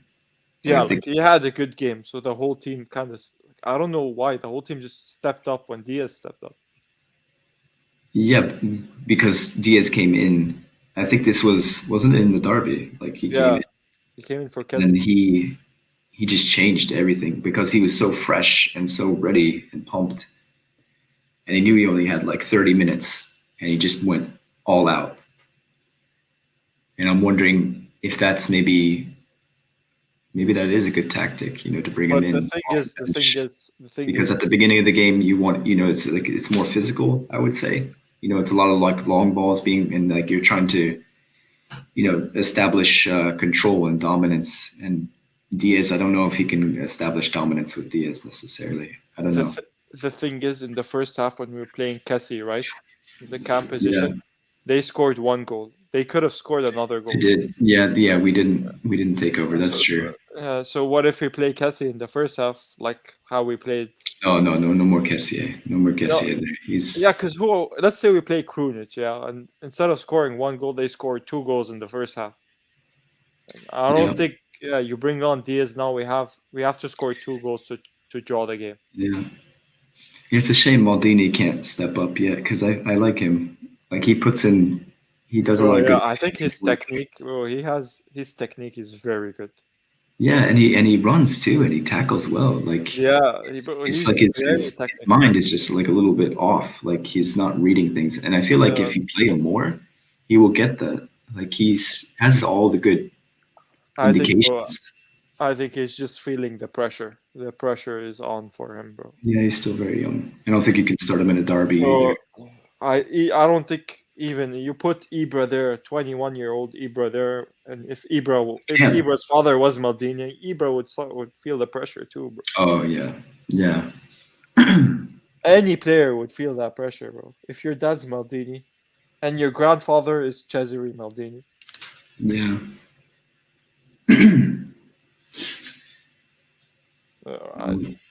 Okay, so we start Diaz at cam then, because there's nobody else.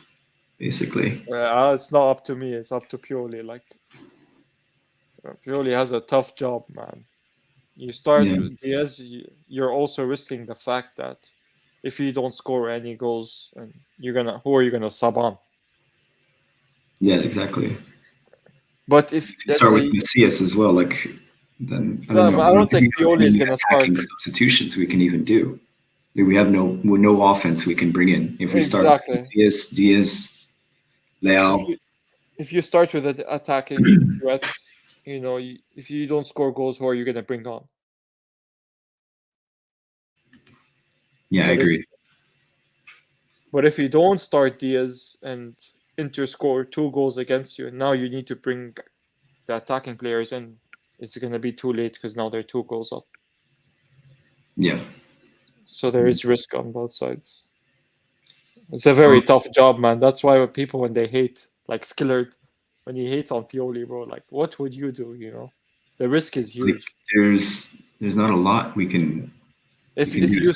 You have your players, and that's it. exactly, you're gonna get criticized anyways. So if you start Saelemaekers and you lose that game, they're gonna say, "Oh, why didn't you start Macias? You start Macias, and now they're saying, "Oh, why aren't you starting Saelemaekers?" Yeah. So basically, it's going to be the same formation then that Yeah. has been playing badly against Udinese and Salernitana. That's what I think. But I And think we should. you think Rebic up top? Yes. Yeah. Rebic on the left. Rebic on the left, and I think. Oh right, give Leao a break. Yeah, and Giroud as a So striker. feel the weaker team then against Inter. Yeah, the only sub I'd make is Leao for Rebic. But do I think that Pioli is gonna do that? No, I don't think Pioli is gonna do that. Because then because now you're sending a message to the fans and Inter saying that, you're breaking your word, because they said that they're gonna go all in for the Coppa Italia, and if you're not starting Leao, then Yeah, but you're not only going that, against. I think like it sends a message to Leao as well. Like we need to protect you. We need to like Leao's a man now. He needs to step it up, and he is stepping it up. So let him do his thing. I think. Yeah, but if you the thing is, you can always be afraid of injuries. Exactly, that's the issue. If he Can't live gets in fear. injured, then we're screwed if he gets injured. Plus, it's a great opportunity for Rebic to start because then he can get into the rhythm. I think it'll be Leao from the start, and then Rebic comes in maybe for like the final 30, hopefully when we're winning, and then he pressures and closes things down. I think that's what's going to happen too, but I hope so. But I don't think that's the solution for getting Rebic back into form. Yeah, 30 minutes every other. You're just doing what Pioli has done the past few games. Put Rebic on. Mm. Even when Rebic scored that goal, it didn't boost his momentum. Like he didn't build up his momentum from that goal. No, he doesn't seem to have. So I don't think it's a mental issue. Like, do you think it's he's? I don't know. I just think starting spot to Leao. Like he thinks Leao is like the next big thing. He's like, how can I even get my place back if Leao is going to be like the? I just don't think Leao. I don't think Rebic is in sync. I told that to Roy. I don't think Rebic is in sync with the team. He's been out for a few months now, so I don't think he gets the rhythm. I mean, he's been back almost a month now. I know, and I said that before that subbing him in does not. He's solve a the professional. issue. He's like almost 30.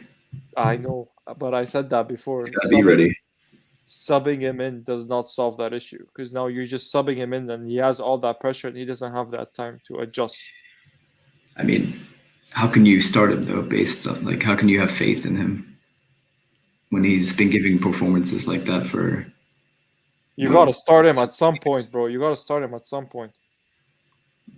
Is that time now in the Coppa Italia? Yeah, bro. That's what I'm saying. That's why I would start him there.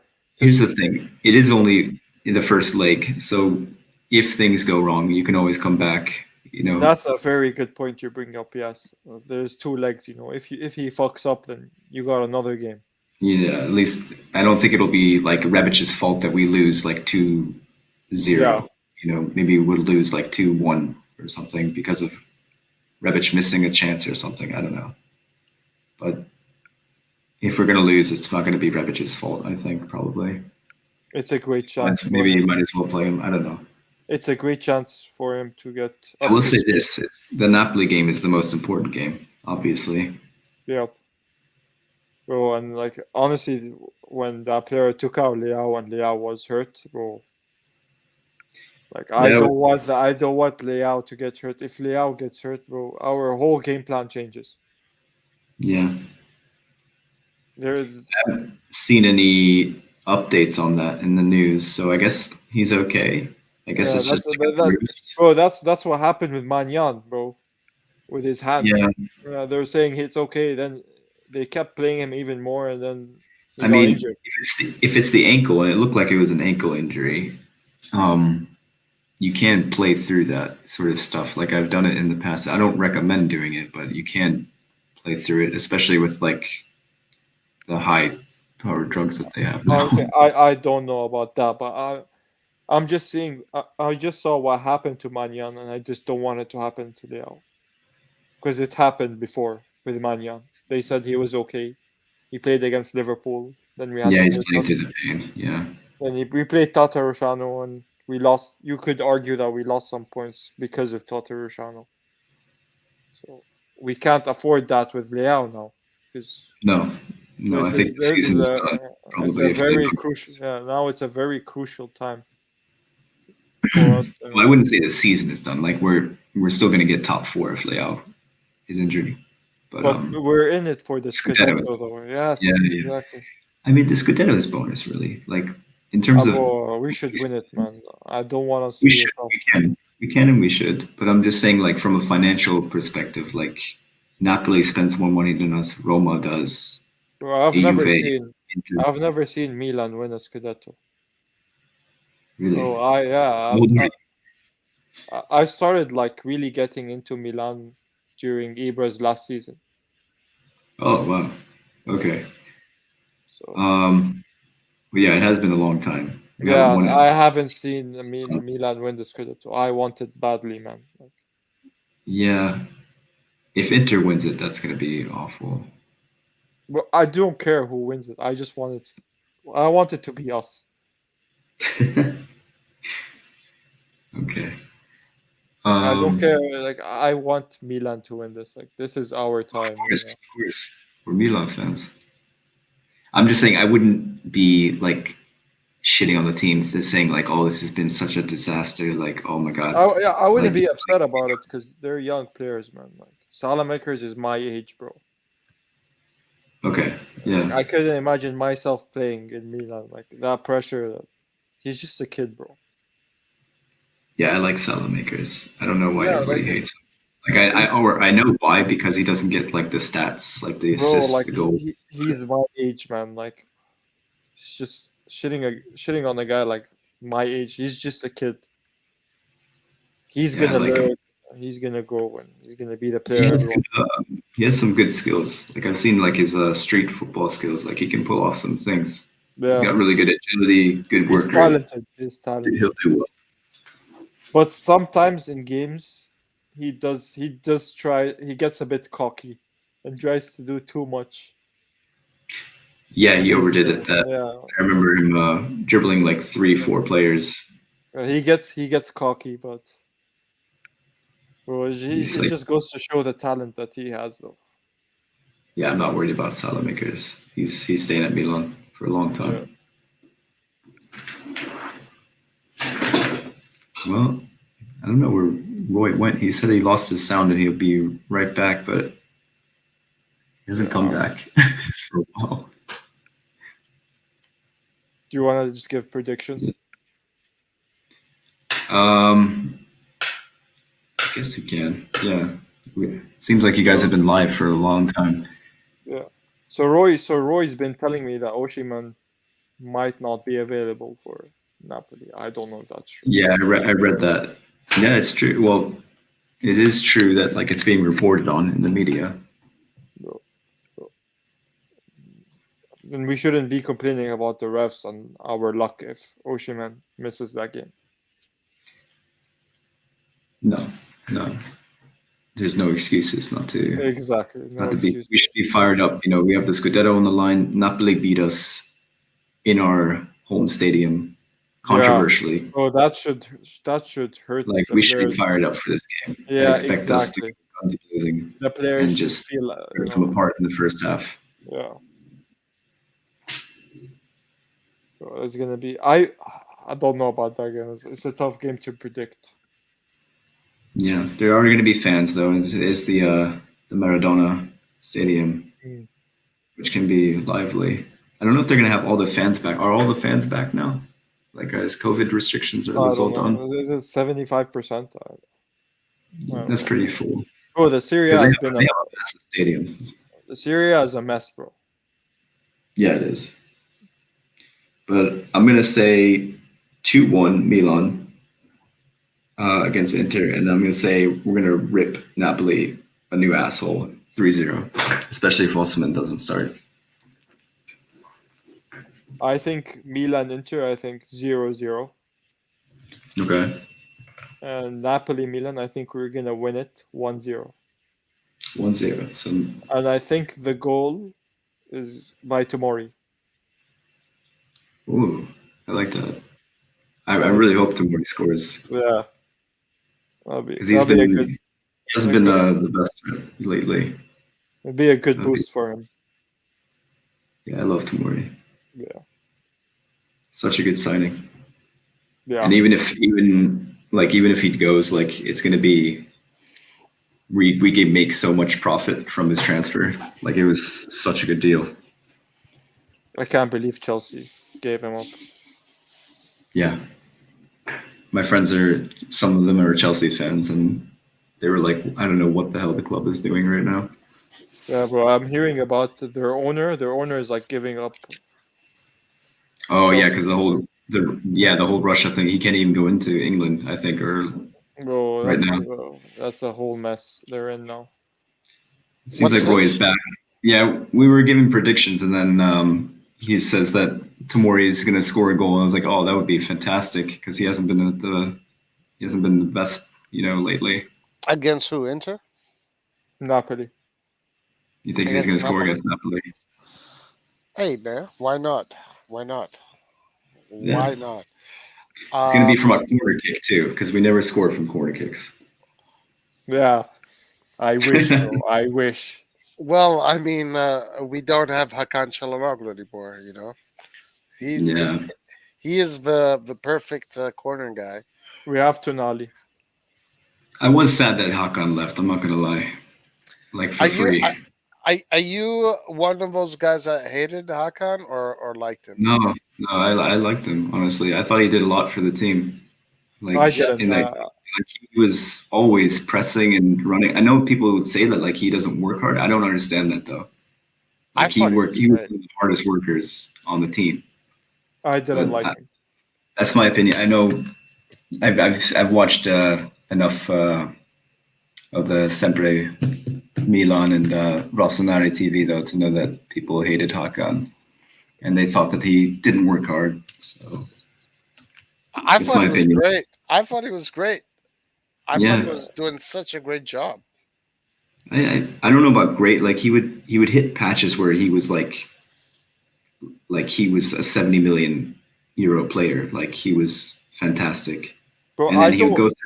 go through these patches where he doesn't do any of the spectacular stuff, but he was always working hard. Like he was never shit. Like Bro, never. I don't hate Hakan, okay, but when I watch him as a fan, like I'm not like a manager or I'm a fan, when I watch him on TV, he's not appealing to me. I find Diaz is more entertaining to me. Yeah. I don't think like fans these days. I don't know what they remember. Do they just remember the good times from Milan? Because there were games where we were shit. Like it's not like Pirlo was making assists like all the time. It's not like Seedorf was doing this stuff all the time. Like Oh yeah. what do they right. what do they expect? They think they're robots or something. I don't know what No, the but fuck they what- expect sometimes. When I'm watching Diaz this season, I'm more entertained than when I was watching Hakan last Yeah. season. Yeah, I like exactly. Diaz too. I do like Diaz, guys. I really like the way he plays. Yeah, we have a great style of football right now, I think. I don't know why we need to change like a bunch of shit or why we have to shit on these players. I Like think I like get frustrated when I see that like on here. I get I, really frustrated. Like we don't spend nearly enough money like as Juventus or Inter, like Napoli, Roma. They even spend more money like on player wages than we do. Like what the fuck do you expect? Like we're trying to come out of this mess, you know? are you talking about Red John and Nathan? Yes, yes, and others as well. There's plenty of them on this channel. But yeah, no, they drive me crazy, man. They drive me absolutely nuts. Like bro, like, the like the only issue I have with Diaz is his shooting. Like his passing is great, his dribbling is amazing. He lacks that. football has changed a lot though. Like in 2 decades, like when Milan was a, like a world beating team, like in 3 decades, 2 decades, it was like football is so much more about athleticism now. It's ridiculous. Like you have to take that into account. I think that I like get it. Yeah, but the thing is, I think there's a stat. I that's don't a know. big reason why certain players aren't able to do the things because they're running way more. It's way more tactical now. I would say, I like don't know, in but terms of what you have to I, do defensively, I read something press. that said that our players don't take enough shots outside the box. Like Yeah, but we have analysis. Getting paid plenty of money to do all these things. Like football's never been analyzed more than it is right now. Like we've never been tracking players, how much they run, how much they move, how much they do. We've never been like telling them what to eat as much as today. Like they are in prime condition. So I don't understand like why we even compare. Like it's like almost like apples to oranges. Like it's like a different sport nowadays. Like Who you talking about? I'm talking about Red John, Nathan, like those kind of guys. Like they're always complaining. Like I don't know. Like it's a different sport now. You can't even compare it. bro, but I don't know. I've seen videos on YouTube of like Saelemaekers eating a burger and Kalulu eating pizza. I've seen that too, dude. Actually, Okay, but like that's you, kind you of take weird. like coaches like Conte, and he's you know a dictator, and he's like telling them what to eat at Tottenham and things like that. Like that's usually how it's run at football clubs. Like when you go to their cafeteria, Yeah, you're gonna have the right food that you need to power up. I mean, that's with any sport nowadays. but it's been Yeah, like that for a long time, huh? yeah, but like The back the, in the back in the diet early thing. 2000s, you'd still have coaches smoking cigarettes in Serie A, like on the bench. You'd still have players smoking cigarettes. Oh, on the bench, but the players, guys, are smoking cigarettes in the training. Did you guys see? I mean, okay, maybe I don't know today, but did you I read haven't seen them this? smoking cigarettes. Did you read this article of Bentner? He's a Danish guy. Oh, yeah. Well, that's Bednar though. He's not professional. Lord Bednar. Yeah, that's why he fucked his whole career. By the time he was like 25. Oh, He's gone again. yeah. No, Oh, Benter said that when he joined Juventus, oh, okay. his first day at the club, he couldn't find anybody, and then he started looking for the players. He went into a bathroom, and he said all the players were there, and they're all smoking cigarettes and drinking coffee Oh my god. In Juventus. in Juventus. Yeah, This was the Juve with Pirlo, Buffon, and all those guys. yeah. That's like, yeah, exactly. I don't know if it's like that today. I don't think it is. I don't see any of that kind of stuff today. I don't I know, know, bro. I know they do. I know they do a lot of coke, though. That probably. Um, What do you didn't El Shaarawy is there's like a debate about this, I think. Like is that why he left Milan? Like why he had such a bad time and then he left like El Shaarawy? I Was I he did like doing hear. was he like drugs and stuff? Like they kept saying he was injured, he had muscle problems for like a year he was out. and then he went to, I think it was Roma after that. It was like we just got rid of him because this. Remember, he had like a breakout season. Like he scored like 20 goals, like the season before or something like that, and then he was just injured. And then there were rumors that like he was like going to rehab and things like that. Well, I remember that season, and actually, I criticized the management a lot that season. Now, he was doing great, and he was scoring every single game. And Yeah, then that season in the winter transfer markets, Milan bought Balotelli, and Balotelli took his place, and El Shaarawy was moved to a different position, and then from there on, El Shaarawy just completely failed. I really wish they hadn't done that at that time. But I did hear the story about El Shaarawy and this involvement with drugs. Yeah, I did hear it. yeah. I I don't don't know know. if it's true or not. I I don't mean, know it what it's does. all about. You know, when somebody steals your spotlight, it does something to you psychologically. Yeah. I was really pissed off when that happened. Really pissed off because Ashar was doing so good. Yeah, But he the thing was. is, they seem like good friends, man.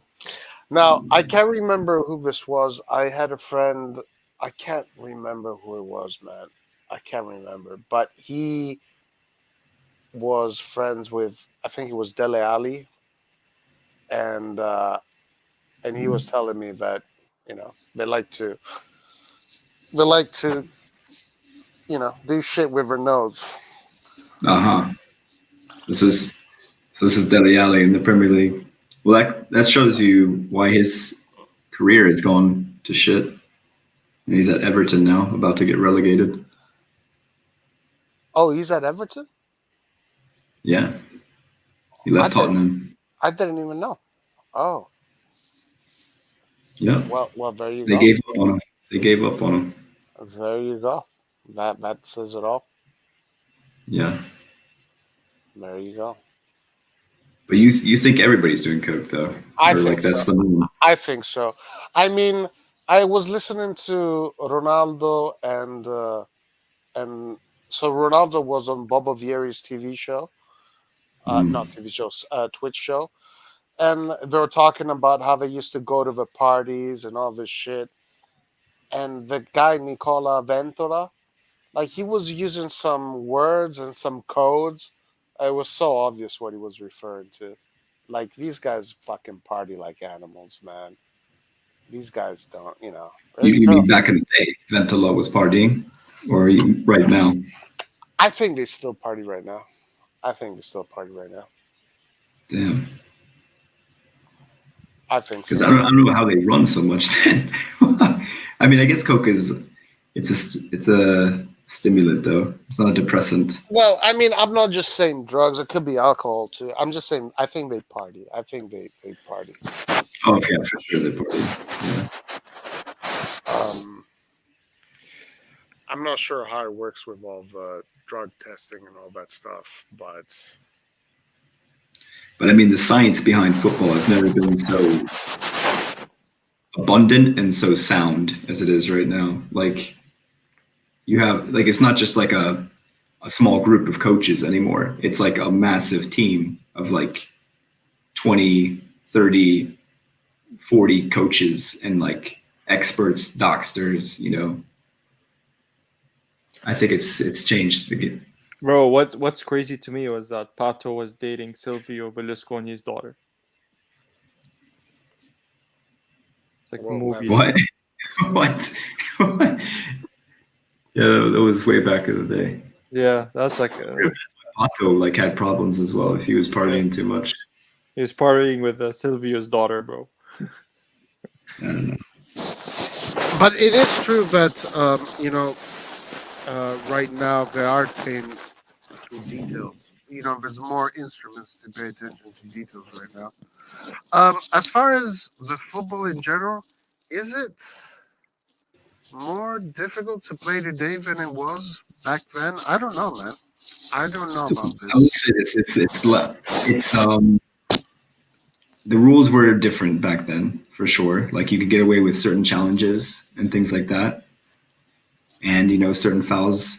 But I mean, like today, I think as an athlete, you're training in the state of art facilities that are way beyond what they had back in the day. Like you have like cryo chambers, like you have like all these kinds of things to get you to the highest level.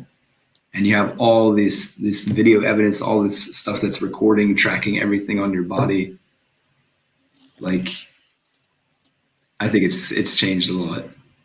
Like since like the 90s and early 2000s even. Bro, they wear this thing under their shirts that like monitor their heartbeats, right? They do all kinds of shit. Yeah, They're monitoring everything. Like everything. Well, Milan has definitely not figured out how to keep their players free from injury yet. Looks No, like they're. I feel like that's where they need to invest because it seems like they're behind. Milan's actually, you were talking about like super advanced infrastructure. Yeah, Milan definitely does not have super advanced. I think Beckham said this recently.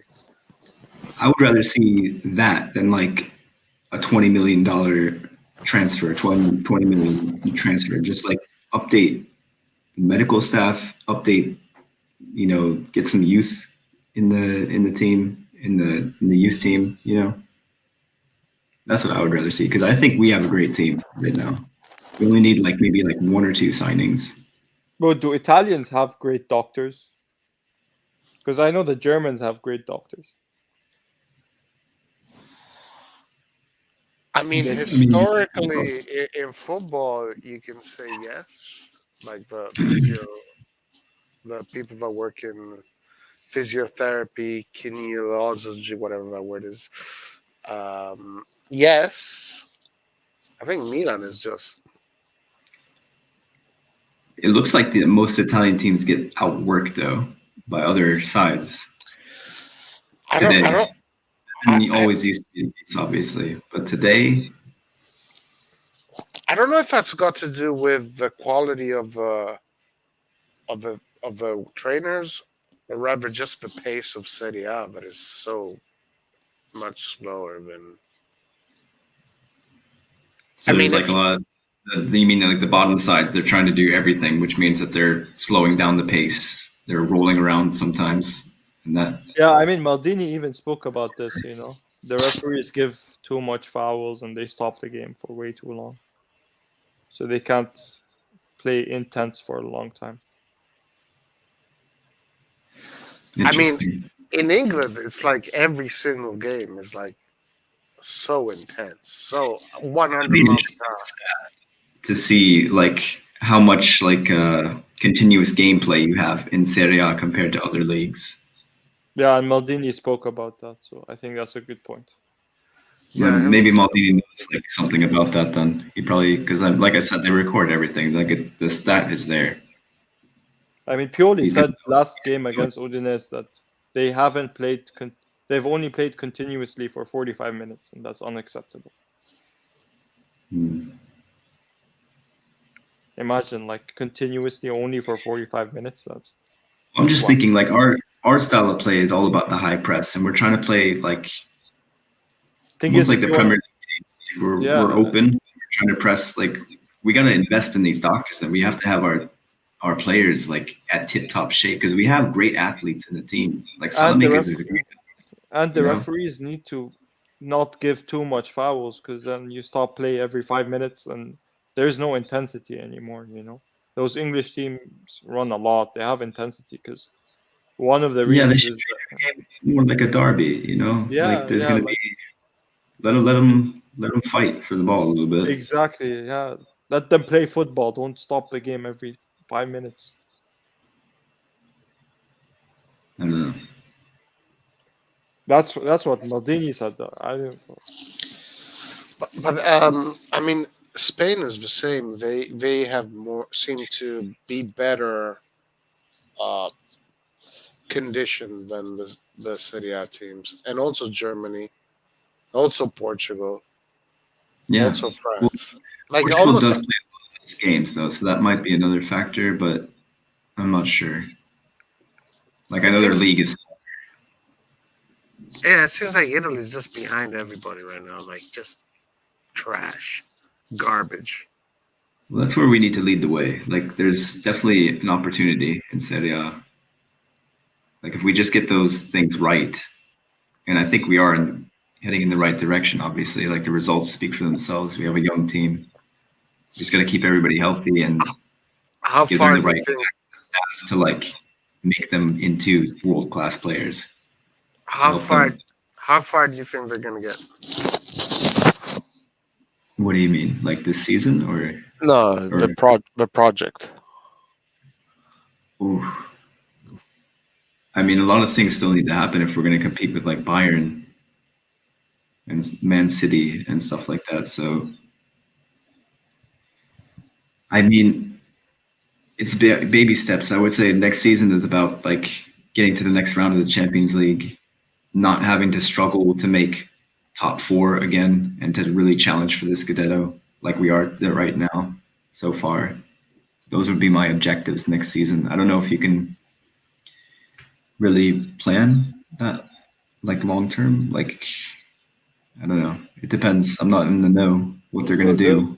this Like team I is said, like the most important thing for me would be to get like the backroom staff. Like we can't be having these injuries. Really invest in the youth team, like the Primavera. Like seriously invest in this. Like take good care of it. Like really good care of it, and don't let these players like go for free all the time. I know we let Kerekes go for like 2 million. That's fine. We made a profit, but like you know, what was the other guy? Bellanova. I was reading. I remember when he left the Primavera for free. He went to like France or something like that. Now he's worth like 20 million, and we're trying to re-sign him again or something. Like he's Yep. a side back.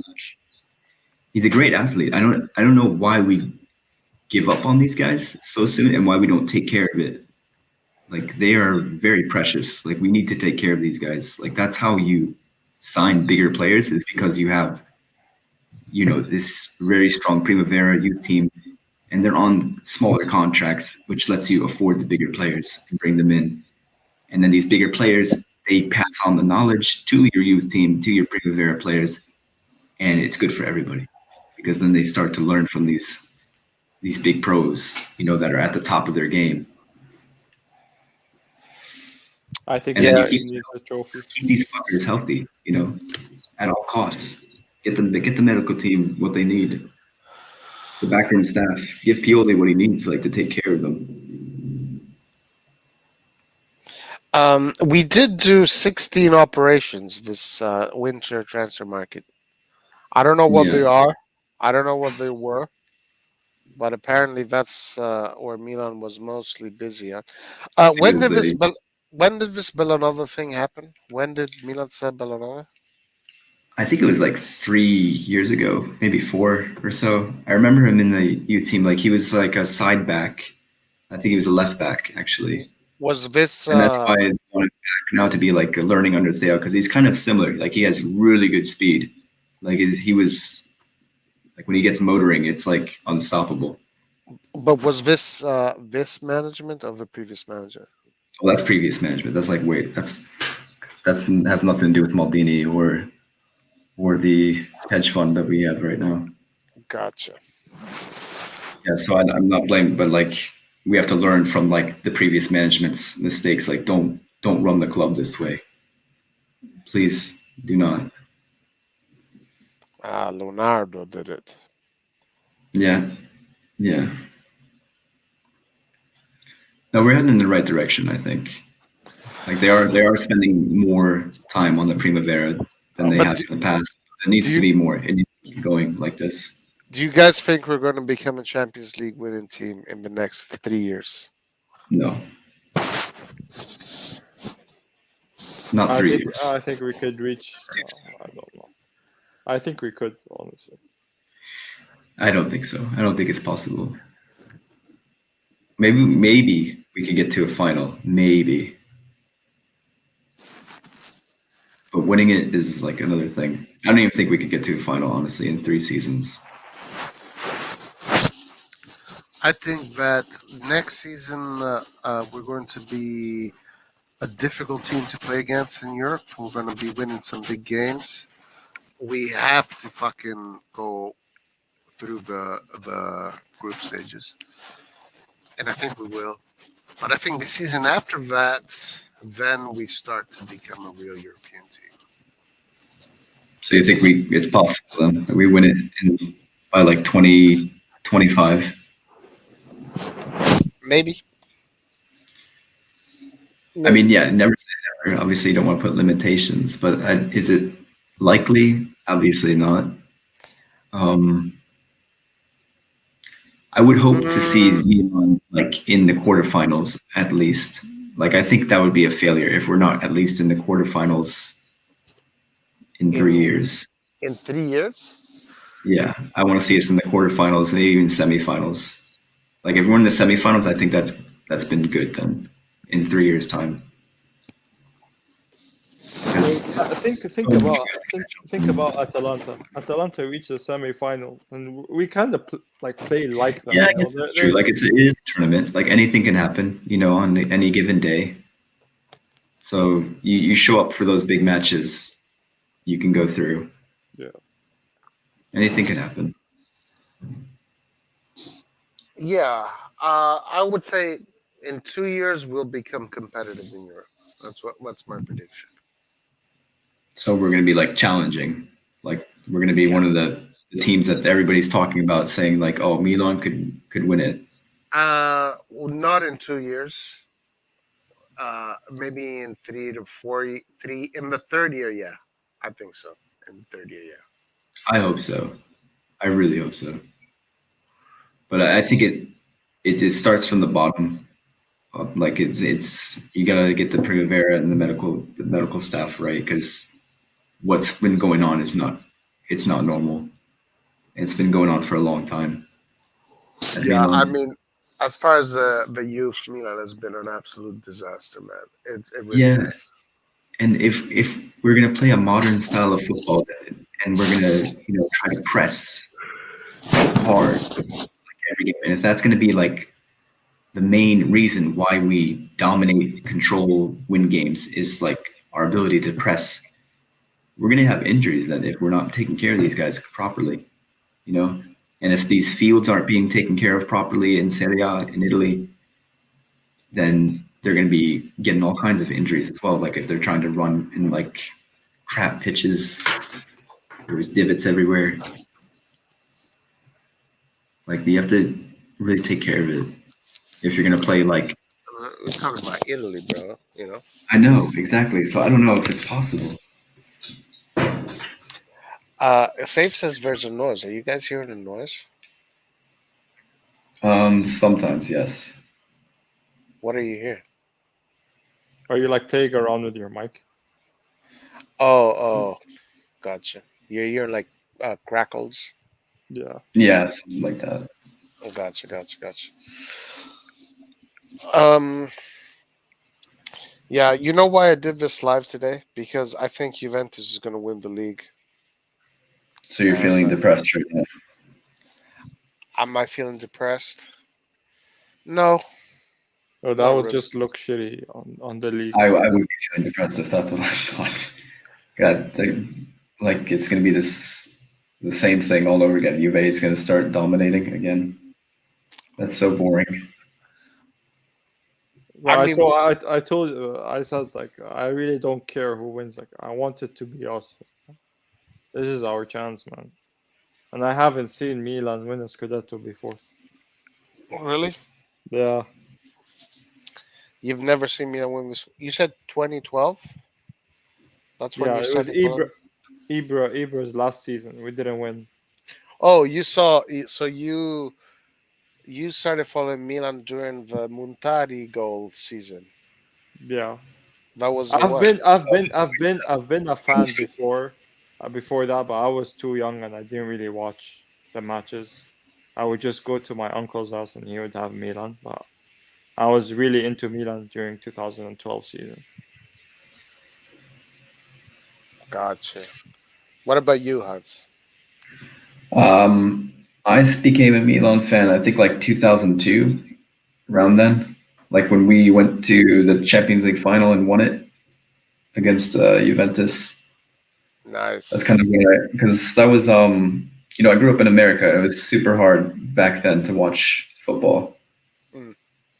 Like I didn't have, I was a kid. I couldn't tell my parents to go buy like a massive like cable satellite, to be able to watch games in Europe.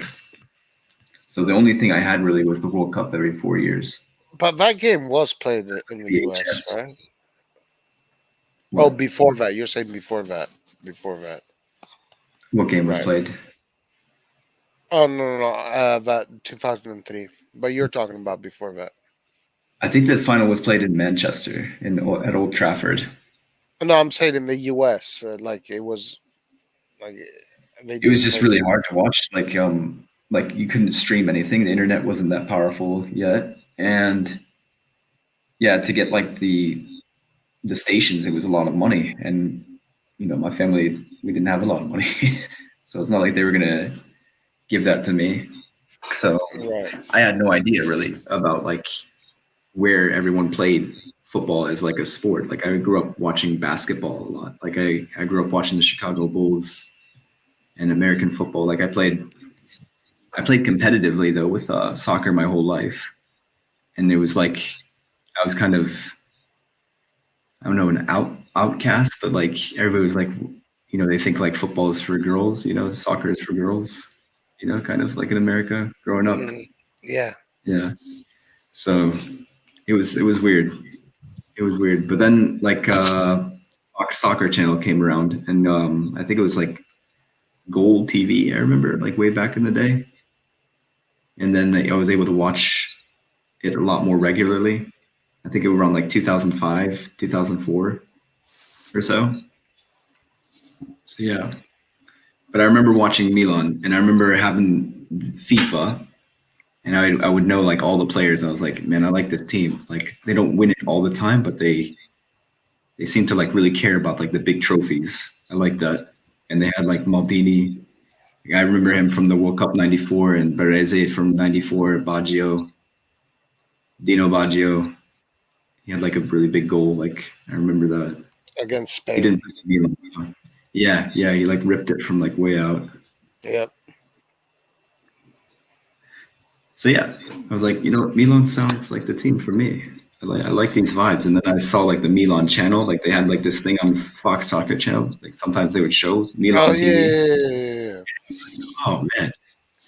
And they had this like presenter. He was like, I don't know, he was just like full of praise for like Milan like all the time. I love that guy. He was like Irish, I think, or something. He was like always, Oh, right. yeah. Um, yeah. So, Yusuf, you, I respect a lot. Like even Joel, like he became a fan of Milan during the so-called banter era. It's not easy, you know, to appreciate It's Milan during that period. You yeah. actually get to appreciate like when the good stuff later, because we've been through hell, man. And like when we're finally good, you get to appreciate the fact that we're good, because Yeah, all that patience, builds up, and you finally see a team, play good. You're like, oh shit, you get to appreciate that. yeah. I think so. You know, when I became a fan, they were like, it was the best team in the world. So it was easy to become a fan Yeah. of AC Milan. But I don't have those expectations on this team. Like I'm not delirious. Bro, I believe anything could happen, bro. I saw Yeah, this team. the You're not anything could delirious. happen is. Bro, I saw it from being a mid-table team to now Scudetto. Yeah. Hopefully, Scudetto challengers. If you look at Milan's history, like they've been through some dark times. I think they got relegated like in the '80s, right? And Yeah, Baresi stayed with them, took them back up. they got relegated because of betting scandals or shit like that. Yeah. But Milan went through a pretty like banter era from pretty much early 70s till late 80s. So Yeah. almost 20 years of nothing. And before that, Milan was a team that was constantly, doing well in Europe, winning a lot of international trophies, winning leagues. But then there was this long period of just banter, and then they had 20 years of success, and now it looks like we are might go back into a winning cycle with this new project. Mhm. So, Yusuf, you might finally get to live some of that glory. Thing is, I saw glimpses. I saw glimpses because my uncle was a huge fan. So he would have Milan games on, and I used to see as a kid Jankolowski, Pirlo, Beckham.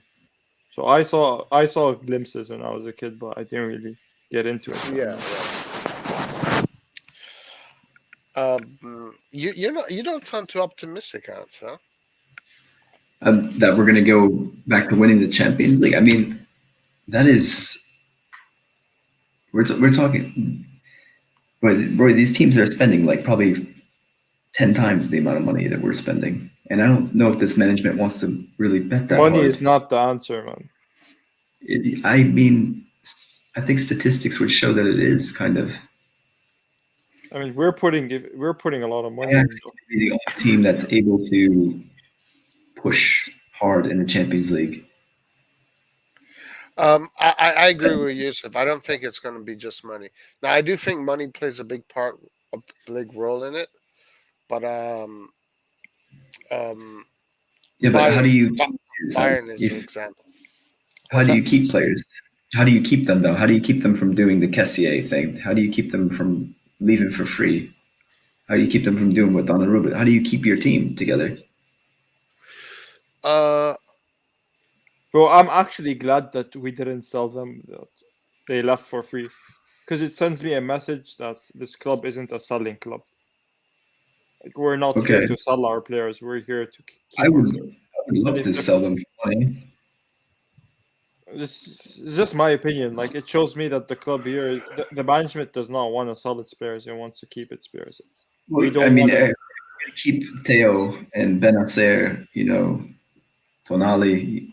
Tonali, I think would stay with us. He loves the club.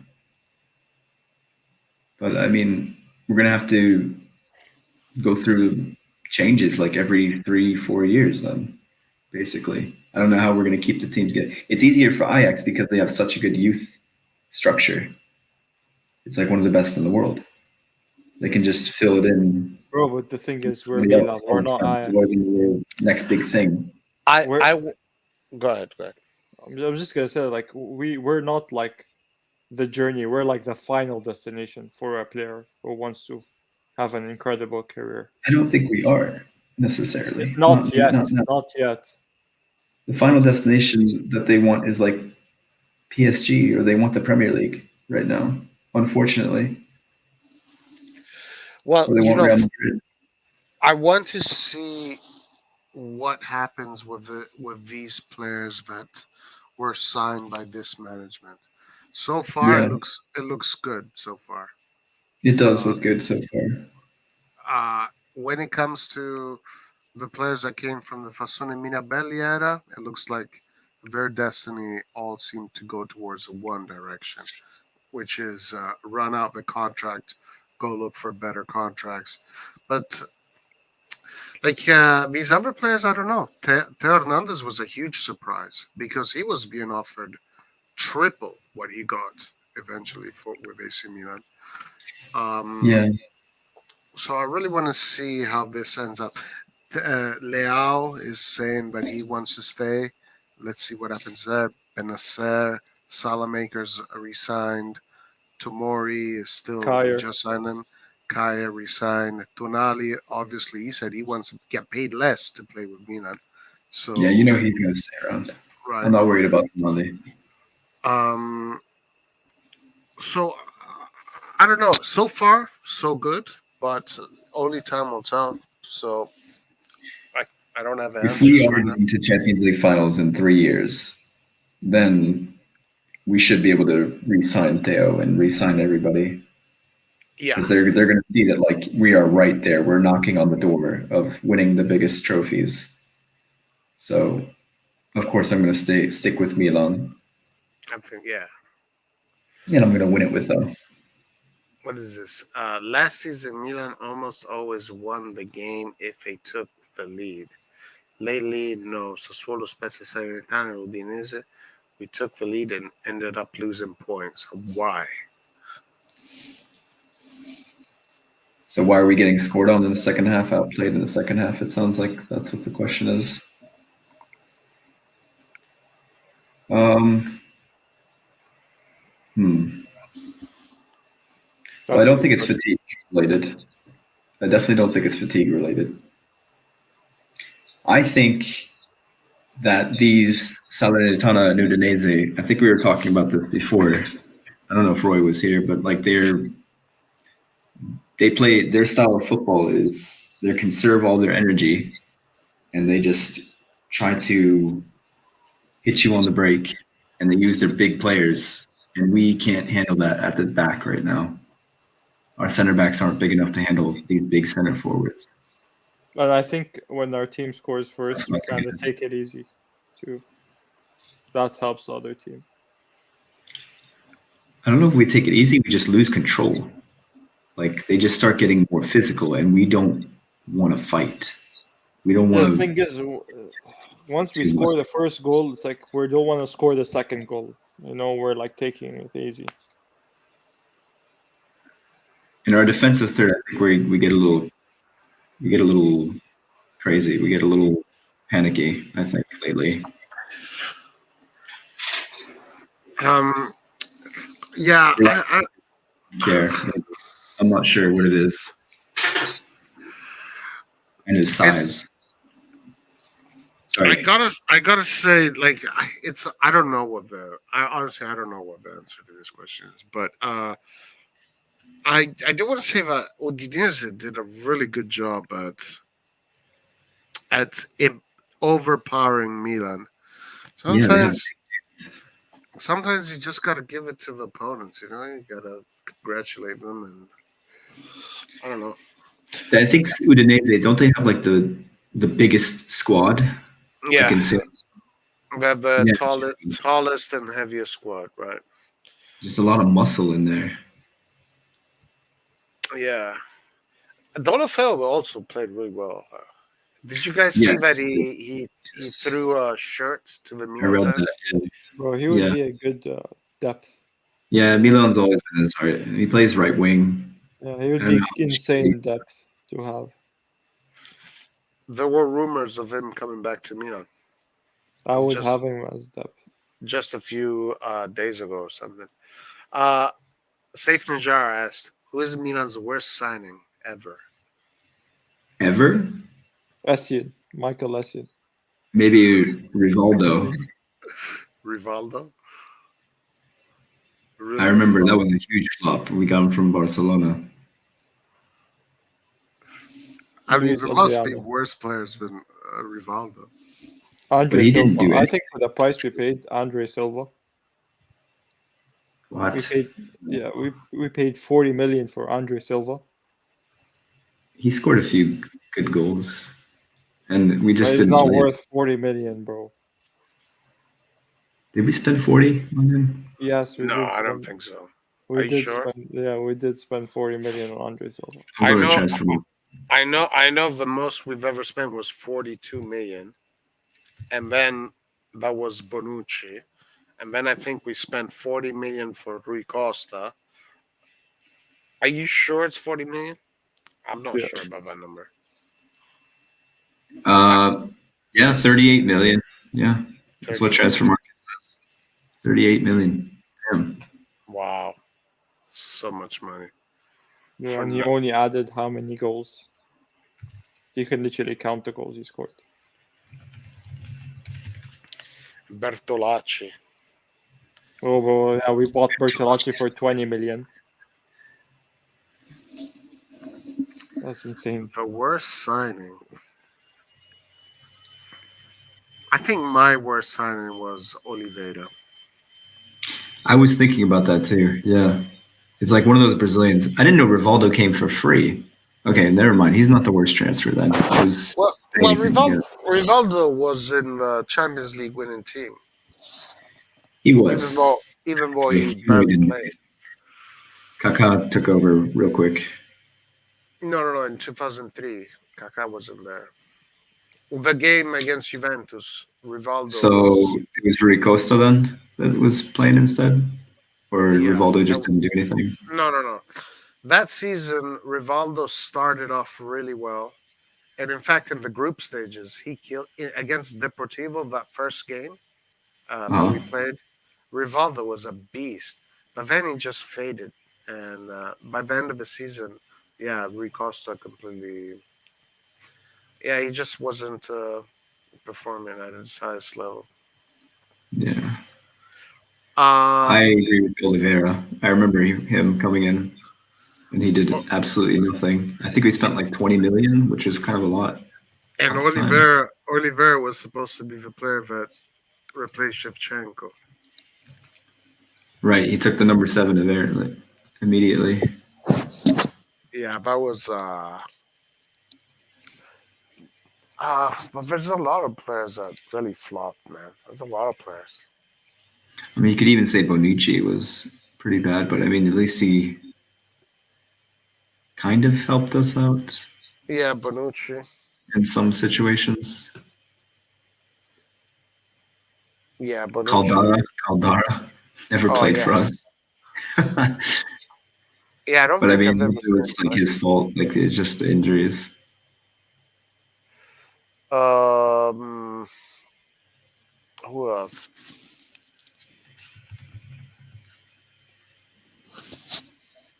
Who's did we sign Mesba? Mesba came to Milan. I don't remember Mesba coming to Milan. Mesba.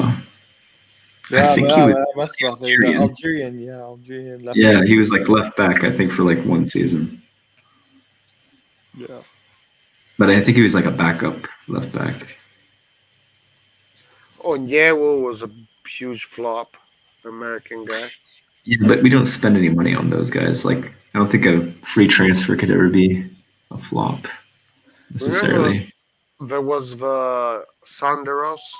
We even got Sanderos, guys. Like, what the fuck? Senderos, yeah, the Swiss guy. We had who did we have? The Greek guy. He became a really good player. The Greek defender. Oh yeah. Something Opoulos. Socrates. Socrates. Yeah, that was his abbreviation. He had a crazy name. Laxalt. Montolivo. I like Montolivo. I don't know what happened with Montolivo, man. We destroyed Montolivo. Yeah, he's actually pretty good in the banter. He was like a banter legend. Yeah. Pazzini. Pazzini, what a waste. We had Fernando Torres. Yeah, we had him for like 6 months. He scored 1 goal and left. Yeah, Yep. it's, there it is. Papasta. What is it? Papastafopoulos. Yes, that's the guy I was thinking of. We let him go, and then he became like really, really good. Yeah, Dortmund. Yeah. Or no. He He went went to to England. Arsenal. Yeah, he went to Arsenal. Arsenal, but he was at Dortmund, I think, for before that. Urbi Emanuelson. I liked Derby. Bro, this guy was like a joker. He would play anywhere. Yeah, he's like a Krunic. Center attacking mid. Yeah. Fucking Allegri used him over Pirlo. What a Oh, fucking. Gourcuff. Yeah, this guy. He was supposed to be the next Zidane. He did flop pretty hard, but he was young when he was at.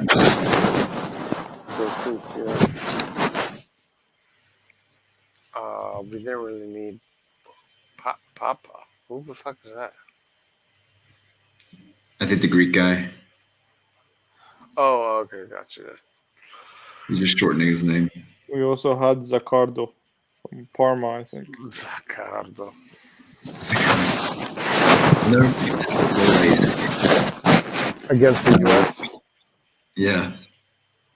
And then he just didn't play after that ever again. Zaccardo was so bad. Italy. Yeah. He was just like shunned. Yeah, but man, that was terrible. I remember that. And it was such a stupid goal. He was like trying to clear it, and he was facing the right way to clear the ball, and like somehow it ricocheted off his foot and like went backwards into the goal. Yeah, And that was like the only goal that got scored against Buffon. Buffon was just like looking at him like, okay. He just like clapped his hands like, all right. I've never seen that, dude. Like he literally like kicked forward and the ball went backwards. Yeah, it was like a volley with like his left foot. Maybe he's not left-footed. But still, it somehow went backwards off his foot. Yeah, and that was like the only goal that got scored against Buffon. That and like the penalty Buffon scored off the crossbar in the final. Yeah. Zaccardo was trash. Good guy though. Matri was pretty damn bad. Oh, This kid here was such a huge flop. Mastur. Oh my god, he's not even a professional footballer anymore, practically. His agent really messed him up. The kid didn't want to work. I think he just wanted to do freestyle tricks. Yeah, I mean, I think He could have been a good player. he He wanted. just didn't work. I never heard that. I never heard that before, that he wasn't training hard or stuff like that. What I remember or what I've heard the people at Milanello say about him is that he wanted to be a starter when he wasn't ready, and his agent was pushing the club to treat him as a first team player, and he just wasn't ready, and that was one of the reasons. So he's just like filling his mind with like that he's the next Ronaldinho or something. Yeah, something like that. I mean, as a player, you must know that. Like you're training every day with the big boys, and it's not working out for you. You must know that's not reality. Yeah, he probably figured it out. He probably eventually figured it out, and now I think he is. Where is he playing? Like somewhere. I don't know. I look at him, and he doesn't look like he's worked out at all. Like he needs to get in the gym. Right now, what are you talking about? Right now? Even when he was a kid, like I like when you're a kid like that, you gotta get in the gym, man. Work. Yeah, but I mean, in the Primavera sector, he was excelling. Like, Oh yeah, for sure. He was excelling really. Like, he seemed like he was going to be a top-notch player, but I don't know what the hell. I don't know.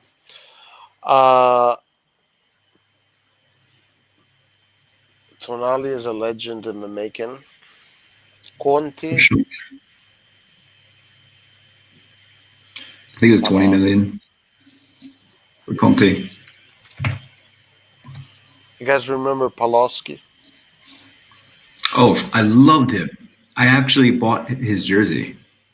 Oh, no way. Yeah, Pawlowski. Yeah, he was going to be like the next Inzaghi. I remember him scoring in the first like 6 seconds or something. He like scored like a goal. And he came on for Inzaghi. Great. That goal was super difficult too to score. And he scored like a few others as well. Like I remember buying his jersey that season. I was like, oh my god, I love this guy. Yeah, we had Pato, who was 17, and we had Pawlowski, who was also the same age. I was like, he was like a year older. Yeah. And we're like, hey, we have the attack of the future. Yeah, next season, next season, they both disappeared. Left the club, sold. Yep. But I don't know what happened with Pelossi. Like he was playing in the Serie B. He was doing pretty well with Parma and like some other teams. He was like a defensive forward. You know, he Yeah. can press high. Is he still in Serie A right now? I think so. Yeah, Who's he playing with? Spal, or are they in Serie B now? Spal is in Serie B. Yeah, then he's in Serie B. Oh, he's in Serie B. He's playing. Um. Oh Jesus, he is in Serie C now with Siena. Oh shit. Yeah, he just doesn't score enough goals. He's not enough of a goal scorer.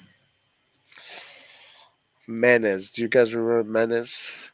Bro, he was Menez. actually a good player. Like He was like a street footballer. he I entertained me remember that during that backheel era. goal that he scored. I don't even know how he got it that high to like Against chip Parma. a backheel chip. His Yeah. technique, he I've had never even good seen technique. that before him. Bro, he was good. Pasilic. Yeah, we had Pasilic too. That didn't work out. He's doing really good at Atalanta, though. Yeah, I'm sad that he didn't stay. I think he wanted to stay as well, kind of. Yeah, I Like it was like remember. a thing with Chelsea, right? Like he came on Yep. loan, we couldn't work it out. Yep. That sucks. Menez. Right. Yeah, you see, he entertained me, man. Menes was like an entertainer. He's Yeah. one of the few skinny guys that are good, I think. Menez. Bro, Inzaghi loved him, bro. Yeah, I guess so. I don't know. Um, I feel like football these days, like you need to be fit, like seriously fit. like you got to be ripped. You got to be ripped. You gotta be like you gotta be like big, like Holland. Like that's how you win. I think you need like size. Like the Catalar, like he plays for Anderlecht. I love that guy. Who? The Catalar, I think is how you say his name. He's like 20. He plays for Anderlecht? Anderlecht. Belgium? Yeah, he's probably gonna go to Premier League, I would imagine. He can play everywhere. He's like 192 centimeters, and they're playing him at striker now, and he's just banging them in. Okay. I don't know. But he's played like left back, center mid, attacking mid, winger, everywhere. Hmm. If you have the athleticism and the footballing brain, you can do basically anything with average technique. You can beat anybody. Are you sure about that? That's how I feel. Like I'm smaller. Like I'm like probably 173 centimeters. When I play against these bigger guys, like they can just put the ball in the box and just win it. That's just how you do it. Or they have that long stride. Like they have serious speed. Like when you look at Olympic sprinters, these guys are like over 190 centimeters. Like usually, like their Leao size. Like that's the real speed. Leao, Deo. Like you got to be like 185 centimeters or so, like to get those long strides. Like I cannot keep up with those guys, and I've had good speed my whole life. It's difficult. It's like another level. Especially playing in Sweden right now, like these guys are huge compared to the Japanese that I was playing against. Like they would destroy them physically, the Japanese, if they would play against these Swedish teams. Hmm. I mean, yeah, it is more difficult to play against a bigger, taller people. Yeah, I don't think I agree with the whole that. you have to lean on the referee if you're smaller. Like I feel like that's what Barcelona did, like in the past, like with Xavi, Iniesta. You what? You got to lean on the referee more for free kicks to win free kicks and to slow the pace down, keep control, because otherwise Yeah, you're gonna get messed up. and that's the thing. Like if you have better technique, and also But that's so hard to do. like if you're playing against a team that's fit and they're high pressing you, like it is so hard to do. That's why it doesn't really work nowadays, I would say. No, I mean, I think you need a balance. You need a combination of Yeah, of course. Like you can't just like be a ball off the street and athletic, obviously. yeah. But uh, who were I'm we saying you don't talking need about? like the I don't think you need like the street like football like dribbling skills like the tricks and things like that. Like that isn't essential. Like you don't need FIFA tricks like 5-star skill move kind of things. It's not Right, right. important. Like Man City, the way that they win, I don't think they do a single trick the whole game or any dribbling really. They know how to move. They know how to pass the ball. They do Right, the right, technique right. they have. It's like so good and so efficient. You need like efficiency. That's the key thing. Efficient technique. Yeah, I mean, football. The best football is 1 or 2 touch football, and Exactly. you don't Exactly. need all those moves. Even though having players that can do those moves helps, like Mbappe, for example. res- Sure. Uh, I mean, he solved that game for them. Um, They are problem solvers, yeah, in certain games. You got to have a few on your team on the bench. they cost a lot of money, those ones. Yeah. But it is kind of true that right now football seems to have gone from that tiki taka era that Barcelona had. Now it seems to have gone a little bit a little bit more direct, back to being a little bit more direct. I like it. I like that much more than the tiki taka era. Yeah, I'm all about tiki taka, dude. I would. Uh, that's my style. uh, 80% ball possession, 90 oh my percent god. 90% pass accuracy. Slow down the game at walking I pace like tempo. I like the Liverpool style, what they're doing. Just like run nonstop. Just heavy metal, Klopp style. Just in your face, being a bastard.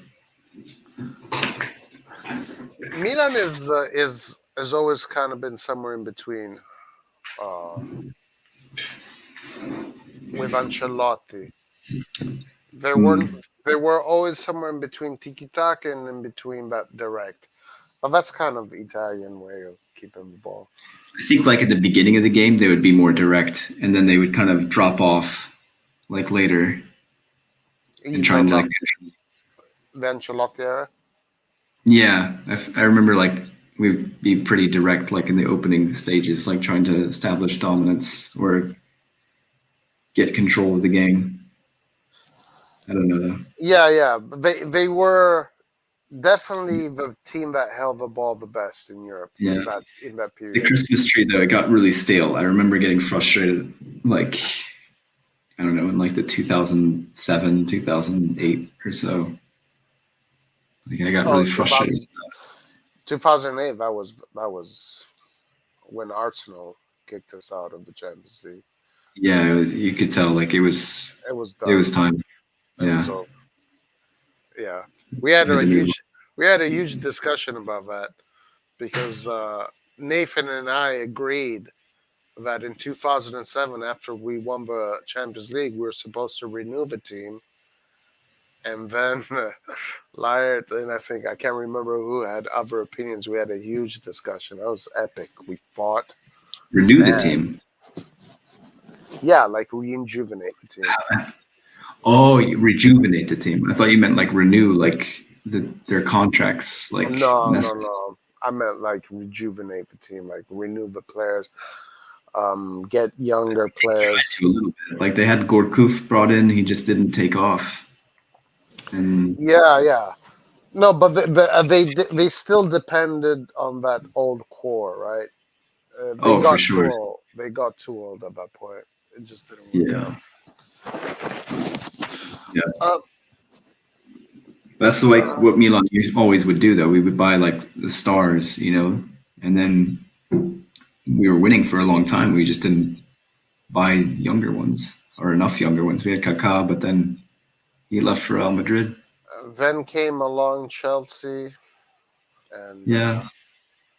then I came wonder along the I big wonder if bucks. like Shevchenko, do you think they really want to leave, or is that like trying to make was Zlatan? Well, I know Shevchenko wanted to leave, and He did with he was tired of being bossed around by Paolo Maldini. I remember that a lot. okay. Uh, I have his jersey as well, Shevchenko. I Paolo, loved him. Paolo Maldini was a tough person to be your captain. He demanded. There was, I remember, there was a big talk about this and how. Well, maybe he needed that because he went to Chelsea and he was shit, and then he Yeah, came yeah, back here. He didn't do anything. yeah. I mean, yeah, that's a good point. He needed that somebody kicking him in the ass, I guess. Maldini won 5 Champions Leagues. You don't win 5 Champions Leagues because you don't want to don't want to work hard. Yeah, massive respect. Eight, He's eight, the eight, 8 Champions League finals total. He lost Everybody 3. loves Maldini. Everybody does for good Yeah. reason. So, and I remember, like, I think he literally said it. It was such a long time ago. I can't remember exactly what the words were, but it was like Maldini just like suffocates you. He fucking suffocates. Is he just like too obsessed with football, or like, how is it obsessive? I don't or No, suffocating. it's like, you got to do the work perfectly. If you fail, you got to do 50 push-ups. If you do this, like you got to work hard. You got to work your ass off. You got to That's say the right so things. shitty. I You don't got have to a problem with that at all.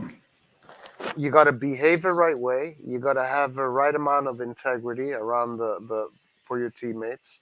You got to say the right stuff. That's high standards. That's how it should be. Right. It's the highest standards. Yeah. That was when Maldini was a captain. That's That's why what it was. Maldini brought Zlatan in, because he knew Zlatan was going to put some standards into the training sessions. Yeah. So I was it stoked when makes he sense. brought Zlatan back. It makes sense. Yeah. Yeah. Maldini's European career is fuller than Liverpool FC. What? Maldini's European career is fuller than Liverpool's FC. Does he mean like Maldini won more trophies than Liverpool? Well, no, I that's don't even not think true. that's true. Yeah. That's I not don't see how that's true. Yeah. Maldini won a lot of trophies, but not. I guess Maldini won all the trophies Berlusconi won. So Maldini won 29 or 30 trophies total. Hmm.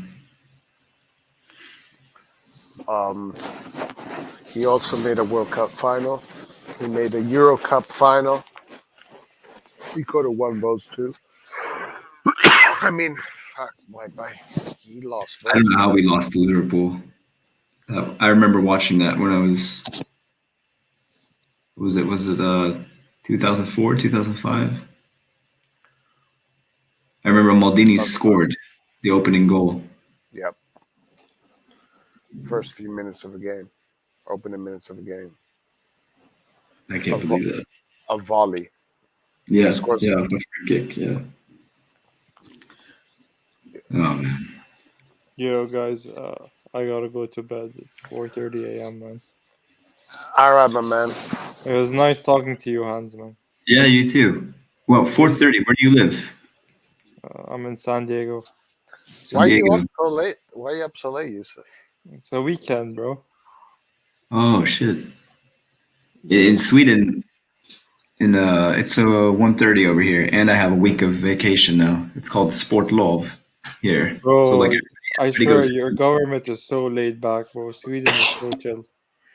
yeah, everybody's going on vacation to go skiing right now. Oh, that's So I have so a week chill, of man. vacation. These Yeah. guys live in a paradise. Yusuf. Yeah, seriously, man. I mean, Bro, don't Yeah. come to Compared- San Diego, bro. Stay where you I- are, bro. I had a union job, guys, in a factory in Chicago, and I get more vacation time. Better, I get taken care of way more in this like shitty school that I work at, which is like owned by an American and like has like a really bad reputation in the media here. Oh, And that's shit, like- why? And like I get like way more sick leave. I get way better pay, way better everything here than I did in America.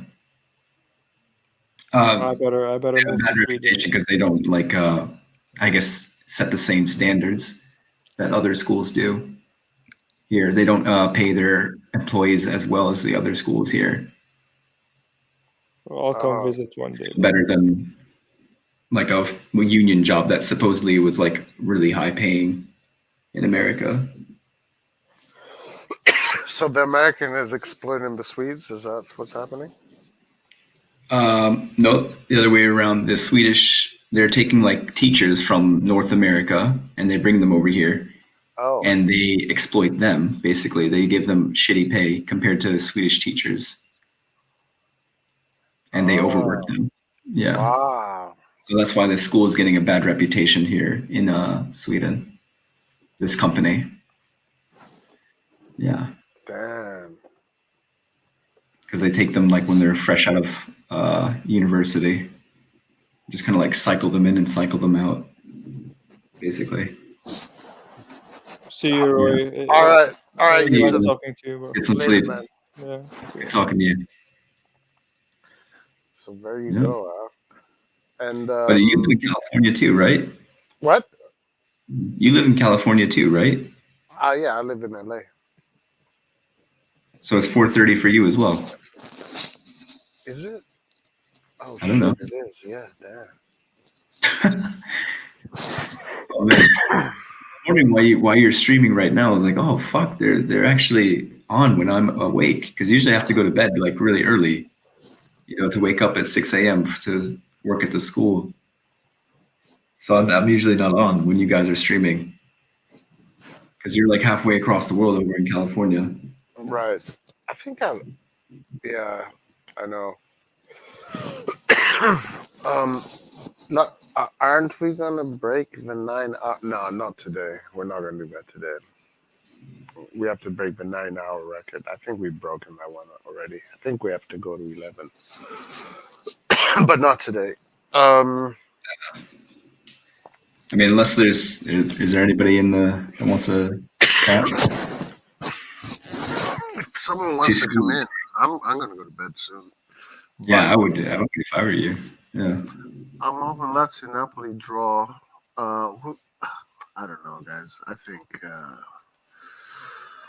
Napoli. What do you think? Who's gonna win today, Napoli or Lazio? Obviously, I hope for Lazio. If Osimhen is out, Lazio, I mean, they have a lot to play for right now to try and get into these Champions League spots. And Yeah. let's look at their form. Lazio haven't lost a game in a while either. If we're looking at their form, Lazio has neither have Napoli though, honestly, and except Lazio, Barcelona. Yeah, Napoli after Juve, Napoli has the best form. And only 18 goals conceded though this whole season. That's incredible. That's why I think they're probably going to win it. I mean, if their star striker is out though, I don't know how they can. Well, I mean, Like they don't have a lot of depth in Napoli. That's like always been their problem is depth, I think. Well, I mean, he's out. I think he's just going to be out for one game or something. Yeah, but they're two important games, I guess. If he's out against us and out against Lazio. Oh, if we beat Napoli, I think we have a good chance of winning the Scudetto. We should have the momentum, but I mean, you never know with Milan. Like we have this young team that just somehow, when we think that they are done, when we think that we know this team, they show another side. Good and bad. Yeah. Expect the unexpected. With Milan. Yeah. No, yeah. I feel like we're going to do really well with Napoli. And that's what I see.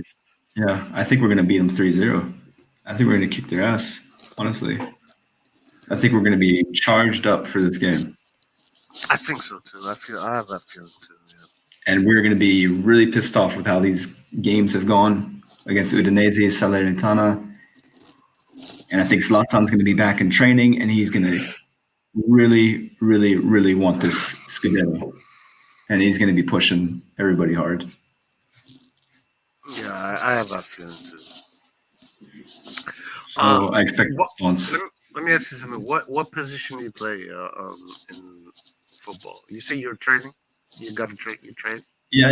I mean, I played everywhere. I would say I played the mostly at like side back, like left back, right back, but I prefer playing further up, like striker or your like winger or attacking mid.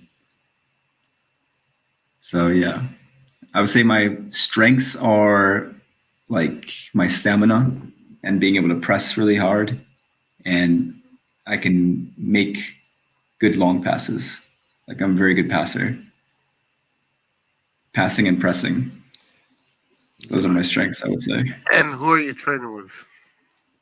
Right now, it's just a local team because it's like right across the street from me. I get to go inside and play futsal for like 2 hours for free. Right. Oh, very Yeah. Good exercise. Yeah. Nice. All right, my man. I'm gonna close. Good Yeah, talking to you. It was You fun. too, man. Absolutely. Join us when you can. You guys gonna do a stream for the Coppa Italia? Yeah. I'm gonna do it. I can definitely join it.